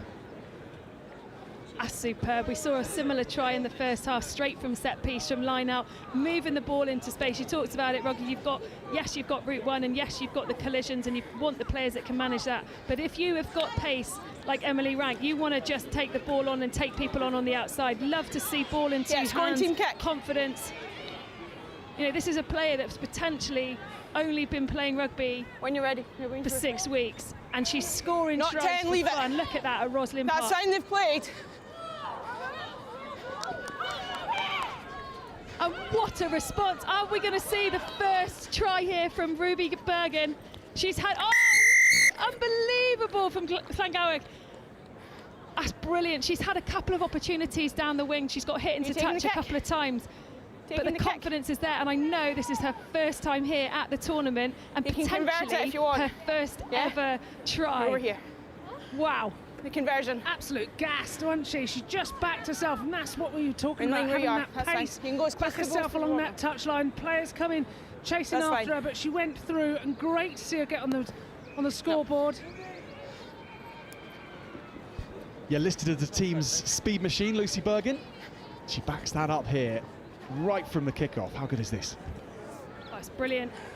You know, the footwork to beat the first defender and then to go on the outside. To say she's had a couple of opportunities and has been unlucky from This the is last strong play, okay? defence of Taunton. That's end-to-end stuff. The brilliant reply from them, just conceding a try.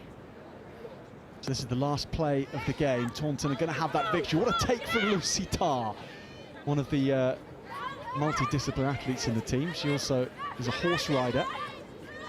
And this is the player I mentioned earlier, McMurdo, who took that bump to the head, but is able to carry on playing and take her part in this victory. Taunton School's first victory at Roslyn Park against Llangowen Community School. They're going to end the group in 3rd position, but for both schools, what a moment to play on one of the showpiece pitches as well. And how impressive were they? From my perspective, it's just brilliant to see so many girls and boys playing in this tournament, but in particular, you know, this age group is such an informative year for young girls to be able to take the chance to try a new sport, play on such a main pitch, to be streamed out to all their family and friends at home, and big commitment from them as well. Yeah, honestly, they are going to be buzzing. They'll be watching this back, so excited, so happy, and they can be really proud of what they've achieved. Coming here, like you said, some of them haven't played rugby for a long time, but we certainly know they're going to have big futures, some natural athletes there, and I think there's going to be a few players going far, so well done, girls. I mean, I was just thinking, Rocky, they're getting more coverage than we did when we first got capped for England. That's brilliant, though. You know, we're probably playing on a better pitch and with better streaming than we did, you know, back in the early 2000s. You think how far the women's game has gone and come.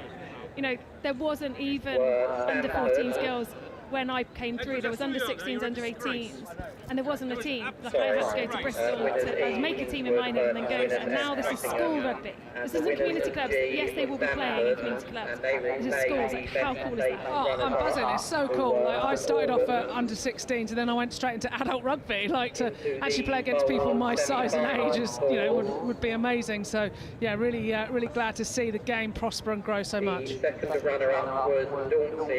Well, Nolly and Rocky, thank you so much for joining us. That was so much fun, and well done to the players involved. We've got Shiplake coming up now against St Paul's under-14 boys competition. If any of you are available to stay around, please do. I know you've got many duties, many teams to look after here, so it's been great to have your company for how long we've had it. Well, it's been an absolute privilege, and I will say I've got to disappear off because Howden are doing some really cool activations, and there's water bottles to win, so I've got to manage the water bottle station.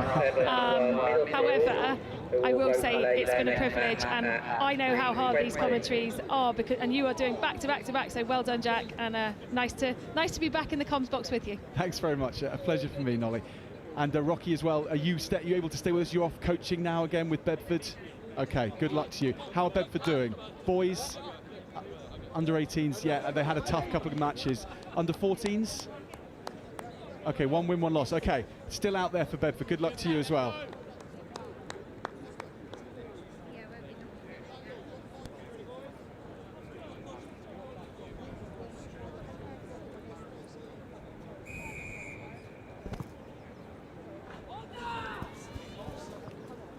Play up. The 2 o'clock round of fixtures in the boys under 14 tournament on RE1, Waterloo School versus Orleans Park School. On RE2, St Paul's School versus Shiplake College. On RE3, Eton College versus Roehampton. And on RE4, Marlborough College versus Queen Elizabeth School. And those matches just underway. Shiplake and St Paul's in action here. St Paul's looking for this first score after impressive build-up play. Play on. That was Hirai, the winger. And this is Gleeson striding his way purposefully forward. And Shiplake College getting the ball back in their hands for the first time. Having survived and done sterling work in defence to ensure that they carried over. A clean sheet from the very beginning. Spread the ball. Carried over. It's a scrum here. So the context coming into this is that these two teams are top of Group B. So St Paul's have won both their matches so far. Shiplake have won one and lost one. Bind. That win was over Orleans Park School. They then lost to Waterloo Schools, who are having a great competition. St Paul's looking to go top of the backwards play with a victory. And here's Hirai. He's so fast, this winger. Keeps the ball in play. Thunderous tackle. That's brilliant from Shiplake College. Need some in the channel. Well, Shiplake don't have their names or the numbers on the back of their shirts, of course, but we know that there's Oscar Spearing, Bede Oliver, Edward Grubb, Daniel Siddiqui, Bertie Lee, Sam Chinsford, Johnny Carlo, Stephen Gibbs in this side. And they're all out there on RE2 and looking to challenge St Paul's and maybe cause an upset to the group and make things mathematical when it comes to working out who's finished top. St Paul's want to make it straightforward. Here is Shota Hirai. Love the wheels on this young First man legal, play on. Ball pinched though by Shiplake, that's good work. Over the shoulder, too high, over the shoulder.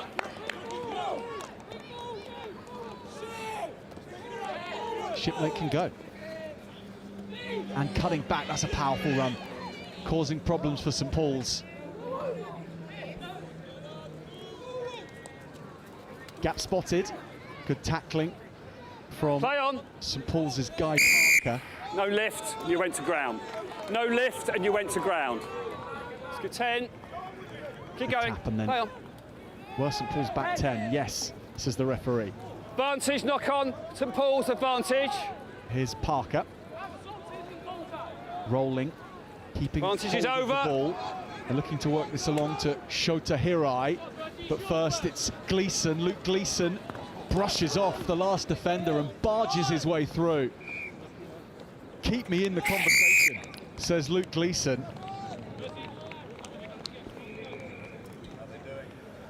And St Paul's now leading the conversation for the top of this pool.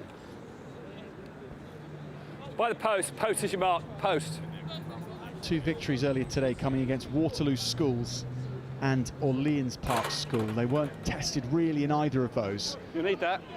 We need that. From the shape of the first half so far, this is their strongest test yet. But how about to answer that from Luke Gleeson? That is a brush away of real force.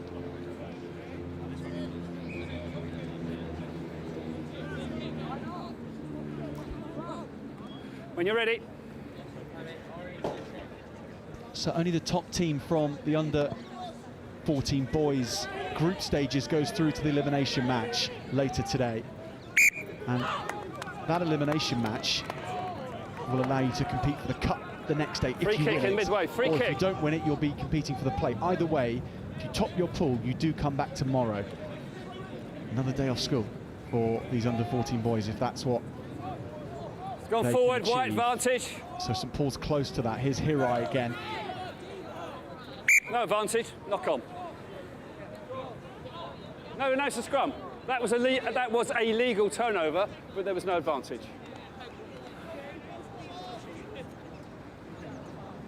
Our referees here are from the London Society of Referees, and they have all been brilliant so far.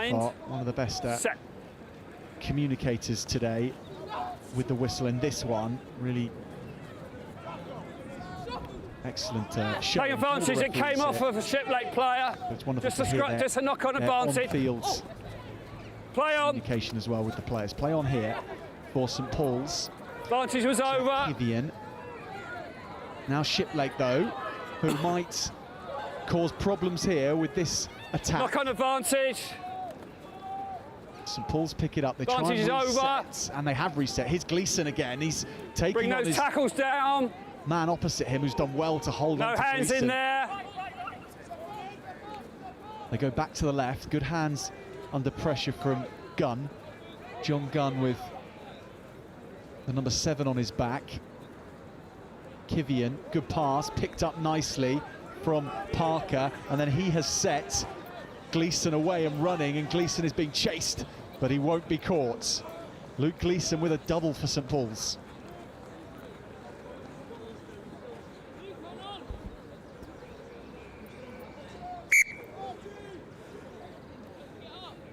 All right, you've only got 30 seconds.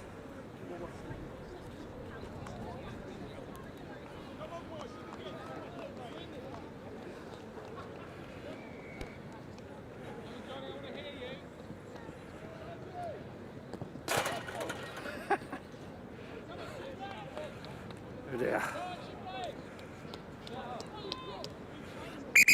Half time.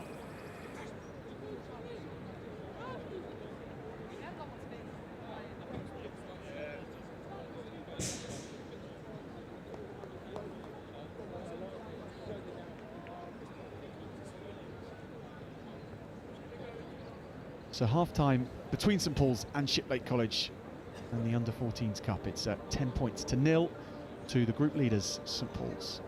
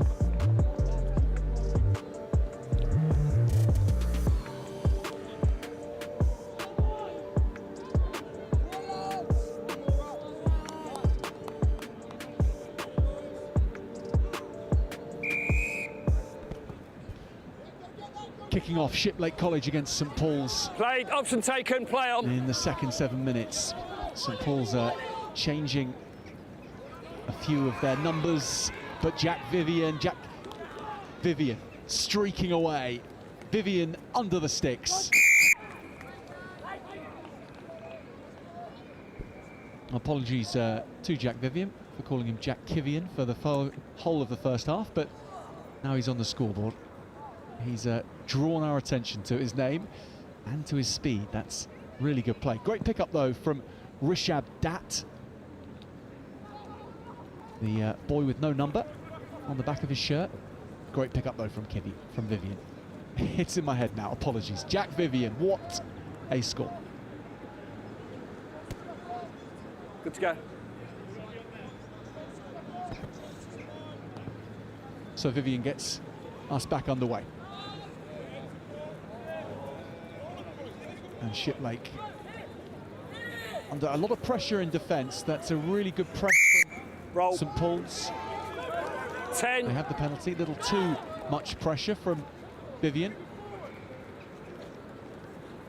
Now Shiplake go.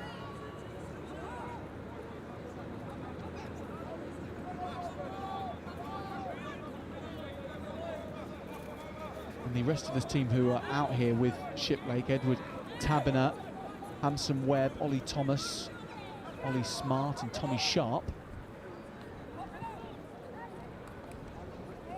Tackle, release, release, let it go, 10. Counter ruck is legal. Now off your feet. Williams doing his best to disrupt the ball, but gives a penalty away. And Shiplake spin it to the right, but actually all their players are within 1/2 of the width of a pitch. St Paul's might try and spread things much wider. And John Gunn goes right through the middle. Gunn cleaves open the defence and races home. Great show of speed from John Gunn.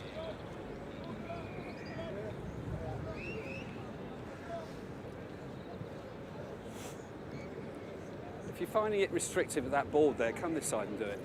If you're finding that board in your way, just do it from this side. Jack Vivian will take the shot on goal after.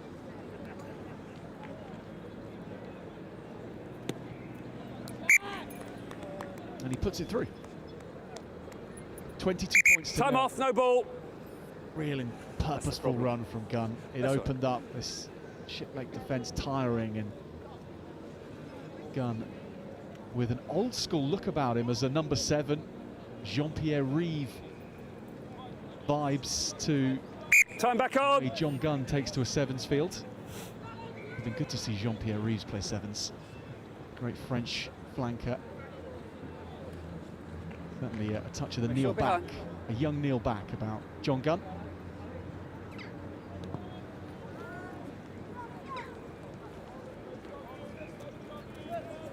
Shiplake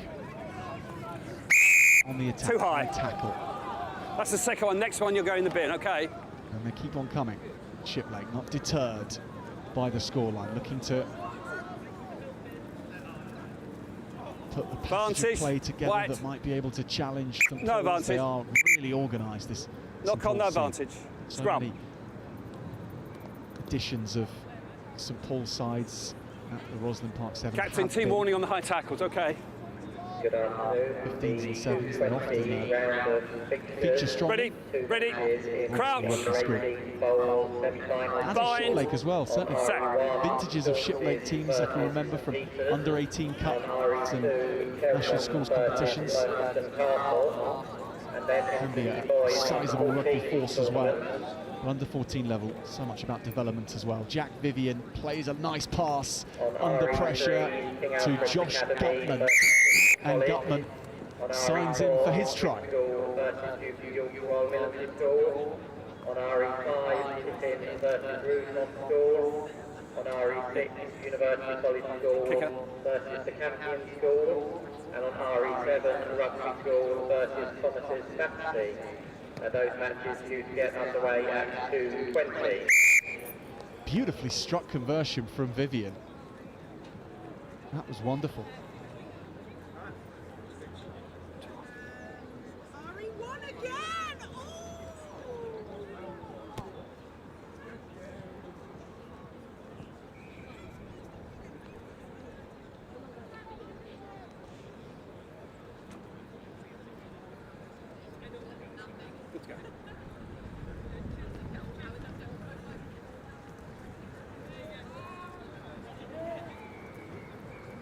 Advantage. Shiplake cough up the ball. Gunn Advantage is over. gets it off the floor to Williams. Vivian then played along the line nicely to Ethan Pirrick, and Pirrick gets it into Dat.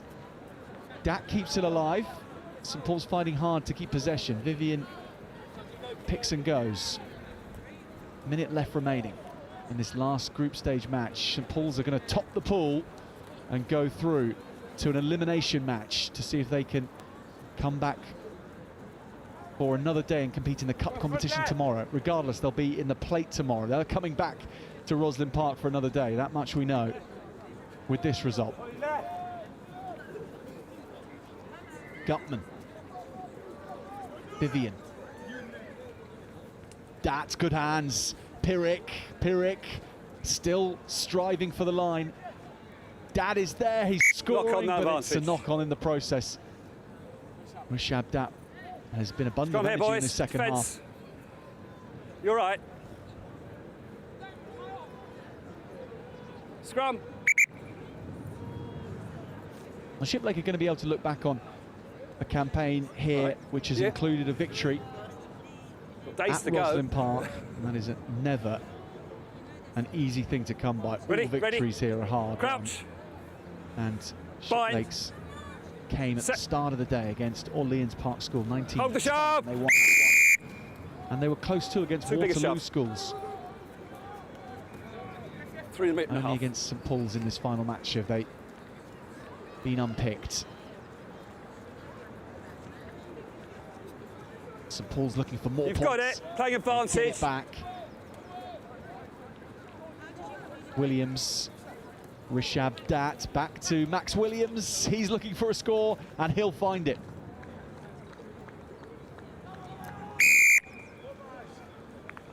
St Paul's keeping the pressure on right to the very end.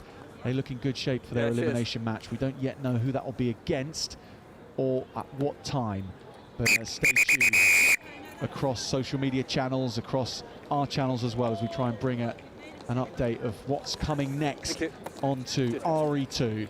But right here, it is St Paul's 36, Shiplake College 0. St Paul's top their group, and we'll see them again tomorrow in some capacity. Good luck to them in their elimination match.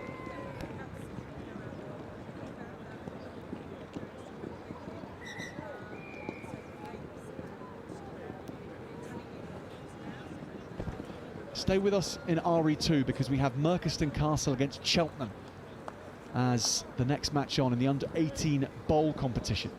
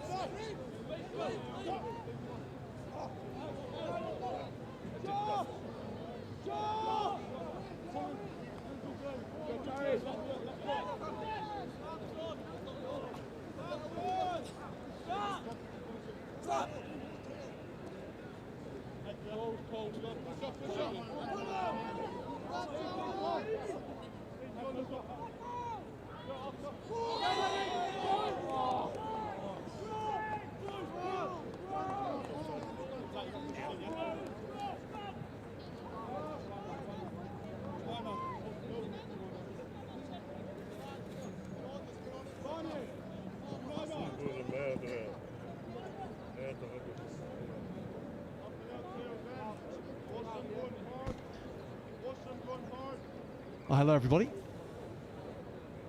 I'll pick up our commentary just before the half-time buzzer. Cheltenham College looking to break the deadlock of 7-all going into half-time. That is David Gamble taking on Merchiston Castle defenders with the direct route. Picked up by Cooper. Unsworth, little shake on the inside. Unsworth draws and passes to Hitchcock Smith, who touches down untouched. And Cheltenham College going through a nice few passage of plays to get to the try line just before the half is out and to lead it. We're at the under-18 bowl stage now, so these two teams have come through a group stage yesterday, a group stage today, and now we're in a smaller third group stage. There isn't a competition in the rugby world like it. It is so unbelievably tough to keep playing at the high level that these schools are capable of across so many matches, across so many days. And Cheltenham still finding the goods against Merchiston Castle. Always a difficult outfit. Look at this from Tom Unsworth. And Zach Hitchcock-Smith was the man to finish off. Half-time, and Cheltenham College lead 12 points to 7.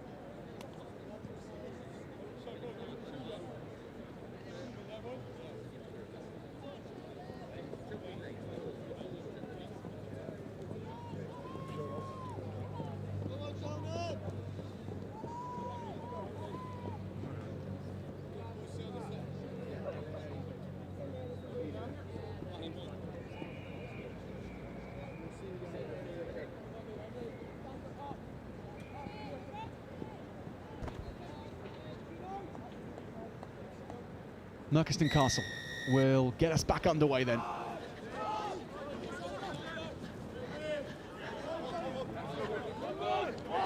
Cheltenham, Unsworth, lovely grace to the way he runs across a rugby field and constantly causing the defence to have to second guess where he's going. And he's tracked one way, then the other, and made around about 40 metres off his own back.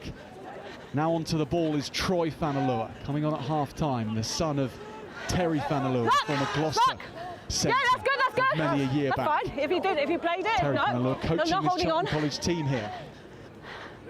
And Troy Fanalua now on the field.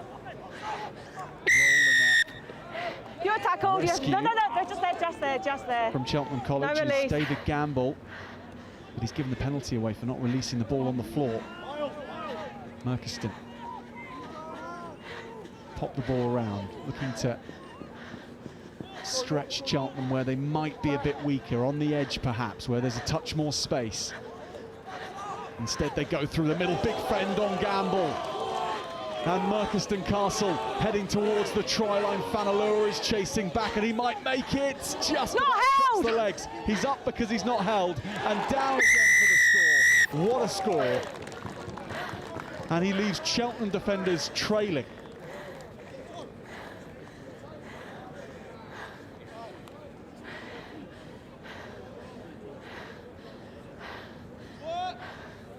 Give him space, Red. So that levels things up between Yeah, these kick two like this. in the bowl competition, Got the 15 group seconds. stages of the bowl competition. It's a bowl stage group which includes him Milfield space, School guys. as well.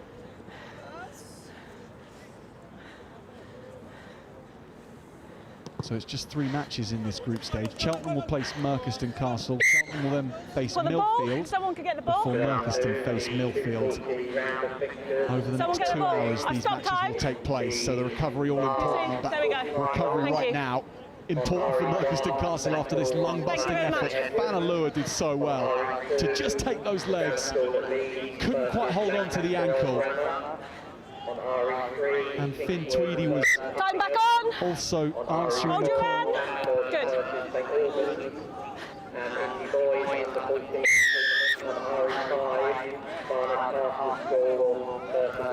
Hold 10 metres. Scrum called. Merchiston ahead by 2. Is this area okay, or should we move it sideways a little? Is that right? Yeah? Okay, cool. Binding on the hookers. Crouch! Bind! Set! Stay behind. Good. Out. Ball goes out the back. Cheltenham College going again and feeding the wing on the outside who dives home. Wonderful score from Charlie Hattle.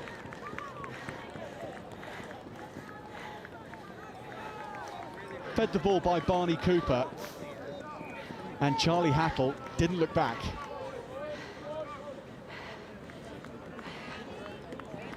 "15 seconds. 15 seconds. 10 seconds, right in the middle of the channel. Thank you.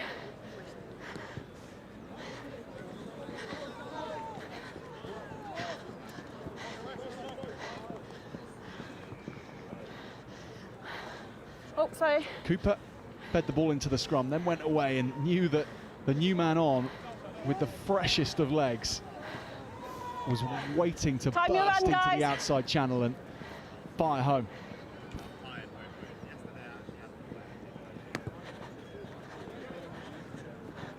I went 10, Jess. Worth. Cheltenham back with the lead. It went 10. Yeah. No. Guys, it's here. Touch. So bounce just over the 10. No, not quick now. Not now. Good try, though. Here's the mark. Hold on. Guys, you need to be here on this line. Thank you so much. That's perfect. 10 metres. Take it back. Thank you. Let's go.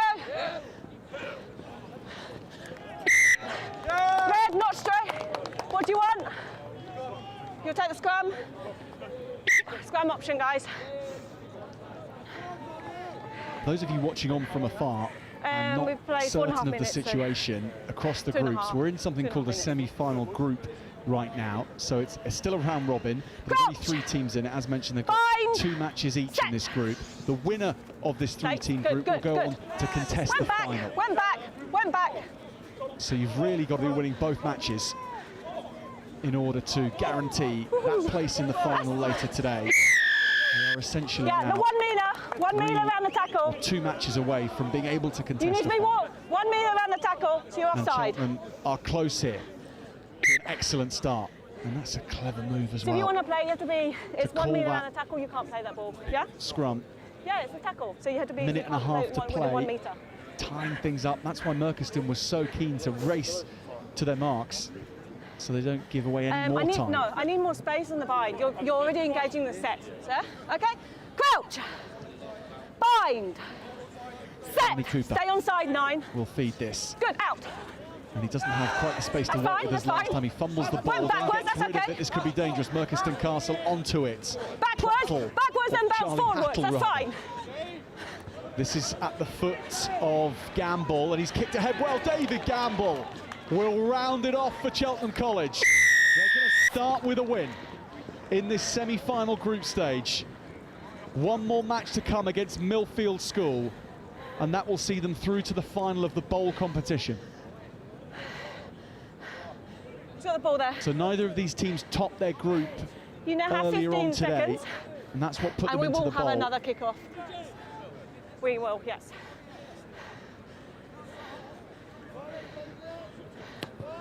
They've had to dust themselves off after not I don't making it know. through to the next stage of the cup competition.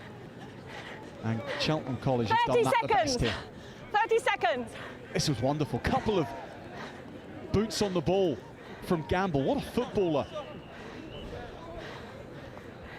Bobbles up perfectly, and he's clapped home by his coach. Stay on, guys. What time you run? Let's go.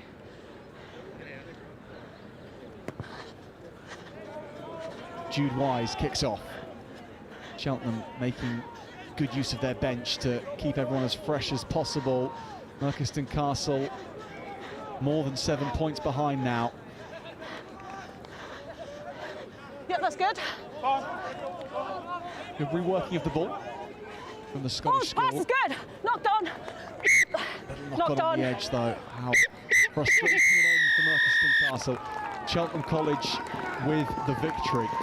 22 points to 14 at the end of this one. Cheltenham now have 40 minutes to regroup. They're going to face Milfield School on RE1. whilst Merchiston Castle at 4:20 will be back on this pitch facing Milfield School in this bowl competition to see how they fare. So do join us again on RE2 at 4:20, Merchiston Castle fans against Milfield for that one.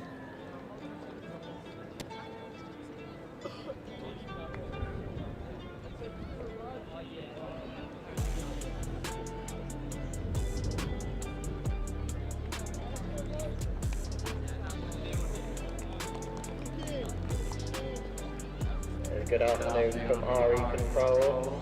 Just confirmation of the girls under 14 team progressing through to the quarterfinals. Those will take place at 3 o'clock. The winners of Group A were Hill House.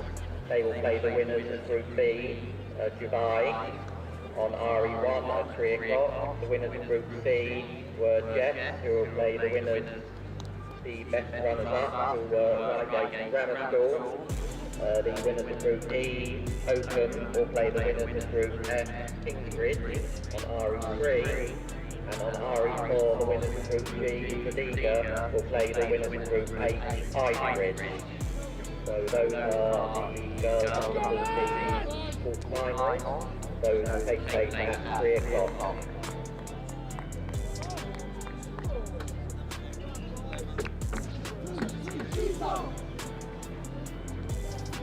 Let's go, lads!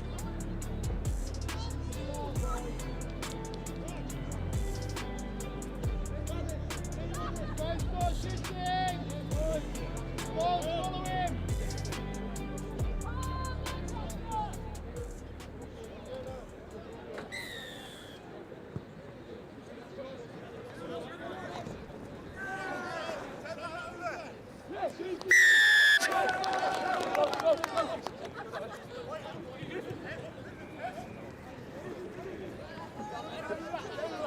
Move, tackler!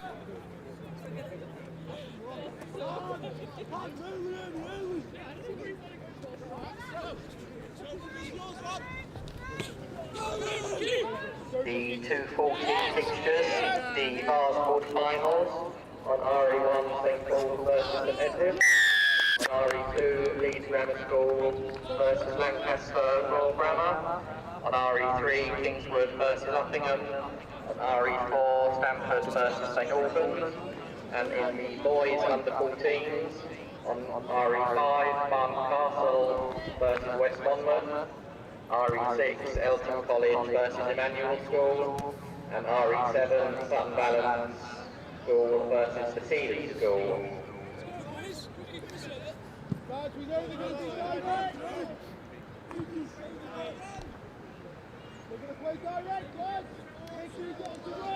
Lancaster first on the board in this quarter-final. Okay, let's go. Luke McConnell off the floor, good pass, and gets it to Karam Sharples. Ashton Karam Sharples, who scores. This is Lancaster Royal Grammar School against the Grammar School at Leeds, who have turned their shirts inside out, so to avoid a colour clash.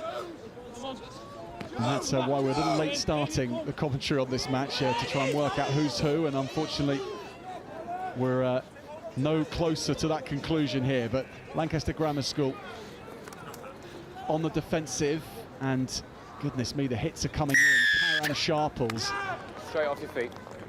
tried his best there and disrupted the Grammar School at Leeds to such an extent that the penalty was given away. So much at stake here on RE2 with the semi-finals on the line. Hold.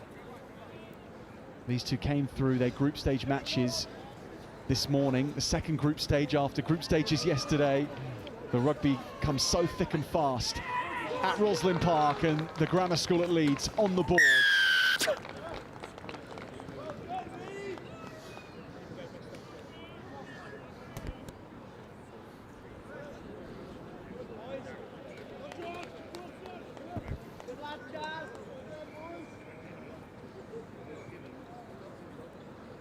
Just step across for the kick, please.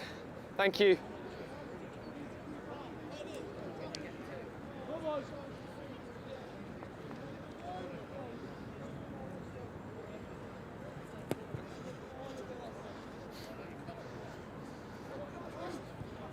in their alternative shirts then. Grammar School at Leeds levelling up the match.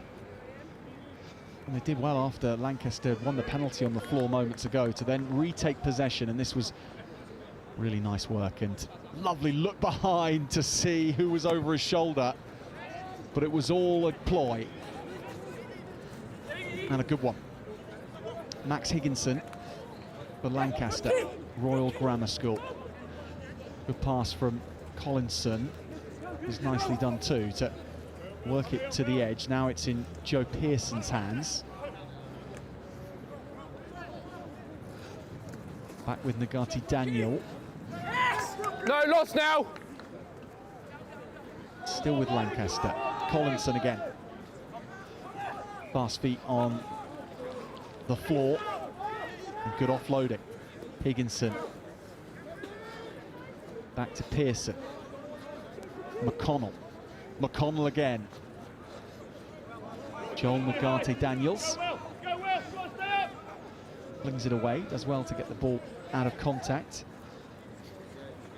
Forceful run from Max Higginson. Bernie Collinson.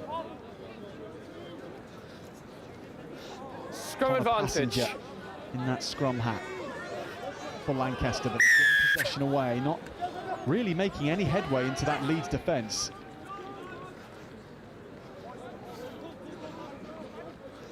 Grammar School at Leeds bring things back here.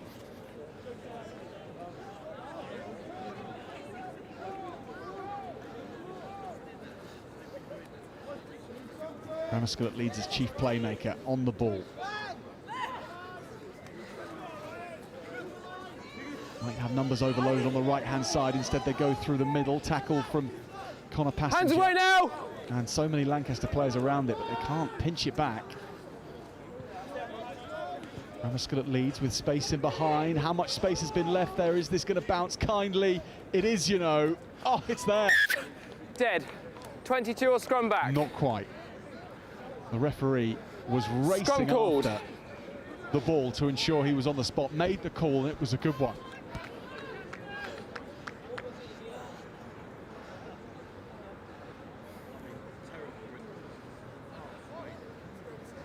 Scrum.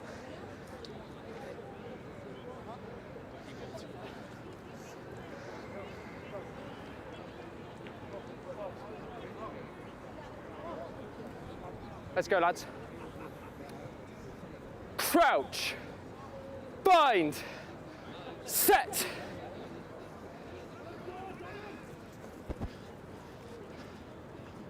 Passenger gets the ball back. Connor Passenger doesn't like the look of who's in front of him, so reworks the ball off the floor from Hall Lim. Passenger goes again, and Lancaster happy to go backwards to go forwards. Luke McConnell switches the play up, and it's a good run through the middle here. Lovely evasion from Halliday. And they might expose Leeds on this edge. Still, we're all tied up here as the half edges to its conclusion. But Hall Lim is away, gets up again after the tap tackle, and he won't be caught. Great finish from Lewis Hall Lim. And Lancaster go ahead again. Yes.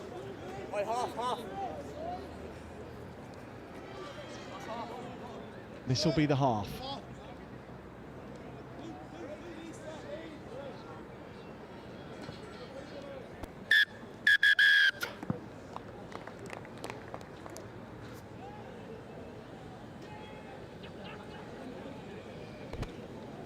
Lancaster Royal Grammar 12-5 ahead after this breakout from Lewis Hall Lim.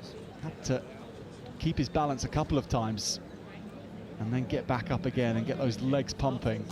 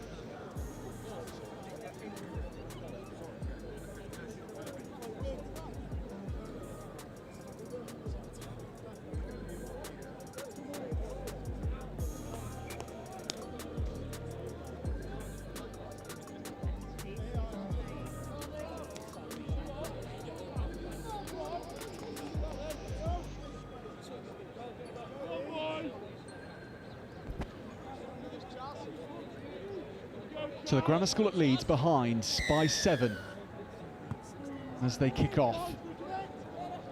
Lancaster Royal Grammar School looking to land one on their opponents from Yorkshire here. Here is Harry Binion, the playmaker, with a golden touch. For so many times the Grammar School of Leeds have looked to him, and he comes up with the scoring pass for Leeds at the start of the second half.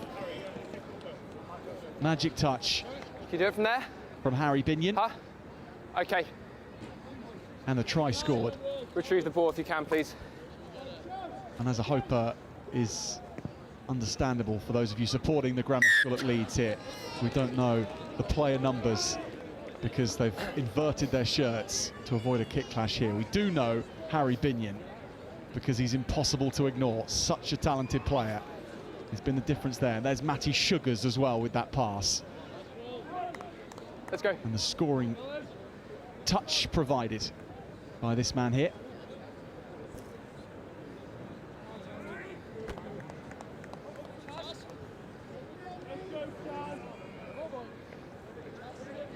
Good afternoon, the 3 o'clock round of fixtures. Backwards off blue. Lovely touch off the kickoff. Ashton Karam Sharples, here he comes, Karam Sharples. Scored the first try for Lancaster, now it's on the floor though. There's Binion again, and here's the try scorer just from moments earlier. Tackling is good though from Pearson. It's a supercharged Leeds effort at the moment as Binion keeps going. Advantage. Buried into the turf, but the ball has gone, and the try is going to be scored here for Leeds. It's a quick fire double. Has it flipped the quarter-final? 12. In favour of the Yorkshiremen. Do that again, you'll be in the bin, okay?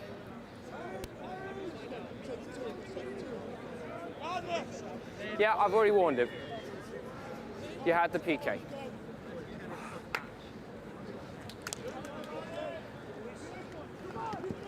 Guys, set for the conversion, please.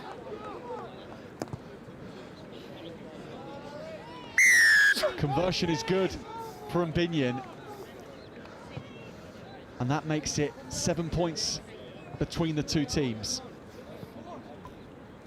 Here Binion set off, and he got absolutely buried here. Look at this, a late tackle possibly, but it didn't matter. The ball had gone, and even these clutches of Ashton Karam Sharples couldn't stop him. Scrum advantage. Back. Lancaster have led for most of this match.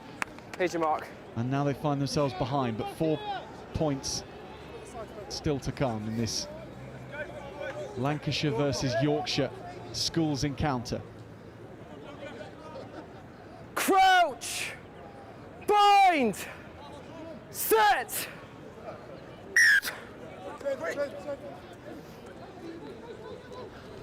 Passenger moves the ball quickly. Tomlinson feeds it back inside. Collinson gets it back to Tomlinson. Lovely hands. Passenger is there. Needs support. Finds it. Brilliant pass off the floor. And Daniel... No hands, no! No hands! The number 2 for Lancaster goes to ground. Passenger into Higginson's arms. Here's Ashton Karam Sharples, and you can't stop this man when he sets his mind to running in a try. He gets it done so often. Yeah, just retrieve it, please. Over here, over here. To 2 points behind now. Now we're level. 3 minutes to play. Semi-finals in the Vase competition at Rosslyn Park at stake. Passenger here with this pass to Higginson, who drew in 2 defenders. One of them was Sugars, and then he released Karam Sharples, who held his line so well, and despite the final push, time off. Karam Sharples got it done. 19 all. Where's the ball? Guys, I told you, whoever took the conversion that way, you get the ball. Can we get that ball, please?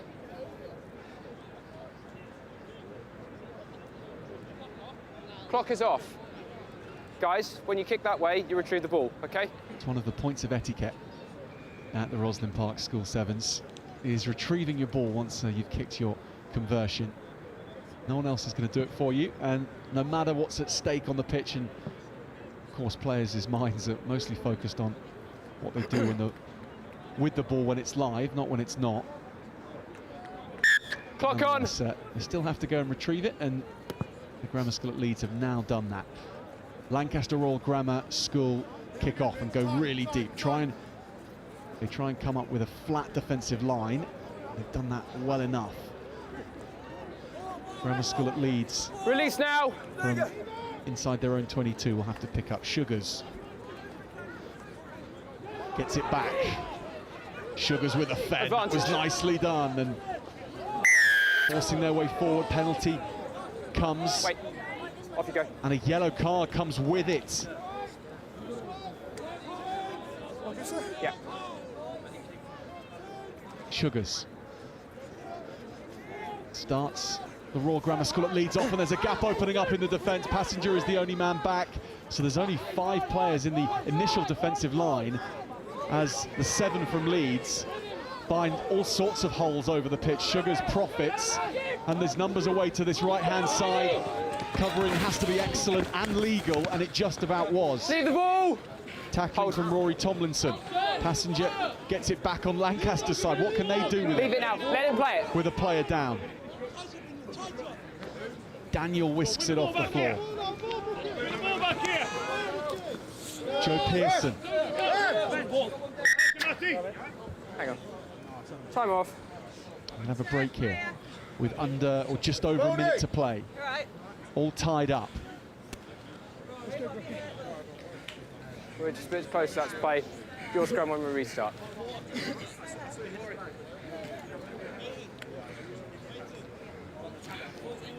Yeah, time.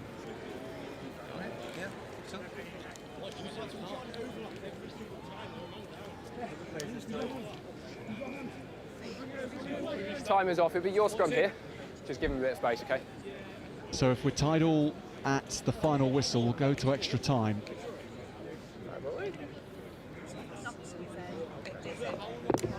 It couldn't be tighter, could it? Sorry, on the card. Across these county lines. Card will be 1 minute. A minute to play. Lancaster without some of their key weapons for this next set. And the man in the subsuit, Ashton Karam Sharples. If we get there, I'll explain. He's how long on the yellow? Not going to be on the field when we restart. Likes of Connor Passenger are. Likes of Joel Nagate Daniels are as well. Relax, okay, we just want to make sure he's okay first and off the field. Okay. 19 points apiece. It is Once so we're fully set, time will close go between on. these two. It's been a great Here's your game. mark, blue ball. I hope you've enjoyed watching it on wherever you are and whoever you're supporting. Although Crouch! Enjoyment at this Bind! is a difficult set! Feeling to have when things are so tight, and everyone knows how much this means to both sets of boys. It's a knock-on from Lancaster. 2 knock-ons.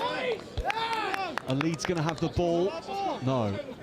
Yes. From the scrum they will. Here's your mark. Less than a minute. Connor! You have to watch here. Just be behind the scrum. Crouch! Just be behind the scrum. Bind! There you go. The moment for Harry Binion as well. He's the man who's standing in the centre of the field, but Lancaster have pinched it. Passenger gets it away. Marvellous work from the scrum of Lancaster Royal Grammar School.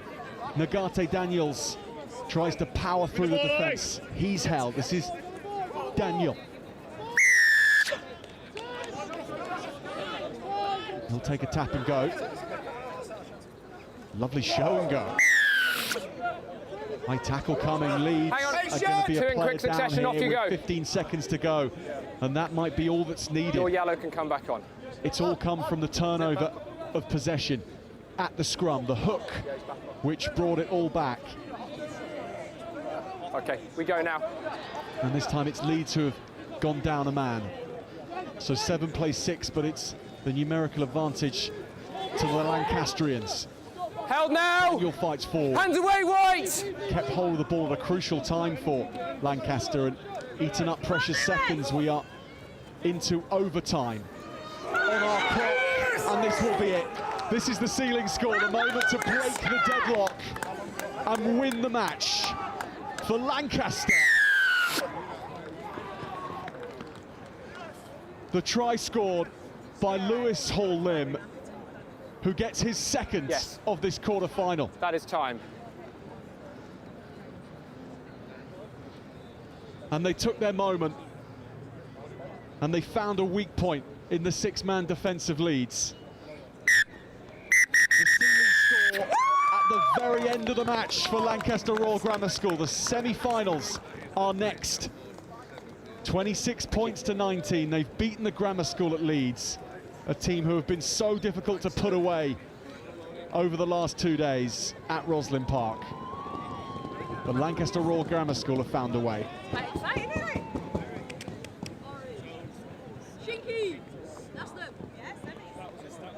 So this is the moment that did it. Ernie Collinson pops it short to Lewis Hall-Lim, who scored from a similar distance in the first half. The meters this man has made ball in hand and eaten up. And he had a slight urgency towards the end of that to get it done, but those will be fine moments to savour as he breathes in all available oxygen to him. And finally he's got back on his feet now. Well played to both teams, but Lancaster Royal Grammar School have it. 26 points to 19.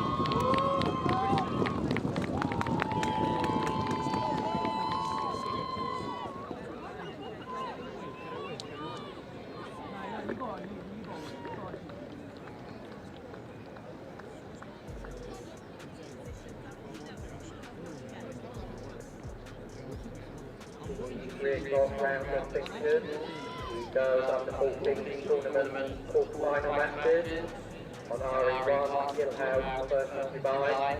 On RE2, Jess versus Reigate.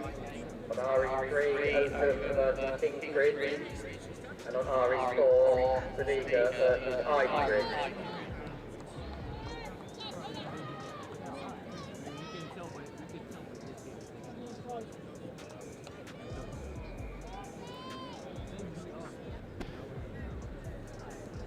Back to the Under-14 Girls' Cup, and we have Jumeirah English-speaking school in the light blue and white stripes on the right-hand side of the pitch against the light blue with some white of Reigate Grammar School on the left-hand side.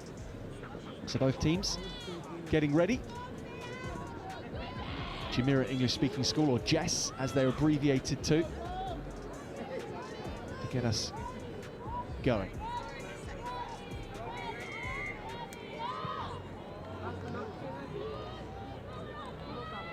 Reigate's Amelie Newman catches. And heading into contact with Liv Upton. Good tackle. Forceful tackle as well from Charlie Battison. Get away, roll away. For Jess. What is it? Hang on. Back 10. Yes. There you go. Sophia Potter taps and goes. Has support in the form of Tamsin Dewis. Tackling is excellent from Jess. Set, keep it low.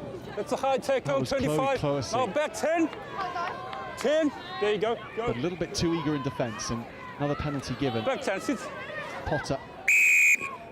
Here again. Guys, back 10 again. On the 10. Yes.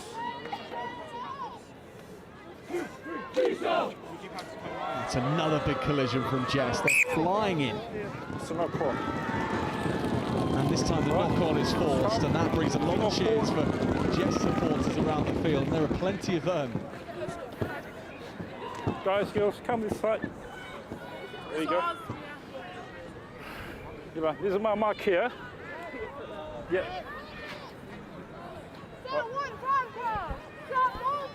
Those of you tuning in around the world, we are at the knockout stages here between Jess and Reigate Grammar School.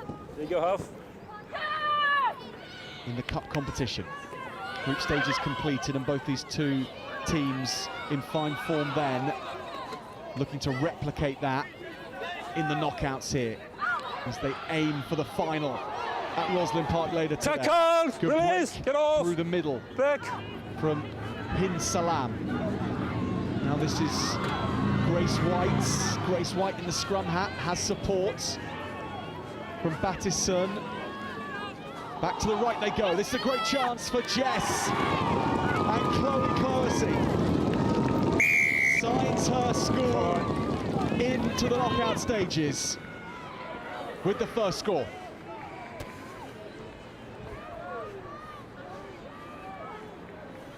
Guys, clear the tunnel.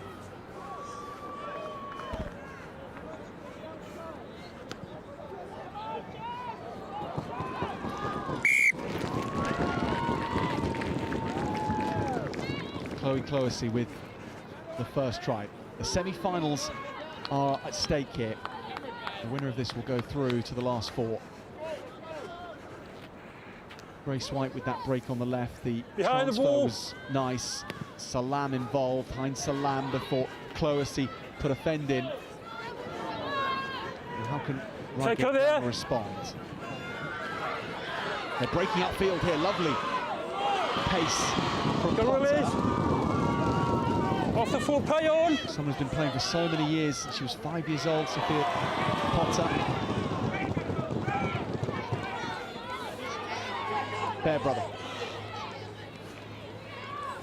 Plays for her club Old Reigations as well. Great rugby scene down in Reigate. Has been for many, many years. And Reigate Grammar School are so courageous, so difficult to beat.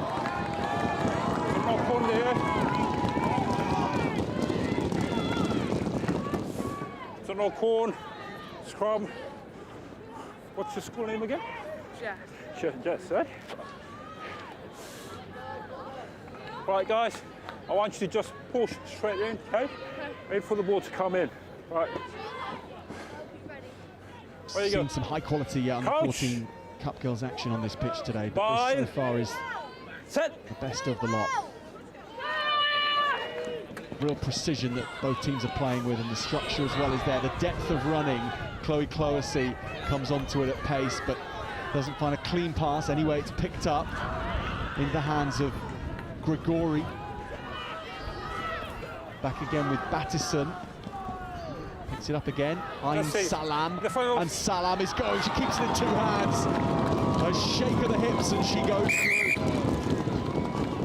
Hein Salam. Try. With some speed to burn.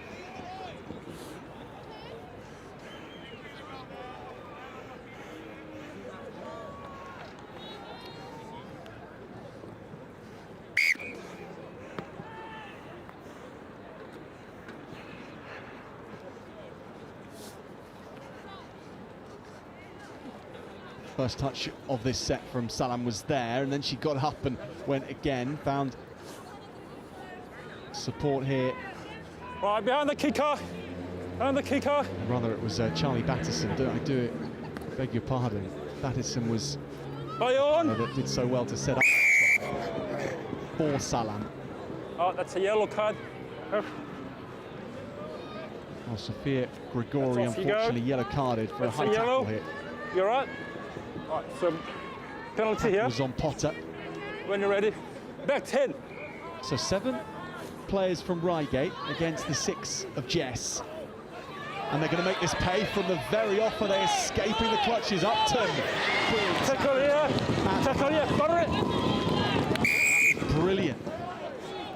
She's all right. You gotta get off. Grace White, penalty here again. was That's sweeping. Yeah. But still Reigate ball. Evelyn Fairbrother. Take a release. Into Release. contact. She gets No, the leave it back, up. but it's stolen on the floor. That's fine, says the referee. Forward pass, though. It's a forward pass. The noise around RE2 is so total. From this side of the pitch, from the other side of the pitch, the boards are being banged. From here. Jess might be our last and scrum. Reigate, well-supported teams here in Right, this move it back a bit. I'll get you under back a bit. 14 girls This one, quarter-final. Right. Approach. Bind. Sit. Nice and steady. Nice and steady. Good heel to Potter. That's a good tackle from Batterston. Upton sets off again, and physicality. Back. Jess is notable. Play advantage. They are fully committed. Sophia Potter still with the ball. Evelyn Fairbrother looks for support, finds it with Newman. He's tackled, but again offloads well. The ball retention from Reigate is as impressive as the defence they're faced up against. Last play. Last play Of the half.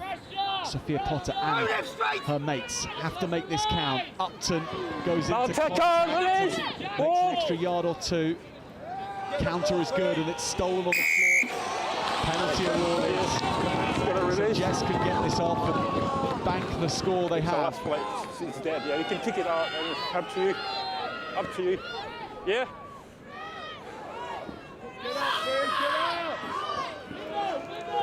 Tap and go, and a breakthrough from Savannah Osahor. Wow, all the way from her half to the house. Just before half time as well.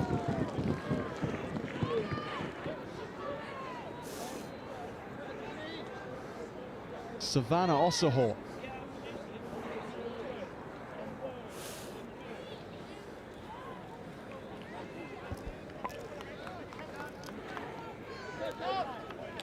The other side if you want. After half time, it's half time now. The half-time whistle rings for Jess, who are leading this one by 19 points to 0. Savannah Osahor, who ran into contact, didn't find any resistance, and then ran all the way to the end.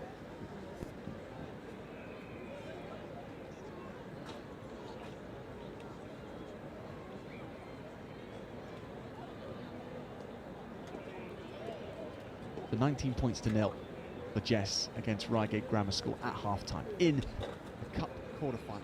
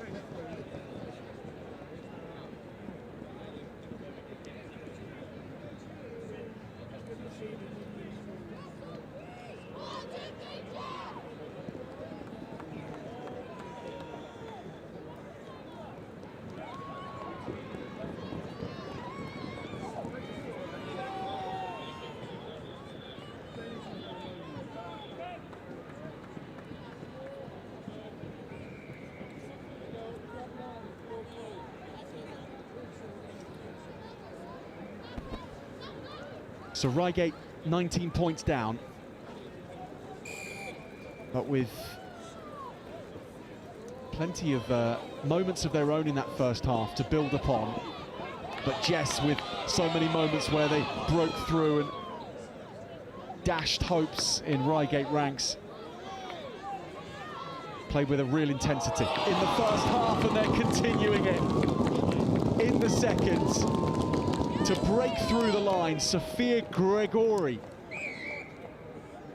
spent some time in the sin bin in the first half, but immediately making her presence count in the second to knock over a full 7-pointer. 4 tries now for Jess.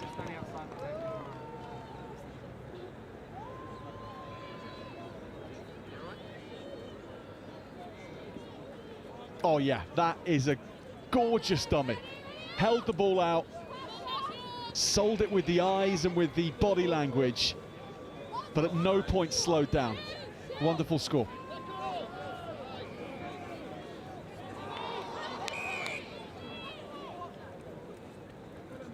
Penalty to Reigate.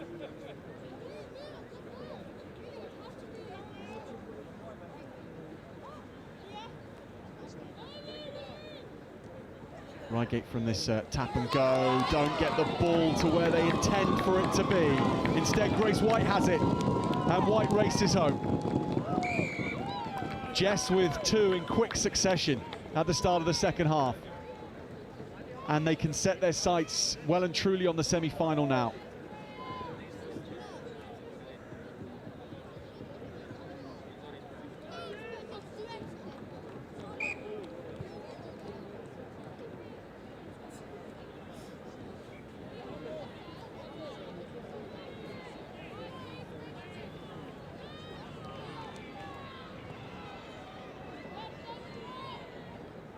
This was how the try was scored. And it is a stunning set of results which the Jumeirah English-speaking school have posted here at Roslyn Park. They haven't conceded a single try yet in beating Blundells School 48 points to 0, Penarol Comprehensive School 45-0, Hayes School 50-0 to make it to the quarterfinals. That's what Reigate are up against, and it's what they've been battling with so well, and almost breaking the deadlock of this Jess defence for the first time. And crucial to their chances has been Sophia Potter, who has some lovely touches to her game.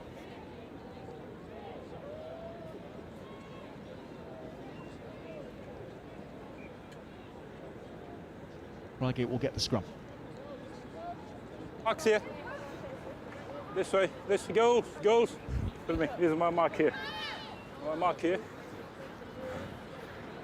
Well, Reigate, meanwhile, their results have been impressive but tighter. Back on the line, yes. Beat Taunton School in their first match, then beat Lancaster Community School before losing not too much to of a the push. Dubai English-speaking college, DESC. But they still made it to the quarterfinals. But this is the draw that they've got because they didn't top their pool. Up against it with Jess, who have been exemplary so far and are still carrying hard with Vesper Ava with a weave in and out and then a dart round the outside to go under the sticks. Vesper Ava is all smiles. Troy.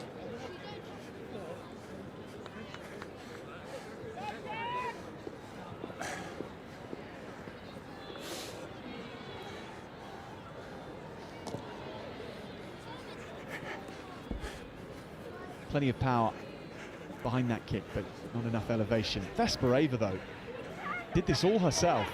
Saw there was some space on the outside, went round one of Reigate Grammar School's best players in Potter, bumped into 2 players, then had the gas to go again and thought, I might get closer here. And again. I'll nick round the outside. Time you're on.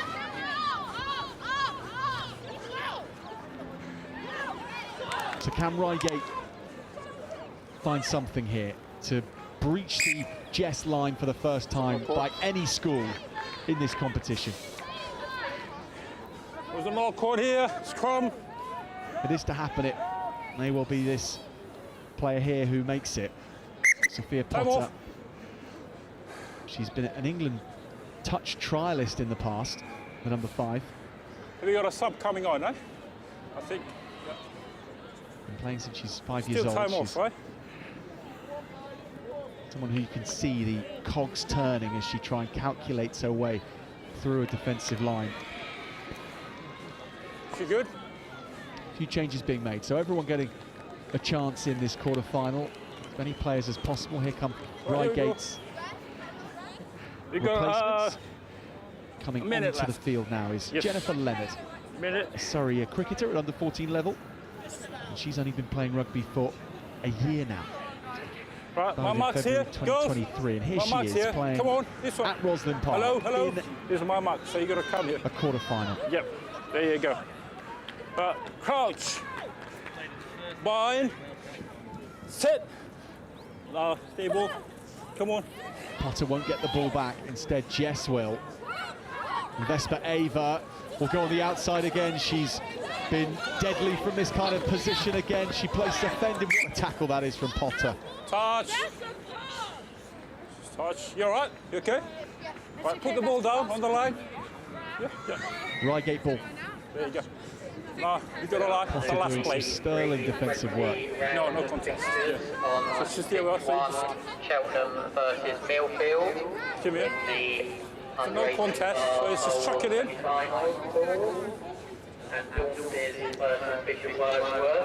Good line up from Reigate. Take was from Christabel Pitt, who found Potter. Potter's going to bounce this up off the floor. 2 picks. Oh, no, get off, and get off. Keep it here. Potter's got it, but she's had it pinched and Ava. Sorry, no, it's get off. You can go first. Out. Again in the boys. Here. It's your mark. Yes. Tap and go from Potter. Is that a knock-on? It is. But advantage to Jess. So Jess will get another chance here to That's time score a goes. 7th try. Or they won't. It's ended earlier than that. The Jumeirah English-speaking school have won against Reigate Grammar School in the quarter-finals of the Girls Under-14 Cup. 38 points to 0. They still haven't conceded a try in the competition, and that was physically imposing, skillfully impressive. What a team this Jess school is, and we'll have to see how they fare in the semi-finals. That's where they're headed. But well played to Reigate Grammar School for their contribution to this match and also their tournament overall. They've been brilliant today.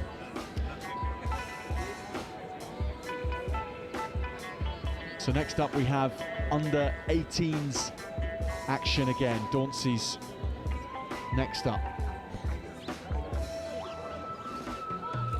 against Bishop Wordsworth. Stay tuned for that one.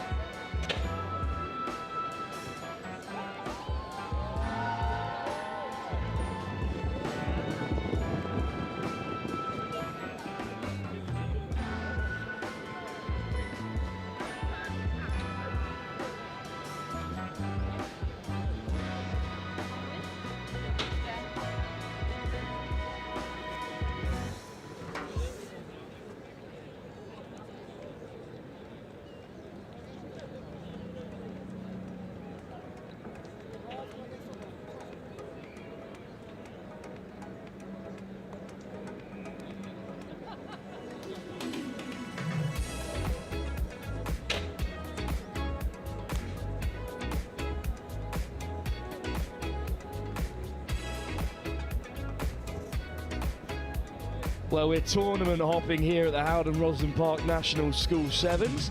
We're now on to the bowl competition. So the second place teams from the second round of group fixtures in the Vase competition were put into shock horror, another group. This one includes Dauncey School, Bishop Wordsworth and St Peter's York.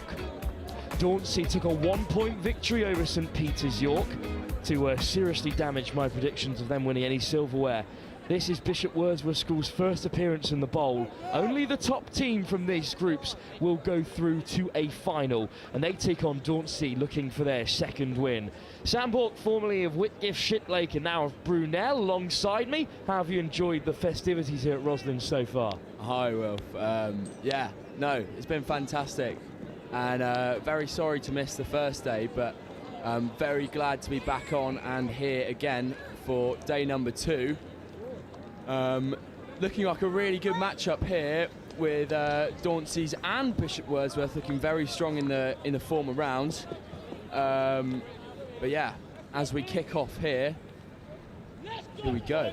Well, it's Dauncey who have had a not a surprisingly strong tournament, but speaking to some of their players earlier, when we had them on co-coms, Harry earlier, he said that they're a small school that were punching above their weight. Bishop Wordsworth, however, have had some serious success in previous years. They haven't had the greatest of seasons, but what a start this could be as they go roaring down this left-hand side. Just really picking out the spaces there, Bishop Wordsworth, and here they come again. Just a bit of rye there. Nice feet on the outside. one to watch in this team is the number 7, Charlie Payden. His brother is a bit of an icon down at Bristol University, a serious player at hooker, but they've got a few too many mullets, but they don't lack for pace as they could have been 3. Gothard down that left-hand side.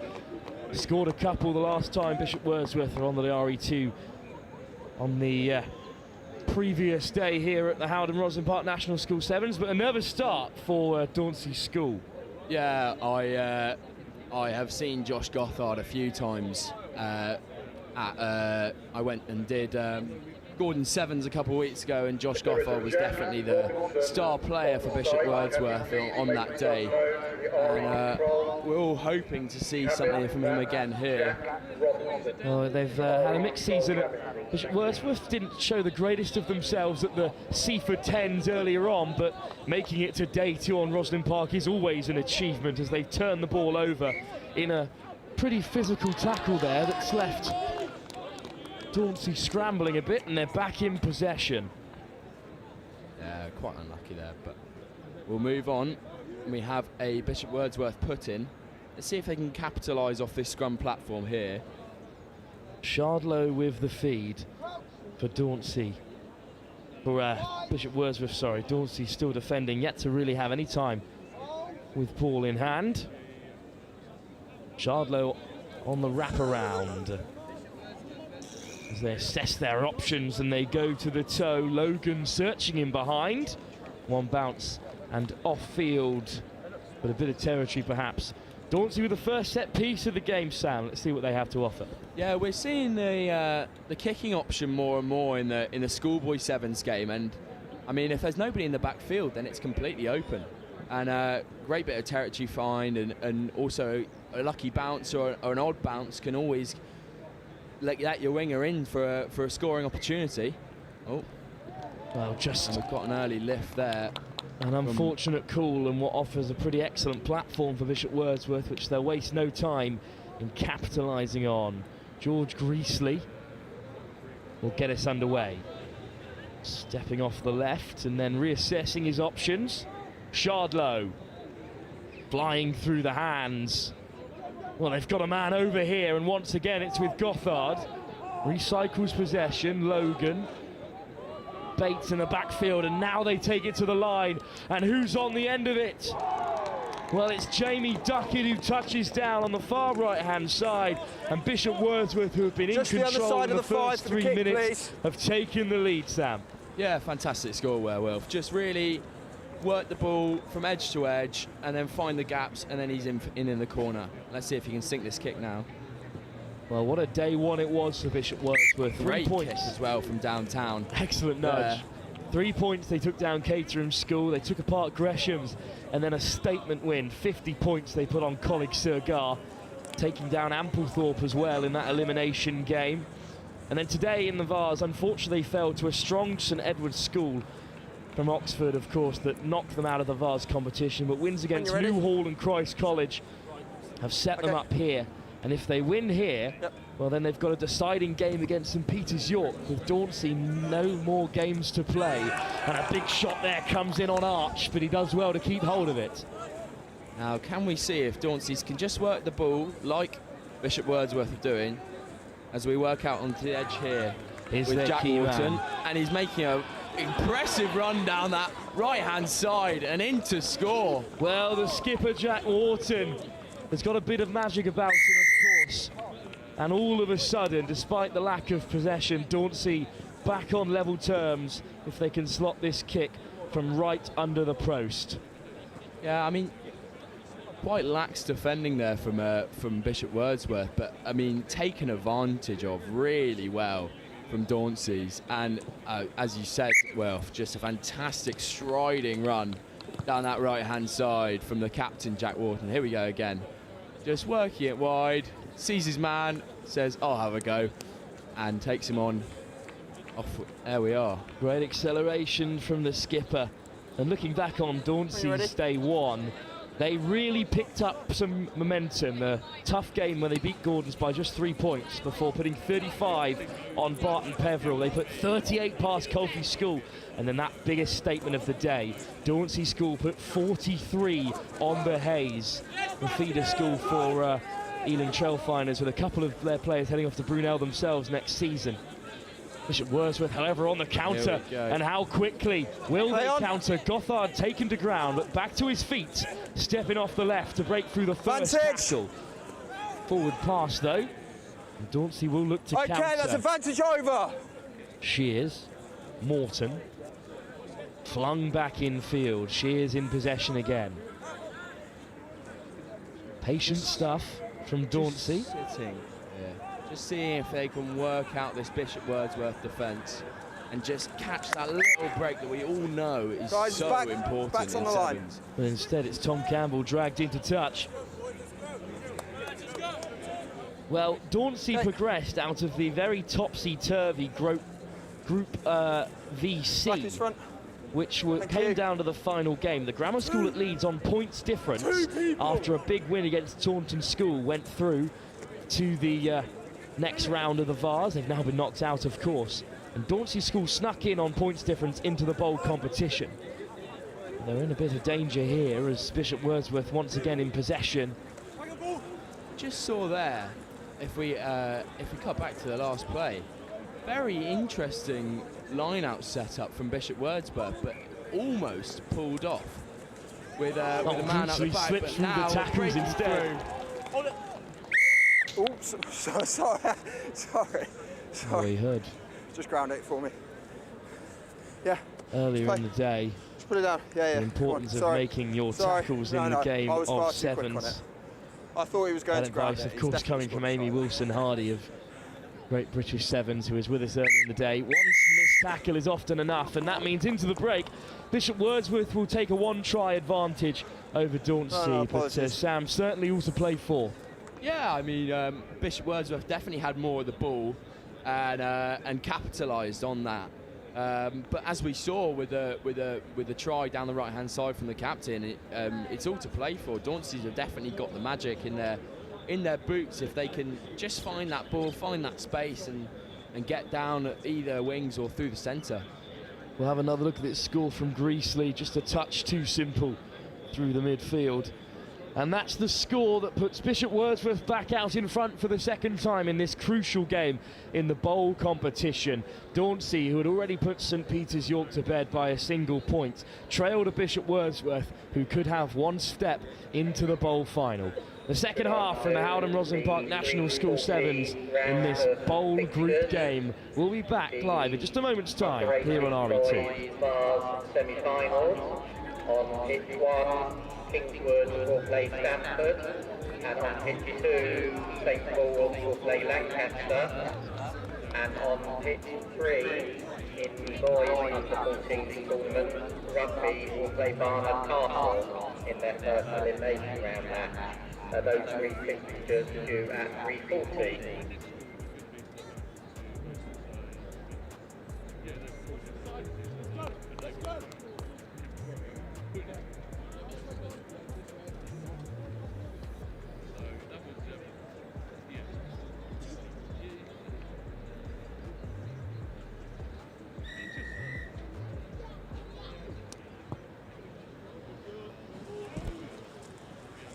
Well, it's taken off the kickoff by Dauncey, but dragged into touch. What an inch-perfect kickoff that was, Sam. Yeah, and whistle's gone, as I said before, the kicking game in sevens, especially schoolboy sevens, is becoming so much You're either more both important. in or you're out. So join the line out and let's do it. We're really seeing Guys, the take a step effects of back it today. Step back. As we see that kick-off, just putting the man in the right place so he can take him into touch. And here we go. Bishop Wordsworth coming out now with a strong carry. Well, it's taken in by Morgan, and back down the short side they elect to go. Bate teasing the 2-on-1. Okay, did first lift move the was offload, backwards. and Greasley keeps it in play. A little bit loose there for Q Bate, formerly of Bath, but it's been turned over by Theo Malik, who scored that all-important try in their final game of the Vase to knock them into the bowl on points difference. And now Dauncey look to attack for just the second time in the game. Into the high tackle there, and we could see a card. Stays in the referee's pocket for now. Is he okay? Definitely have to be cautious from now on, though, with this Bishop Wordsworth side. That was a bit high there. Guys, from, it's just a Josh, seatbelt. Let's Josh get lower, Gothard, please. But now Dauncey's have another opportunity to set a platform for an attack. Well, Ollie Hayward just limping in our screen there. We'll see if he's still got that wondrous pace that we know he's capable of, even with 1 foot out of action. Knocked on by Malik. An end to the attack, and well, things aren't looking good for Ollie Hayward, who's Dauncey's real pace merchant. Yeah, seen him. Time off. I think it might have just been a step there or something, but hopefully a speedy recovery. And we have just an unlucky knock-on from Dauncey's there. Time's off. From Theo Malik. Have we got a sub on? See, come on. Okay. Wordsworth have a put in their own half, looking to increase their advantage again.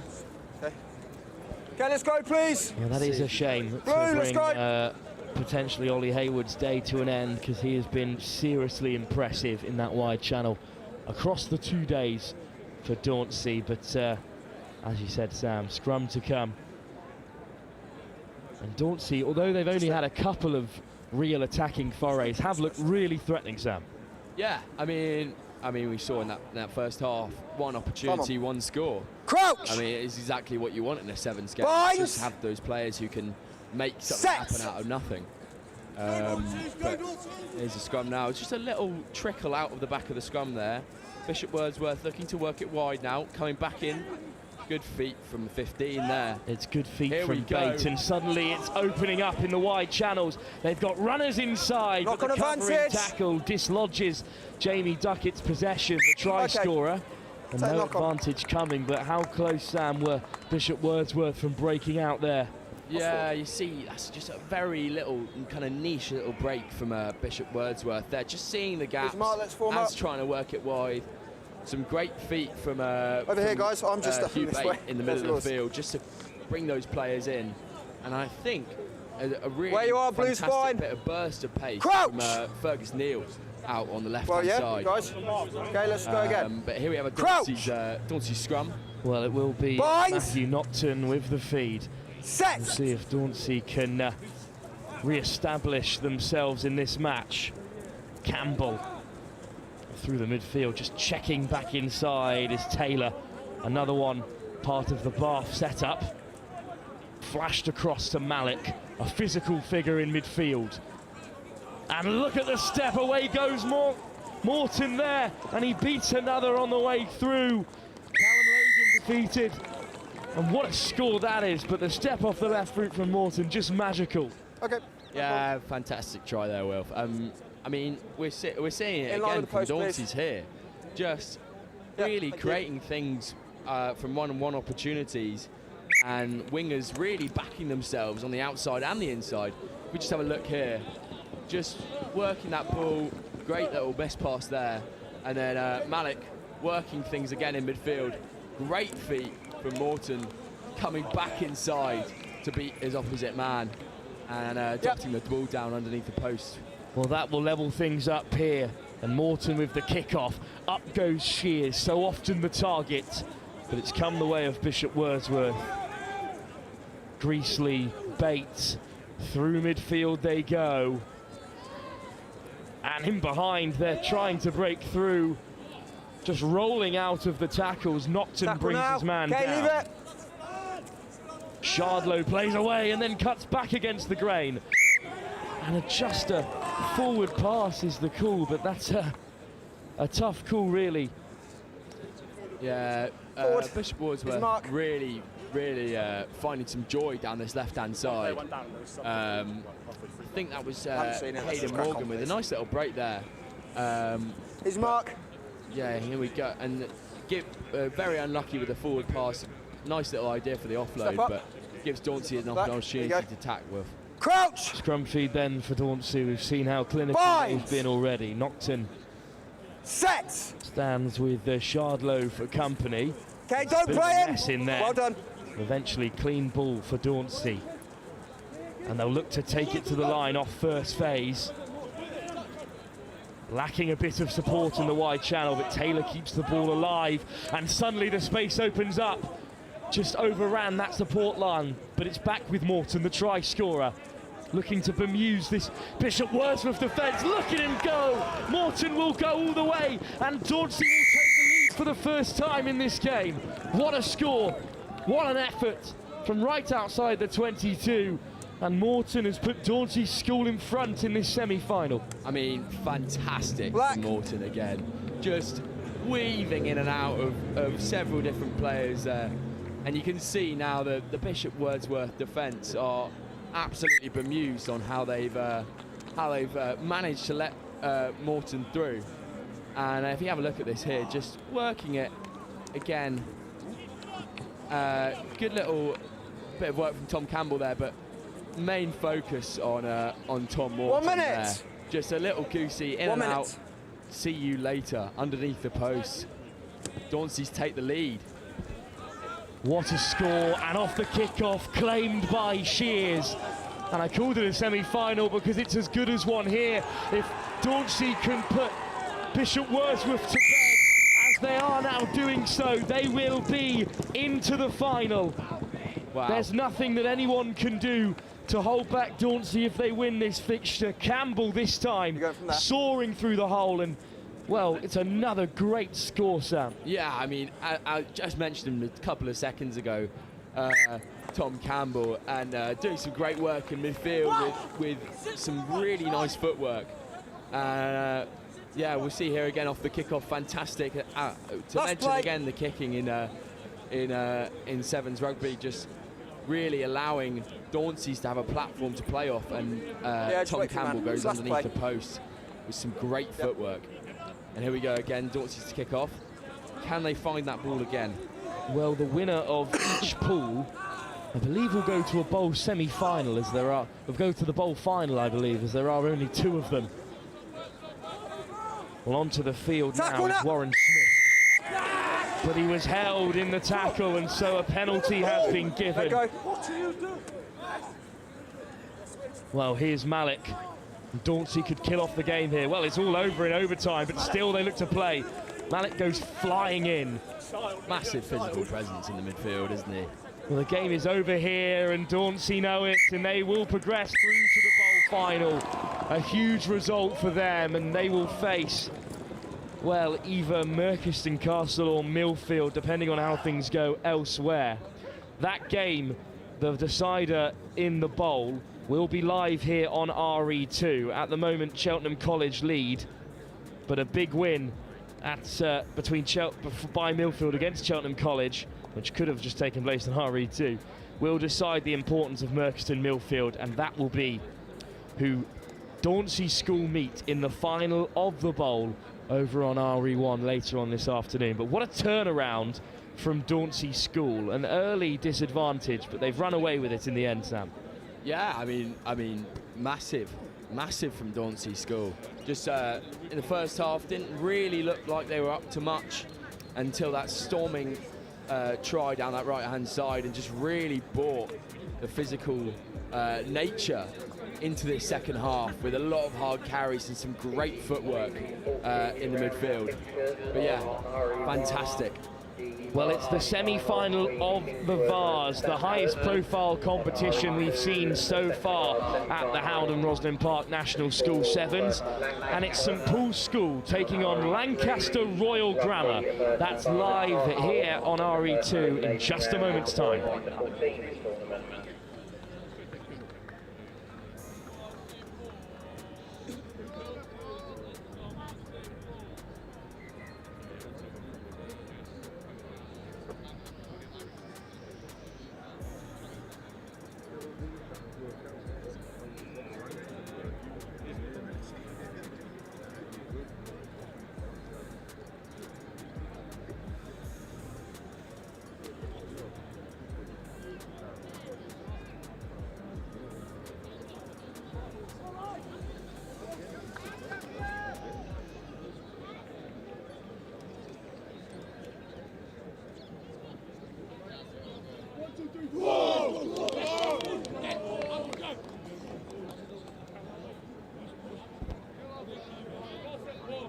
Well, semi-final time then. Stamford take on Kingswood over on RE1, but here it's Lancaster Royal Grammar School who just saw off a grammar school at Leeds side to make this point, whereas St Paul's School saw off their very fancied St Edward's School of Oxford, as well as falling player. Bedford Modern School. So they've put to bed some seriously quality opposition to make this semi-final, but it's not the perfect start for them, put down by Thomas Dark, the Welsh exile. So an early opportunity for Lancaster Royal Grammar School.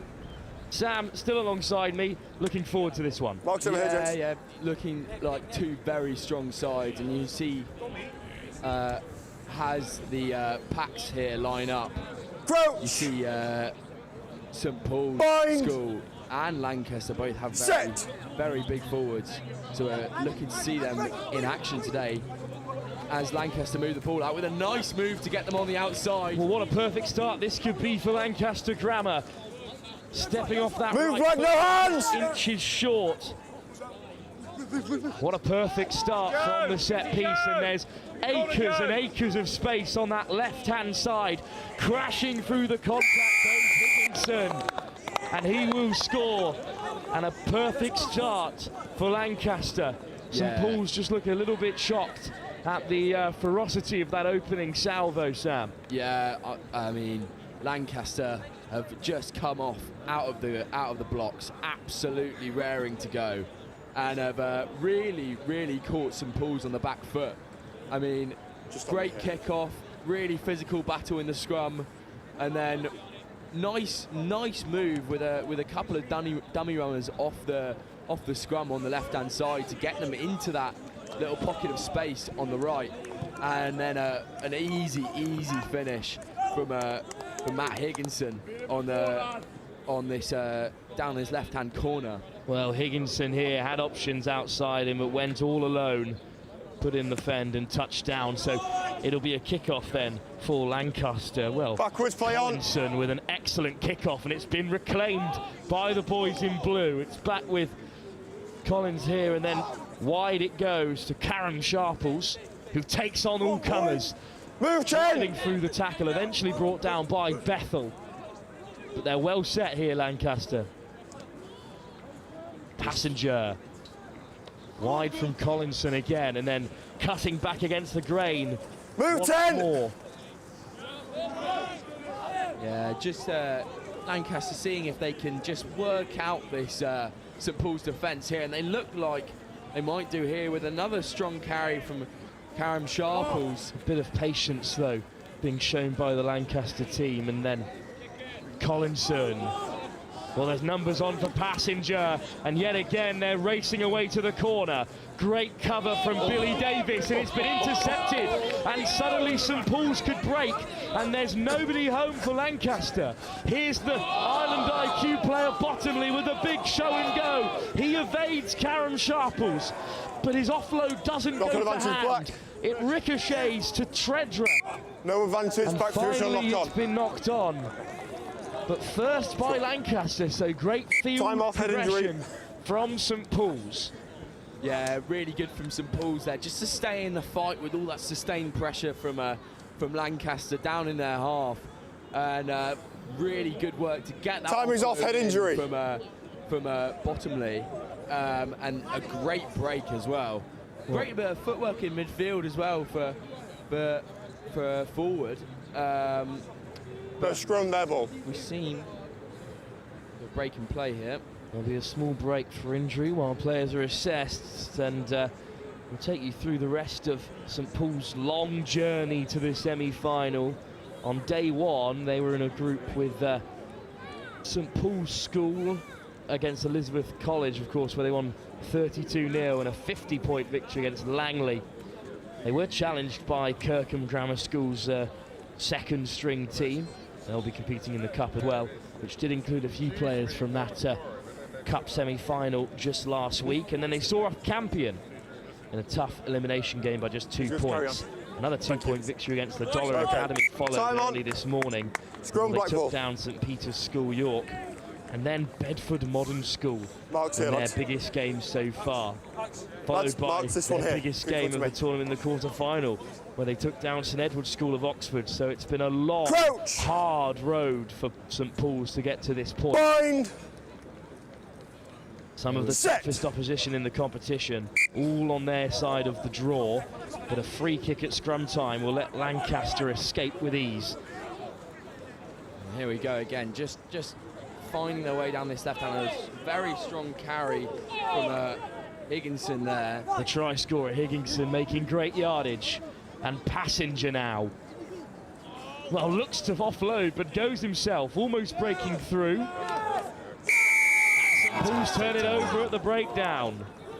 That was a fantastic Hodgkinson there. And look how quickly St Paul's will look to break. Slowed down at the breakdown, but here's Bottomley again. Almost skips away from Passenger. Just seeing if they can work it wide now. Seeing, just come back into the centre here. Well, down a bit of a dark alley with no lampshade there as St Paul's have been halted, but what can Bottomley create? Flicks it back inside to take a man out of the game. Lovely footwork. Move, tackle it! Bottomley plays 9. Bethel, their regulation creative option. Dark, the Welsh exile, brought down by Collinson. High tackle, penalty St Paul's. Yeah, St Paul's just building something here, seeing if they can test this Lancaster defence and just find something to get back in the game. Noah Bottomley with some great work around the pitch. No wonder he's been picked up by Ireland IQ. Well, here he is again, shaking off defenders, but his offload can only find the blue shirt of Max Hodgkinson. Ball is here. Already one try to his name. Passenger with the little show and go. Yes. Lost 11, leave Over it. the breakdown goes St Paul's, but leave it was the referee's instruction. So a quick tap, and off they go. McConnell once again using the ball. Now they move from left to right, but Karam Sharples might attack through the centre. Show and go from Passenger, and he's in behind. He's beaten the sweeper. Can Passenger go all the way? Well, he's been caught by Billy Davis, but this time they surely will score. Round the corner goes James. I'm going to go with Houlihan, I think. Handwriting slightly evades me, but the number 11 can't be robbed of mention this time with a good score. Great support from the young winger. Yeah, fantastic work there from Passenger. Just been running the show in that midfield with little tricks and show and goes and dummies, and it's obviously worked this time. Just finding another hole in that St Paul's defence. And very close on that kick there from a long way out. We still have the restart though. We'll restart here. Just a fantastic bit of play. Just quite doesn't have the pace to beat Billy Davis on that sweeper channel. Last play. But yeah, I think Houlihan's the way to go. We apologise to you, James, but the handwriting evades us just a touch. It will be time for the kick-off for Lancaster, who could be chasing a third try. Taken cleanly this time, but passed into no man's land. Bethel recovers. And suddenly St Paul's assessing their options in the wide channel. Bowman just first phase. Yeah, St Paul's really need to get out of their half here. Maybe.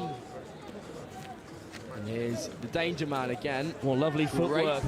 And he's created a line break, and suddenly there's a race on in the wide channels. Look at the pace. Away goes Andreas Hadjilodzu, the Cyprian international.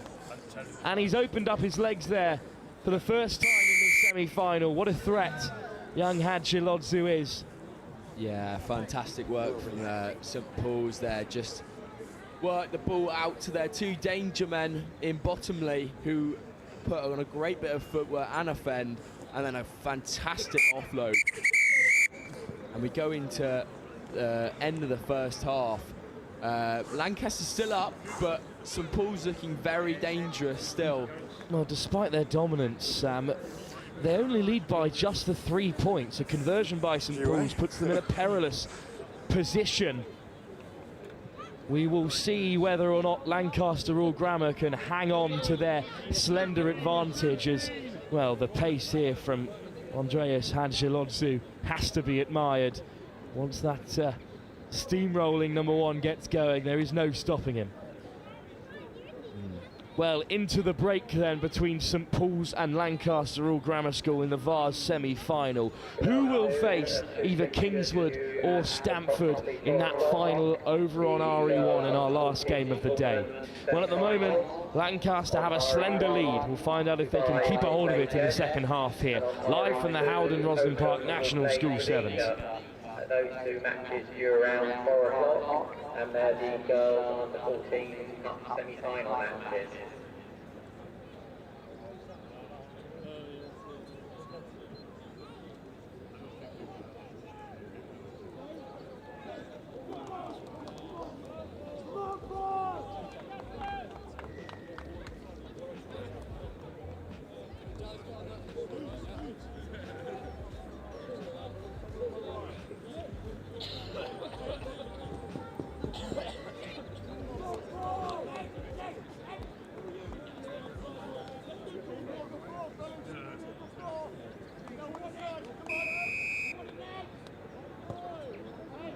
Kick-off then.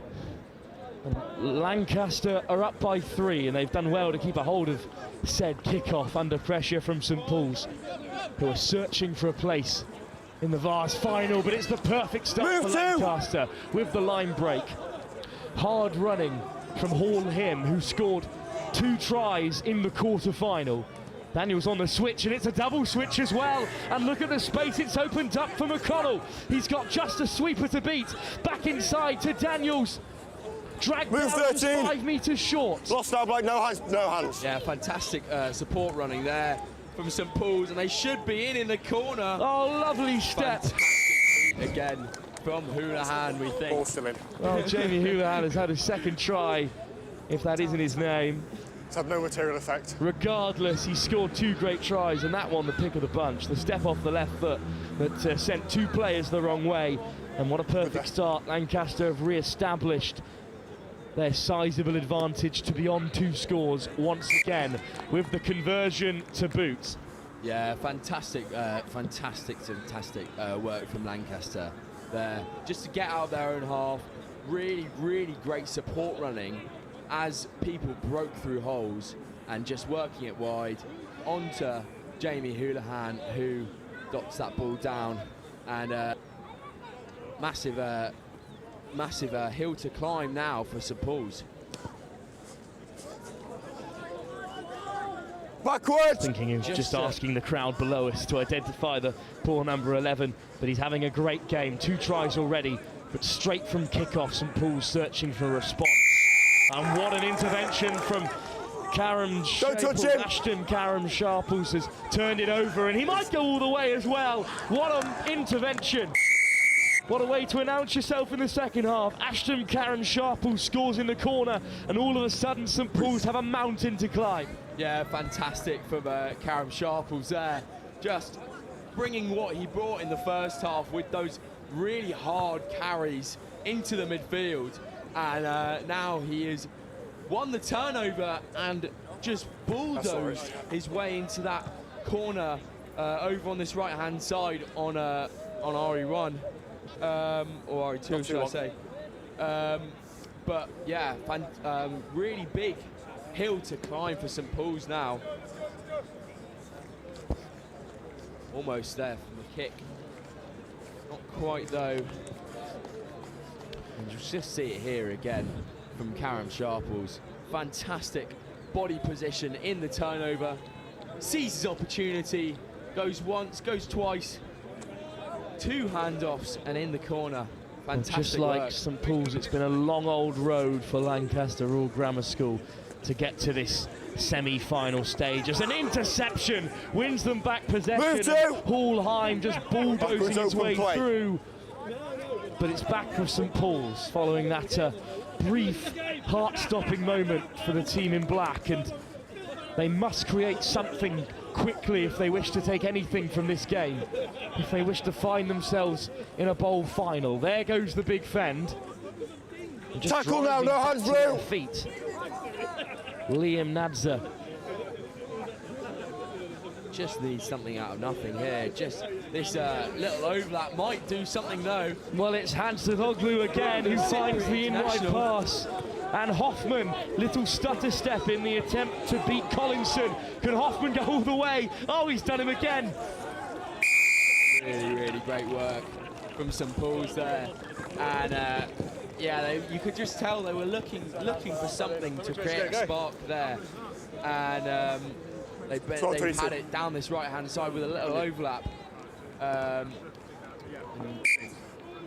Just over the post there to get that extra 2 points. Hansaloglu once again making the difference there. Hoffman just teasing the sweeper as well. Look how he accelerates, and then another one to get onto the outside.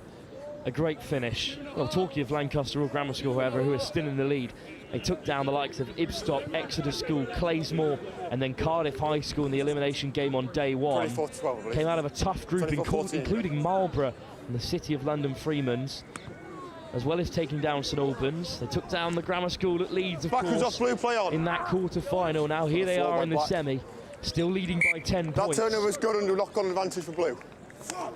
It was a good turnover and a vent of frustration from St Paul's, as they are not in possession, as Lancaster will look to eat up the clock. Yeah, and Lancaster can really stamp their mark on this game now, just controlling the ball. They have a sprint their own half here with Connor Passenger for the put-in. And I don't know if they're going to go for another try here or just wait the clock out. Well, they certainly are in the lead, but with the set piece in place, they look to be taking them on. Move, run your hands! Over the ball goes St Paul's, however. But the penalty goes Passenger's way, and he'll tap and get Lancaster rolling on. Daniels. Back against the grain comes Wright. Big carry from Wright there. Really Daniels down the short side, looking to free up the hands. He does lift it, and what a line that is by Hall Him. Well, he's picked off a great line there, great acceleration onto the ball, and he looks like he's taken Lancaster into this Vase final. Yeah, fantastic phase play there from Lancaster. Just working the ball wide off the set piece with again a few dummies and switches involved, and then just working the ball wide again. Very strong carries from Wright and Daniels to get into this position. Just see here, 1 and then 2 just off the base, trying to free up that offload there. Just gets it. Let's go, please, Blue. Hall Him strides in under the post to give Lancaster a huge lead in the second half.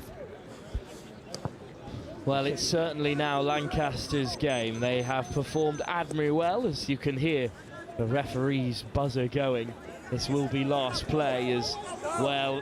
Tackle, come on, Blue, no hands! St Paul's were all wrapped up there by Lancaster, but instead down the left they go, and into the high tackle will give St Paul's the opportunity to go out of this Rosslyn Park tournament. Move, Blue, no hands! Pride. 10's in the way. They performed so admirably to achieve this position in the semi-final. They will not appear in the final as Hansaloglu dummies the kick and then finds support inside. Move, tackle it! Bit of pace taken to the line by Charlie White. That's a huge hit from Hall Him there. But Bowman almost through. Throws a lofted, hopeful pass that will bring an end to this contest.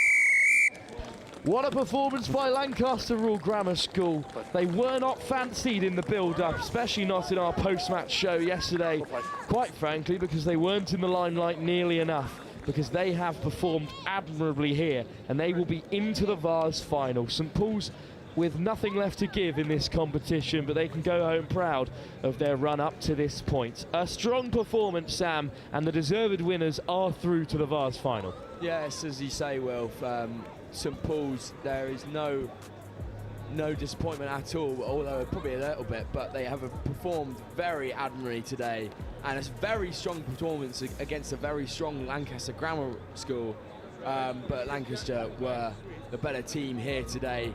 Just combination of absolutely powerful running and great feet, just put St Paul's to the sword, and end up with a massive 17-point lead as the final whistle goes. But yeah. Well, a great result for Lancaster, who are into the final. But up next here on RE2 at the HOWDEN ROSSLYN Park National School Sevens, we have got a semi-final from the under-14 girls competition as Reigate Comprehensive School take on Oakham.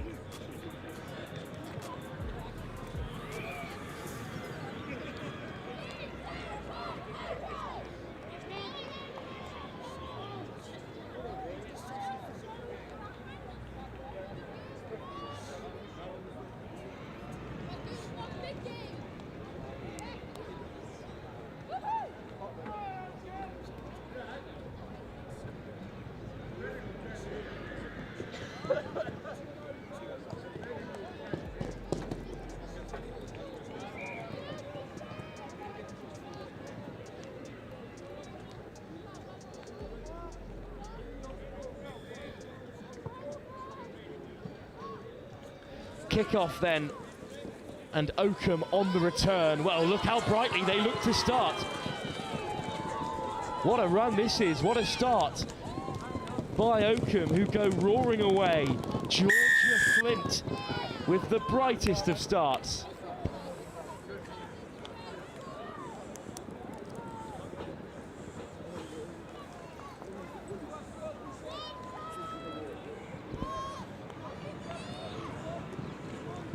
A really impressive tournament so far for Oakham. They came out of a group including Bohunt School from Wokingham, Bryn Clennog Comprehensive School, Penryn School, and then in the quarter-final they took down Knightsbridge Community College. And now here in the semi they've scored early against Reigate. It was Georgia Flint who managed it. Back we go. Well, the secondary kick-off from Oakham hasn't exactly gone to plan, although they do lead by 7. Just in the middle, just a tap. Just ones that leave your hands. Yeah. Yeah. Well, it's a free kick then for Reigate. Play on, balls out! Their first attacking set of the game. Tackle. And it's all just a bit bunched in midfield, although they're certainly securing the breakdown with some ferocity.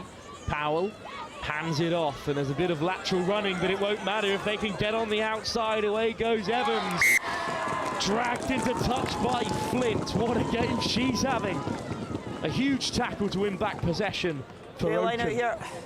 Don't write off Reigate just yet. That's your line there. Gordon's. Your team there. Celsium School by 47. They took down Wellington School. And how about this for a quarter-final victory? Ivybridge Community College, champions under 16 yesterday, defeated by this Reigate side at under 14 level today. And that set them up here to face Oakham. And Oakham once again are on the outside. They've got pace to burn. This time it's Holly Flint. Can you believe it? 2 Flints on the score sheet, and Oakham will go 12 in front.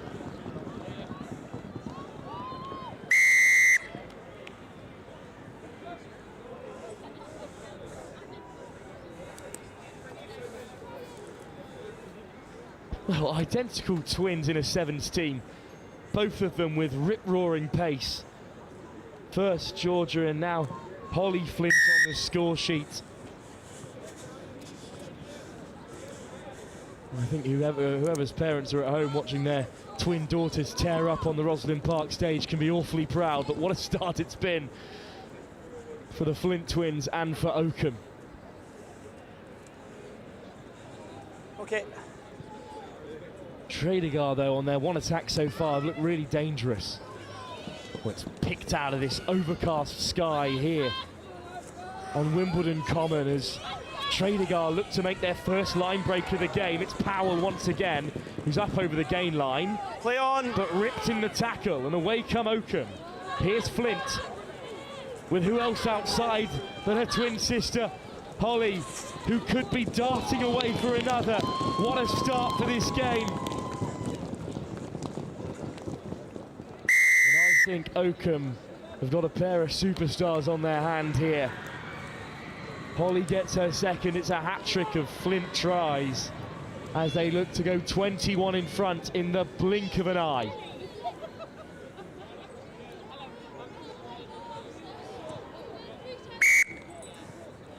The extras added by Samantha Monroe.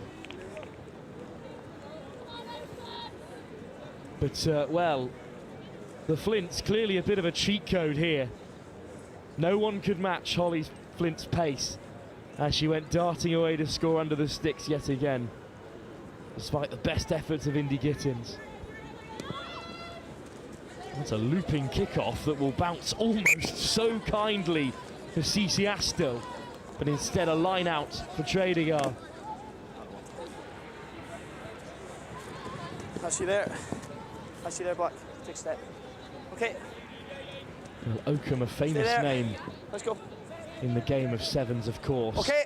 His uncontested line out goes Tredegar's way as they look to take the direct route. Just brushing off the tackles. What a carry that is. Or placing it back nonchalantly to recycle possession. Tredegar, draw and give, and there's a bit of space in the line this time. Skipping through the contact once again is James. Back up to her feet to offload. Play on, it's part of the rock, it's part of the rock. Jones hands it off again. Just such physical collisions going on in this crucial semi-final. Vantage, knock on. Another great tackle, this time by Fleur Lloyd, and Vantage over. Oakham can break, and look at the pace they have on the counter. Flint just brushing off defenders, and through the hole they go, and this time Monroe will have her own score. Oakham score another. And it'll take something special to keep them out of this cup final now.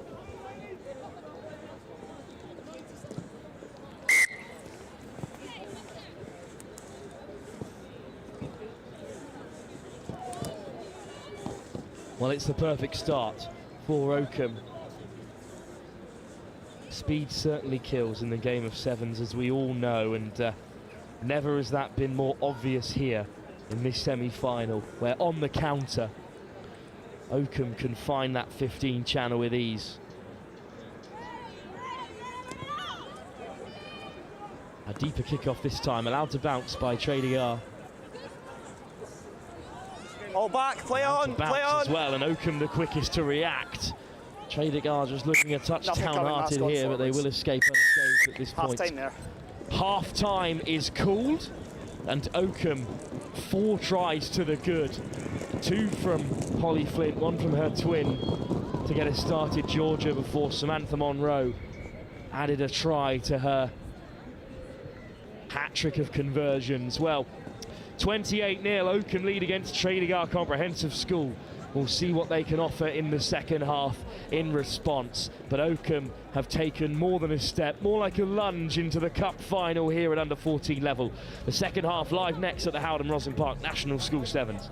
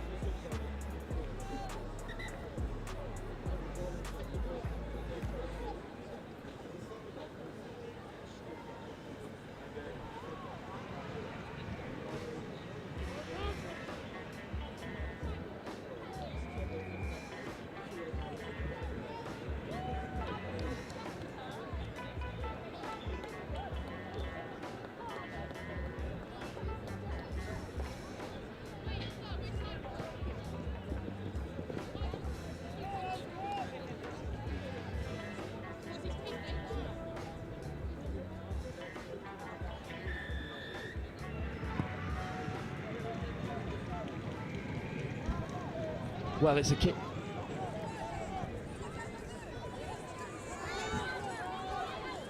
Well, kickoff then resumes here, and Tredegar have a lot of work to do.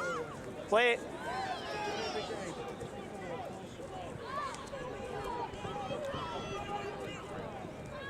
Nothing coming, knock on.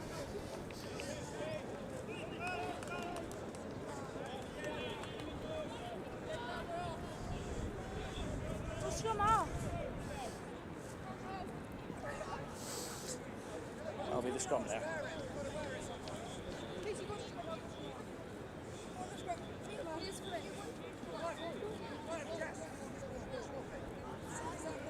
Okay, ball. Yeah, black ball, your ball. Yeah. Crouch! Bang! Well, just been speaking to some proud parents down on the ground floor, and this is the first time that Oakham have come together as a squad to compete, and haven't they done an excellent job? Although Amelia Jones put a comprehensive end to that attack with a thunderous collision by Tredegar, and they'll have a line out.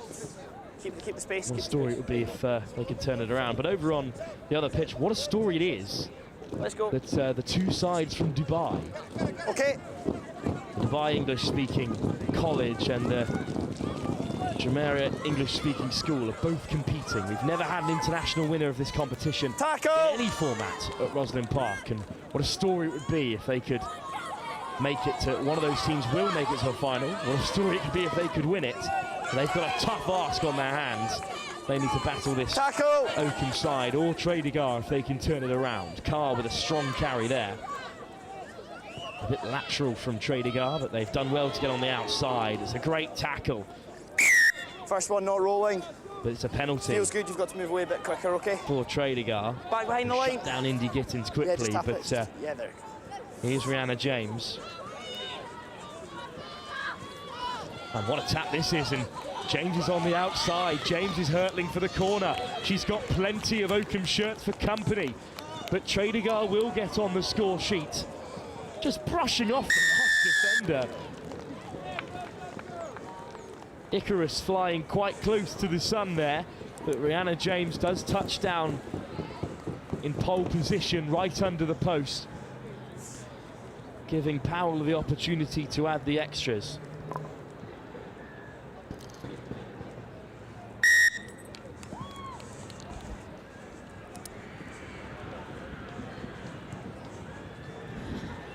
If you can hear the cheers on your monitor, it's from the two Dubai sides facing off over an RE1, who have both brought with them some pretty sizable levels of support. But over on here, Tredegar have some work to do to mount a comeback in this cup semi-final.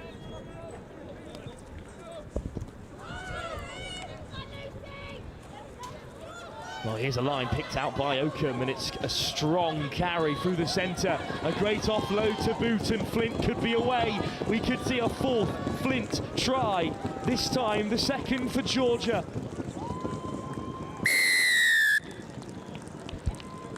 And just as the Tredegar fight back began, Oakham re-established their advantage.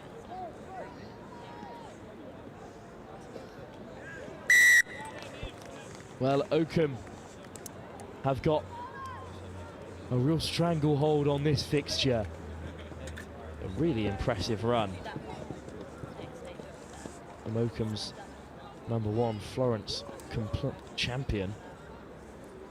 Or campion, it is, sorry. Sets up Flint on her way. One of the players who have actually played competitive rugby previously, Fleur Lloyd and the two Flints, are the only ones who have played a significant amount of competitive rugby. And you couldn't tell by looking at this Oakham side, but it's an excellent take off the kick-off, and that's the collisions that just keep it down next time. We perhaps look for at Rosslyn Park. A seriously strong carry from Evans. And look at that handoff as well. Tredegar have awoken. Tackle! With a few minutes to go in this semi-final.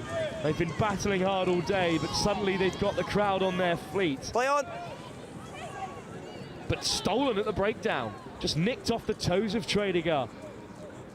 And a change of direction from Oakham. And look at the way they breeze through the tackles. Look at the way that Georgia Flint secures her hat-trick. 6 tries for Oakham, 5 of them coming from a Flint of the Holly or Georgia variety. What a performance. And will these two carry Oakham through to a cup final victory?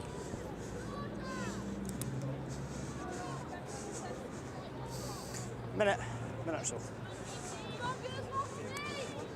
Well, it's a great performance so far in this semi-final by Oakham, and with a few moments to go, they know that they're into that cup final to come against one of the 2 sides representing Dubai in this under-14 competition. Looking ahead, there's action from the bowl, where Milfield, currently on top of the group including Cheltenham College and Merchiston. Merchiston fell to Cheltenham by 22 points to 10. But if they can beat Milfield, and they would have to beat them by a margin of 29 points, they would be through to the bowl final. Milfield just need a result of any kind to get through to the final after being felled by the Belgian school Waterloo earlier on in the day. Stepping off the right foot, Tredegar still in possession. Not letting any semblance of a standard drop here. Still chopping them down from behind the gain line. And they have one possession, but playing it on the floor. Jessica Hale penalised. And Tredegar go charging forward yet again. It's a real wrestle in contact. Tackle. What tenacity there. Play on. From Hester Milner.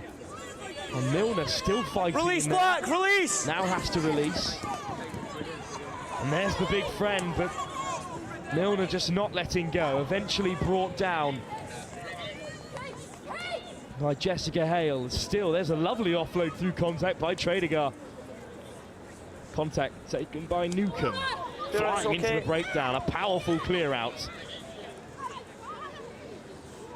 Marsden searching for support. Still round the corner they go. The little stutter step to get away. Wonderful footwork once again from Rihanna James, who will score Tredegar's second.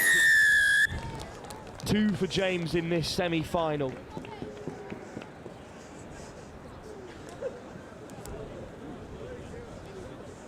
Well, we've got 2 more games to bring you after this semi-final, which was always Oakham's for the taking. Up next, the bowl, where a win for Milfield will put them into the final to be played on RE1.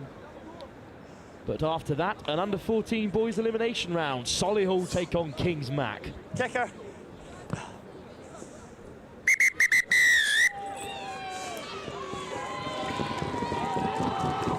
A victory then for Oakham, who are delighted with their progression through to the cup final. And my, don't they deserve it. 5 tries for the Flint twins, with an extra added by Samantha Munro, who was excellent with the conversions as well. Commiserations to Tredegar, who beat the institution that has Ivy Bridge Community College to make it here. But they will be back in action, Oakham, very shortly on RE1 for their final against one of the 2 representatives from Dubai. In this bowl, however, Milfield second side, ahead of their cup competition, will look to take on Merchiston Castle to see who will go through to the final of the bowl. Milfield have a points advantage. Merchiston have a lot to offer here. Live at the Howden Roslyn Park National School Sevens on RE2. Those 2 matches just about to get underway. The final 4 matches in the bowl semi-final.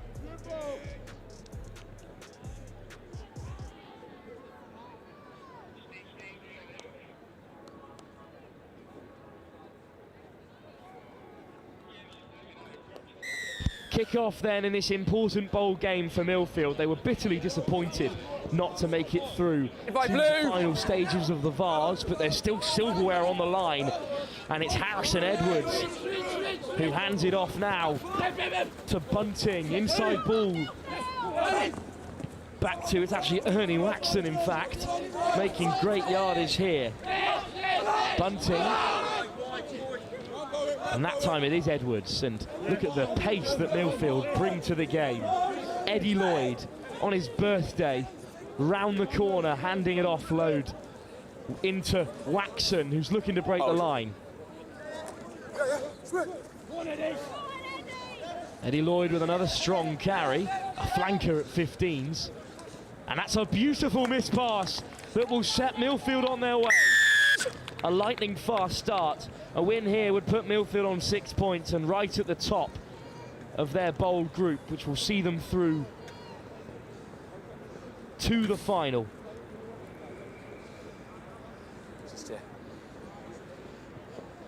Well, in the other bowl out of the way of the kick, please, guys. Out of the way of the kick. School are already through, regardless of the results on that pitch there. So Milfield will be meeting Dauncey in the bowl final if they can hold out here. Well, Lloyd away from one, and look at this for delivery. Beautiful stuff from Towers. And Waxon scores.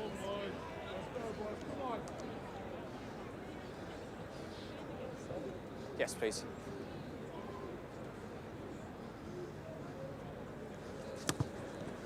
Kick-off from the try scorer, Waxon. Now Merkiston with their first attacking set of the game. Driving up through the centre. Just assessing their options, a bit of patience about this attack.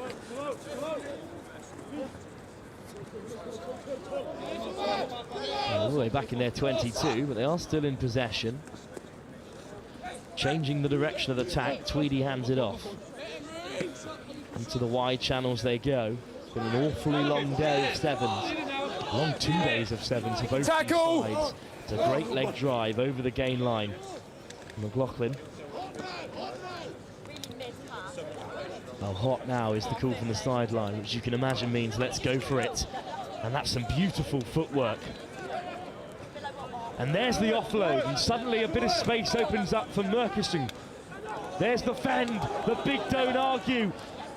Xander McTaggart still going, offloads out the back door to keep the attack alive. Round the corner they throw the offload, but Milfield intercept. Rory WB was steaming away, but a penalty was drawn. How about that for a fend from Xander McTaggart? The quick tap. Merkiston wastes no time. Craze, switch on the inside. McLaughlin through the first contact. Craze in support. From left to right, they move the direction of the attack. Little show and go, almost sets them away. Good offload off the deck to keep the attack alive. Great patience from Merkiston. But there's the big shot from Lloyd.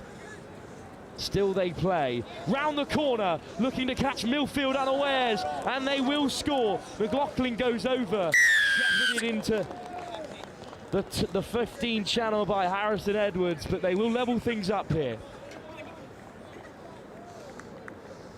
Well, in order to upset Milfield's day, Merkiston will need to score an awful lot of points. Cheltenham College, of course, will be watching on in angst. There's a shift in points difference that doesn't allow Merkiston to progress, could allow Cheltenham to. I'll explain all that in a moment. Good power on the strike, but not the direction. So instead, it'll be a restart for Merkiston. Well, Lloyd put the shot in as he was getting back to his feet, perhaps bit a little bit too urgently into that breakdown. Overlap created, overgo Merkiston School. The Castle, murky, they're colloquially known. Kick deep though to that famous green and red shirt of Milfield. And look at the pace they take to the line. Can you believe it? Bunting's away. Options left and right. Who will he need? Or he might go all the way himself.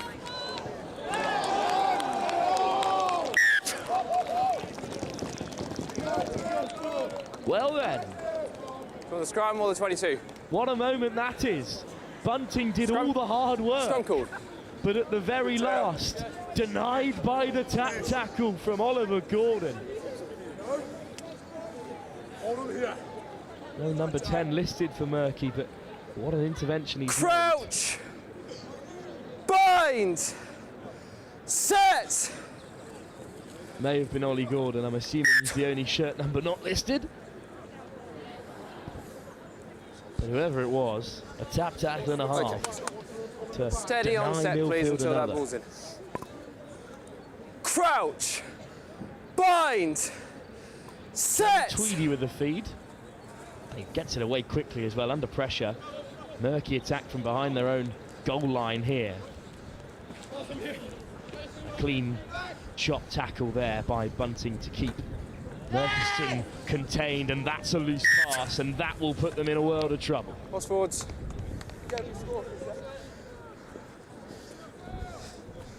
Here's your mark. Well, a draw is enough for Milfield to progress. That much is true. Crouch! Bind! They might not need set to hang on such contingencies. They may just go ahead themselves, and that's a wonderful step off the right.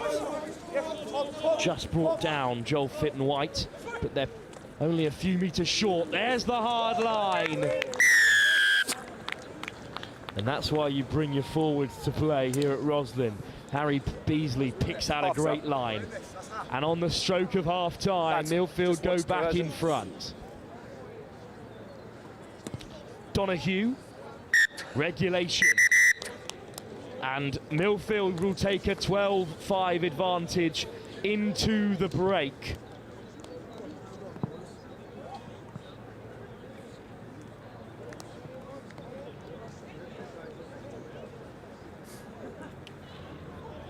Well, a good score. Top line picked out by Beasley, and at half-time, Milfield are in front. We'll see if Murkiston can get back in that fighting spirit that they showed at stages in that first half, or will the relentless Milfield come out on top? Second half live at the HOWDEN ROSSLYN Park National School Sevens. Who will be progressing from Bowl Group B?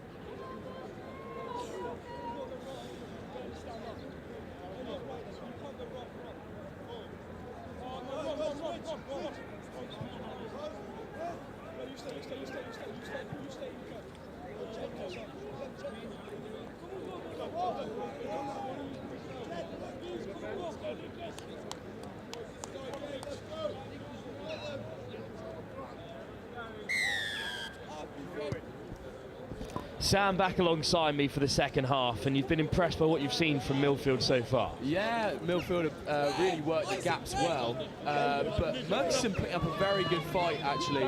Just speaking to them down on the touchline, I mean the boys they've played a very long day of rugby, and they're looking forward to getting through here, but they're going to have to win by quite a few points if they want to. Well, they'll have to overturn Milfield's 17-point advantage on goal difference if they have to win. They're minus 12 at the moment, which means they'll need to rack up a 20-plus point victory. Yeah, but looking quite plucky against a very strong Milfield side here. and a flying shot comes in there from the Merchiston man. Well, they've got some good line speed, but it's Milfield who are shaking off the tackles. There's a big fend coming in there. Hold, onside. Take player out of the game. Beasley hands it off. Little stutter step, assessing their options in midfield. On the wraparound, they look to have created the 2-on-1, and it frees up Fit and White. Almost through the first tackle, but Merchiston are over the ball. Yeah, again, Merchiston leave the ball. Some great work there. Fantastic turnover, and just staying in the fight is so impressive, especially this long into the day. I've played in a few of these tournaments before, and backwards off red. When someone runs through, you kind of give a half-assed effort, but these Merchiston boys, they're really putting the effort in to try and get through to this bowl final. Well, the chip through almost worked out for the Scottish side, but the knock-on will. They'll have set piece on the possession. Ground. There's your mark.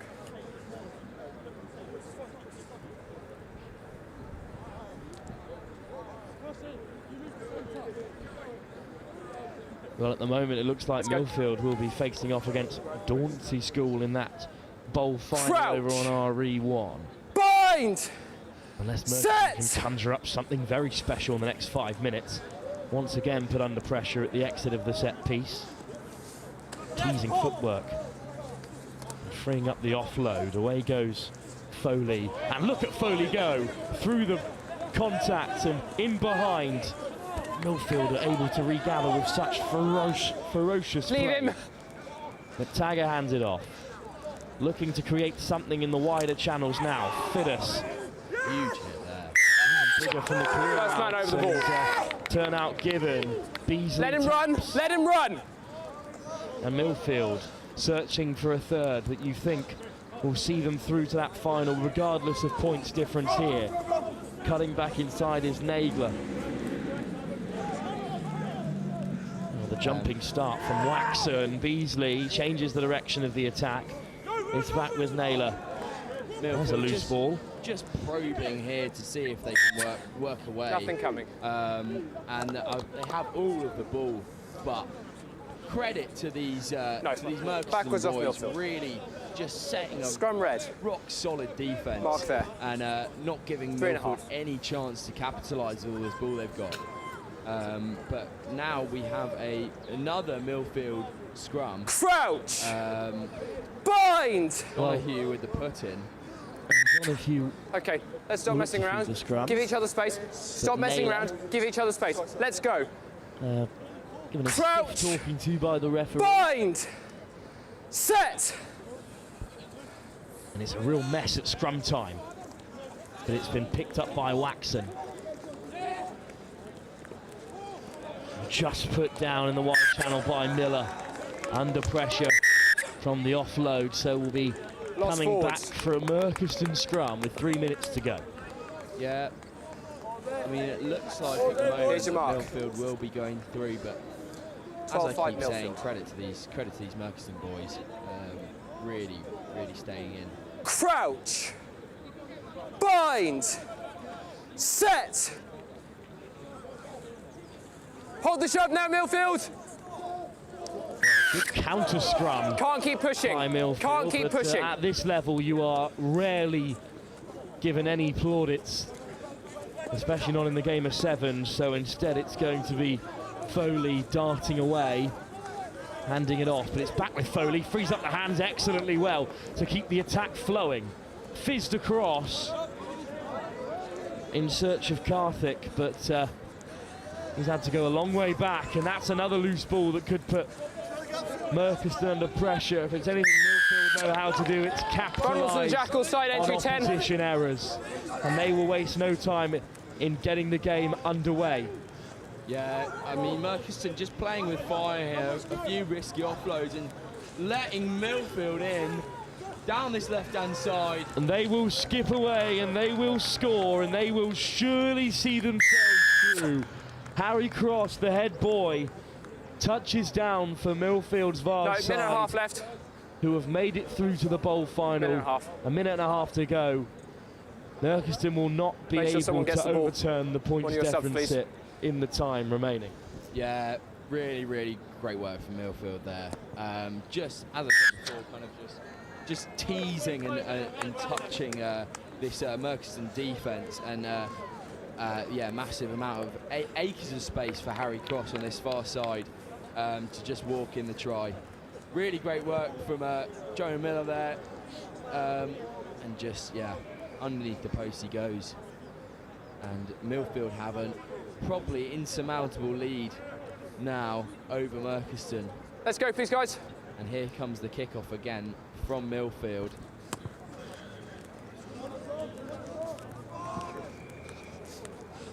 Backwards off blue. Well, Murchison from deep will look to create in the closing stages of this game. High tackle, 15. Gives them an easy out. They'll continue where they started from the kickoff. And there's the footwork inside. A great little step from McTaggart. Still driving on McTaggart. No one's put him down. Move 8! Eventually Naylor intercedes.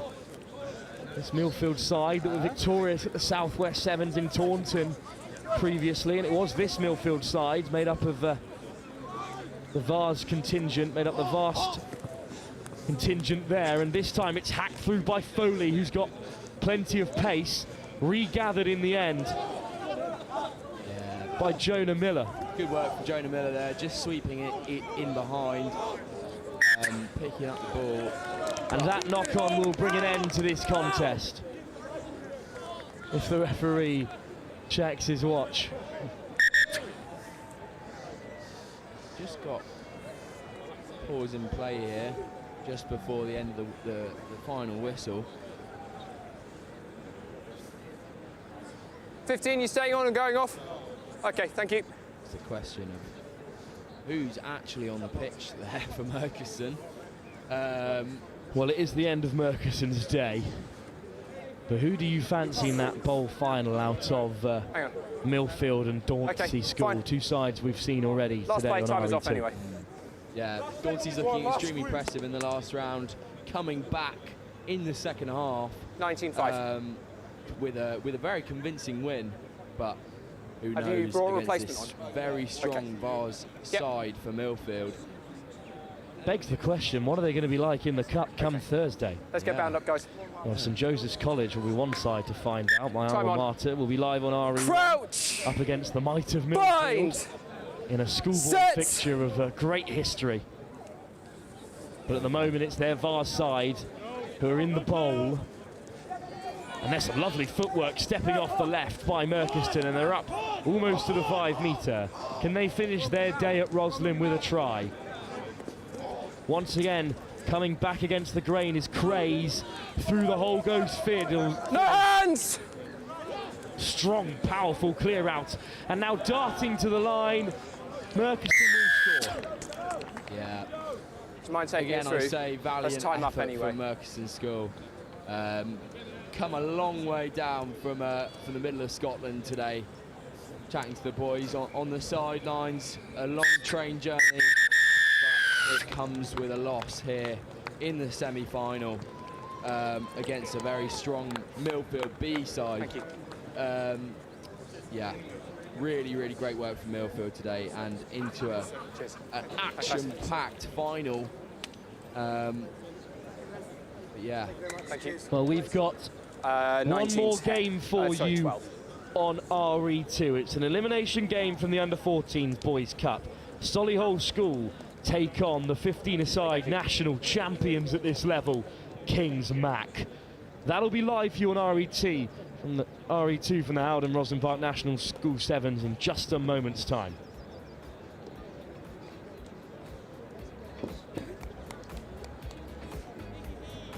Good afternoon. The next match on RE1 is the Vase final.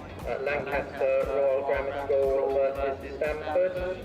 That match will get underway shortly. The Vase final, Lancaster Royal Grammar School versus Stamford.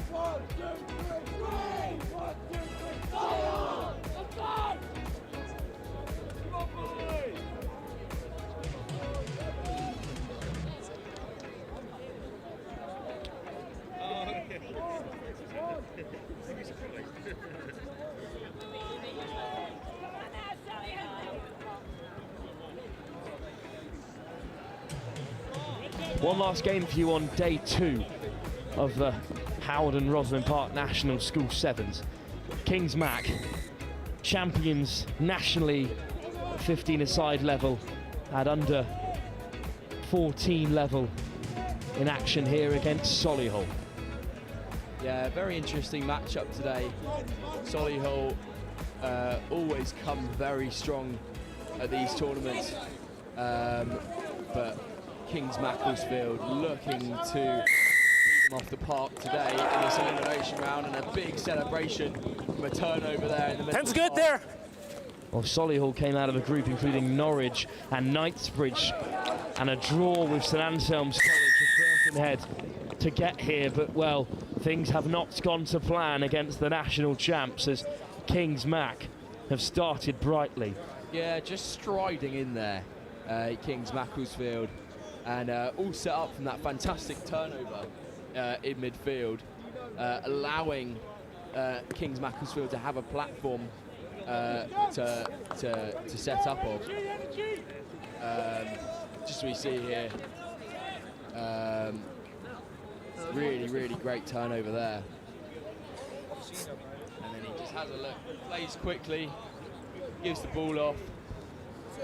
You're good. And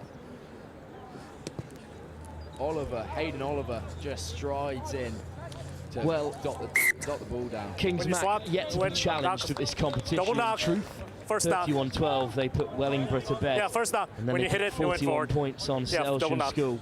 And 29 on Taunton School. Taunton unlucky to be drawn with Mark's such there. strong opposition, and already in an early lead. Boys, made the mark. Right here. Interesting situation with the shirts at Solihull. Only a couple of them have them, but we've given Reset. a few to watch. No pressure on the bind. Players, Wait for the Ruben set. Beale Birchall and Toby Adobu, Crouch. two to watch out for Solihull. But it's an early shove from Kings Mac, so they will lose possession at this stage, and it will be a tap for Solihull. We'll see if they can break. And here is Ruben Beale Birchall now in possession, cutting away from one and enacting the offload too. In comes the big shot, this time from Maguire, but Solihull searching for an edge. Yeah, Solihull just trying to get around this Kings Macclesfield defence. They're standing strong here. Just lots of little offloads and tiki-taka, as they say in the football world, around the park from Solihull. One thing, it is a very physical Solihull side, as Frankie Grimes just drags a player in at 13. Still Solihull look to break, but they're being smothered effectively by Kings That was just knocked in the Macclesfield. tackle. That time it's No knocked problem. on, but Just how knocked. close was Ashbrook to latching onto the loose pass? Yeah, very unlucky from Ashbrook Early drive, there. early drive. Thought he was away, and Solihull just playing with fire here. So remember, no pressure passes until the and set. loose offloads in their own half. Let's bring it in. Really need to get up the pitch if they want to challenge Crouch! Macclesfield. Bind! Set! We have a Solihull put in here. Platform for them to play off. Well, they do have possession again in midfield, but they're still yet to break out of their own 22. Looking to get on the outside of Kings Mac, but they're so solid in defence. Knight this time makes the tackle.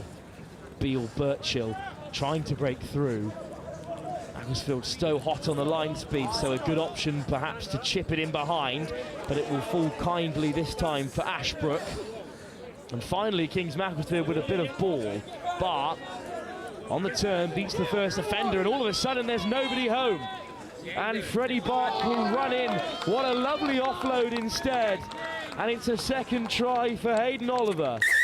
Yeah, we all know that support lines are key in this Sevens day, and Hayden Oliver supplying a fantastic one there, and just allows him to ease into the Solihull half. Well, the national champs are certainly making a fast start to this game, and how about this for an offload? Lifted into Oliver, He was always going to go away and score. Yeah.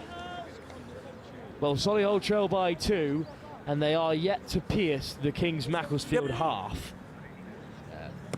Really come out of the blocks hot here, Kings Macclesfield, but I'm pretty sure the Solihull still have something in them, and a good little chip through. And well, here's the one to watch. Beale Birchall running through. And he hacks it on. There's plenty in behind for Kings Macclesfield, and it's one of the men in blue who get a hold of it, and therefore it's a penalty that goes against Beale Birchall, although it was a good chase from the young Solihull Sevens player. As you will be told in youth rugby, a million times I've heard it, a kick is only as good as its chase. Well, Hayden Oliver hands it off this time to Grimes, and it's just fumbled, unfortunately, under little pressure, but such mistakes, a feature of youth rugby, so can't put too much on Fred Knight there. It's happened to the best of us. Let's see what this Kings Macclesfield defence is really made of, boys. as the first meaningful bout of possession in their own half will be implemented by Solihull here. Yeah, a really great opportunity for Solihull to get back into the game here and not be eliminated. Can they capitalise? Messy scrum. Stop your voice! Well, it's a strong drive from Kings fine, it was still in the scrum. Reset. There's only so far you can go at the under 14 level. We have a reset of a scrum here. Solihull with another gift opportunity to get some points on the board. Set. Yeah, it is a sizable Kings Macclesfield side, and this time it spits out for Solihull. Beale Birchall again, freeing up the hands, but the offload doesn't go to its intended target, but they still might have a man over. That was a threatening wall of blue in front of them. Lovely offload. The second one goes to ground, but surely now 2-on-1, but it wasn't given, and instead it's Hayden Oliver who can break away, and all of a sudden Solihull is scrambling. Has Oliver got the legs? He steps back on the inside and frees up the outside channel for Bark. Backwards by Red! Backwards by Red, so Kings Mac could try and play, and well, the duality of Rugby 7, Solihull one pass away from halving the deficit. Instead, they almost conceded down the other end, but they've escaped unscathed from that very last attack. But the King's School Macclesfield in control, the national champs at half-time. Yeah, I mean, just to highlight Frankie Grimes, his humongous tackle on his own 5 there, just really creating an opportunity for Macclesfield to get back into the Solihull half. But yeah, looking very strong, Kings Macclesfield School, but Solihull still something to give. 12-0 at half-time.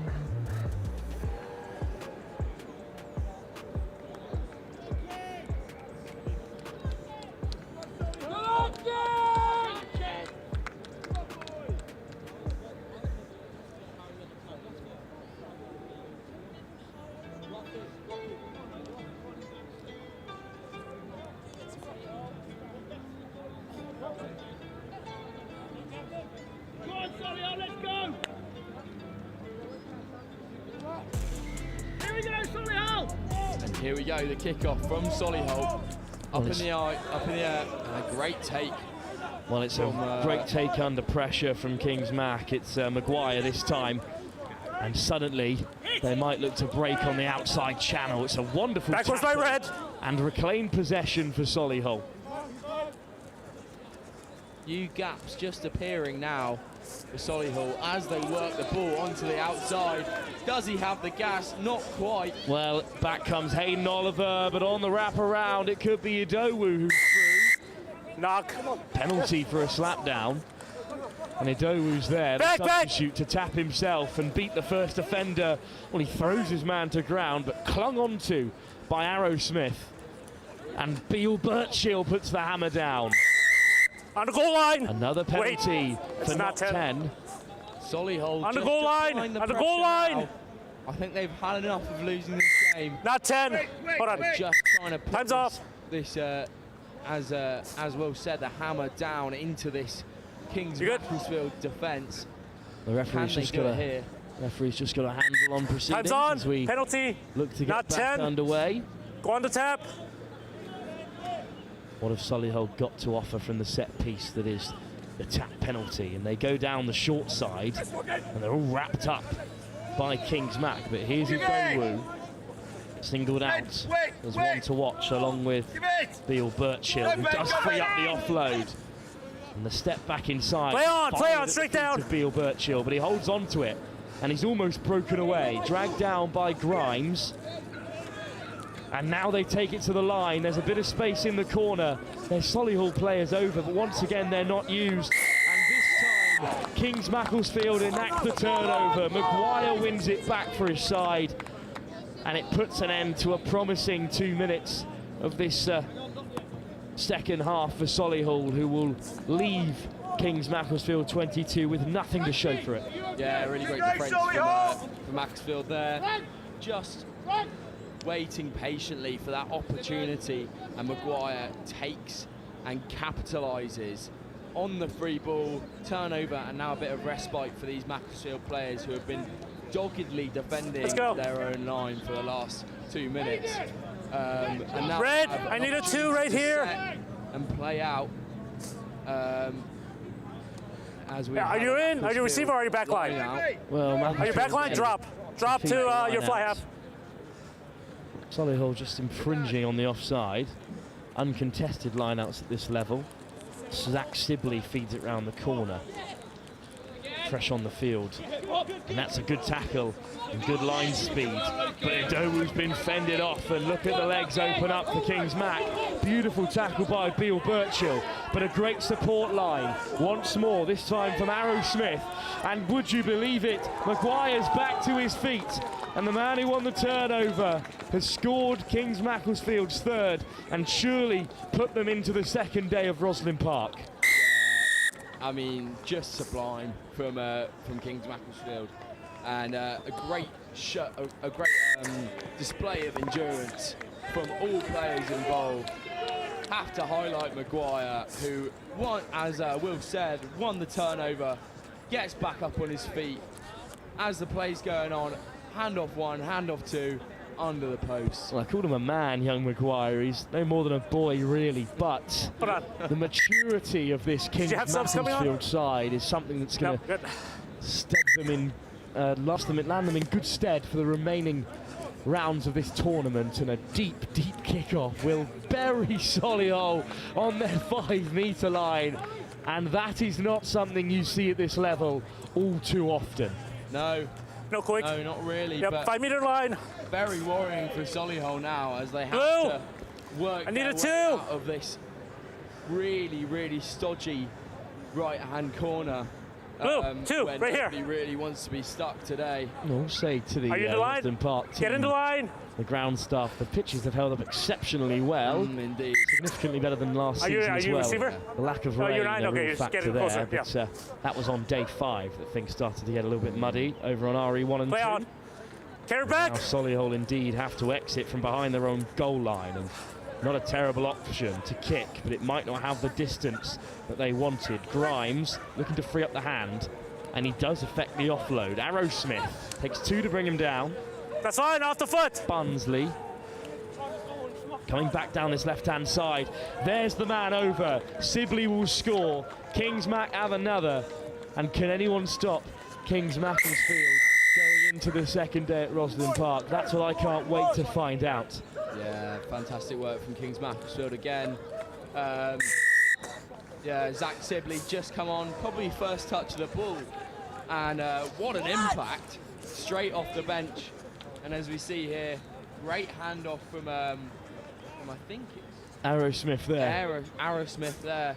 Just great turn from the Macclesfield man there, and coming onto it with pace is Zach Sibley. Sibley's a great sporting name to have at this moment.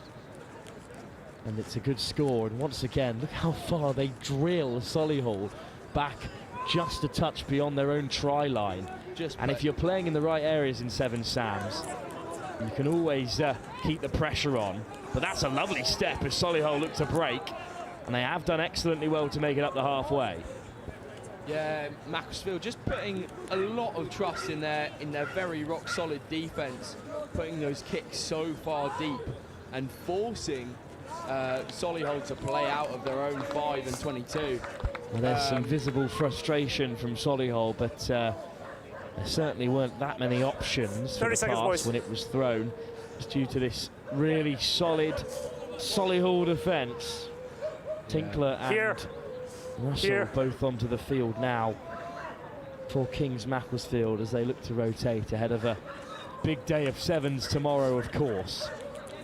Well, flying out of the line, hunting for that big moment here, but what a line picked out instead by Arrowsmith, and the try scorer Sibley in with the offload, lifted up the deck by Ridley this time, wide by Tinkler, and Macclesfield once again are rolling on. It's Bark who does the little show and go, and surely he'll have the legs to dot down. He's made it home, and well, just teasing that Solihull defence, but that's full time. A blistering end to the game for Kings Mac, who've stretched out that 12-point advantage to 31 as they rack up their 5th try. Yeah, he just thought about having a go there, but decided to put it down. What a game from Kings Macclesfield, just really dominating this Solihull side. Good job, Red. Really standouts today.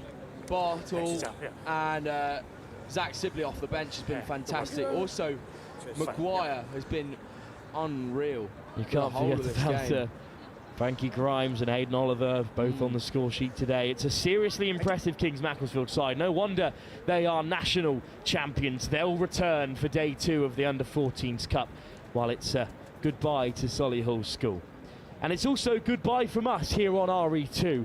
That brings an end to our coverage of RE2 live at the HOWDEN ROSSLYN Park National School Sevens. But we are back tomorrow for a continuation and celebration of Sevens rugby from across the nation. The largest Sevens tournament at schoolboy level in the world. We'll be back tomorrow at 10 o'clock. Live on England Rugby and on NextGen's YouTube channel as well. Thank you very much for being with us for the afternoon, Sam. Look forward to having you back towards the end of the week as you're off to support Brunel in Loughborough tomorrow. Yeah, good luck to the boys tomorrow, but can't wait to be back at this superb festival. And thank you to everyone who tuned in today. Well, that's all from us here, but do tune in to RE1, where, of course, the rugby continues. It's been the Vase final played out at the moment, but the Girls Under-16 Cup final is also on there, followed by the post-match review. That's all from me, Wilfred Kemsley. Thank you very much for being with us live here at the HOWDEN ROSSLYN Park National School Sevens.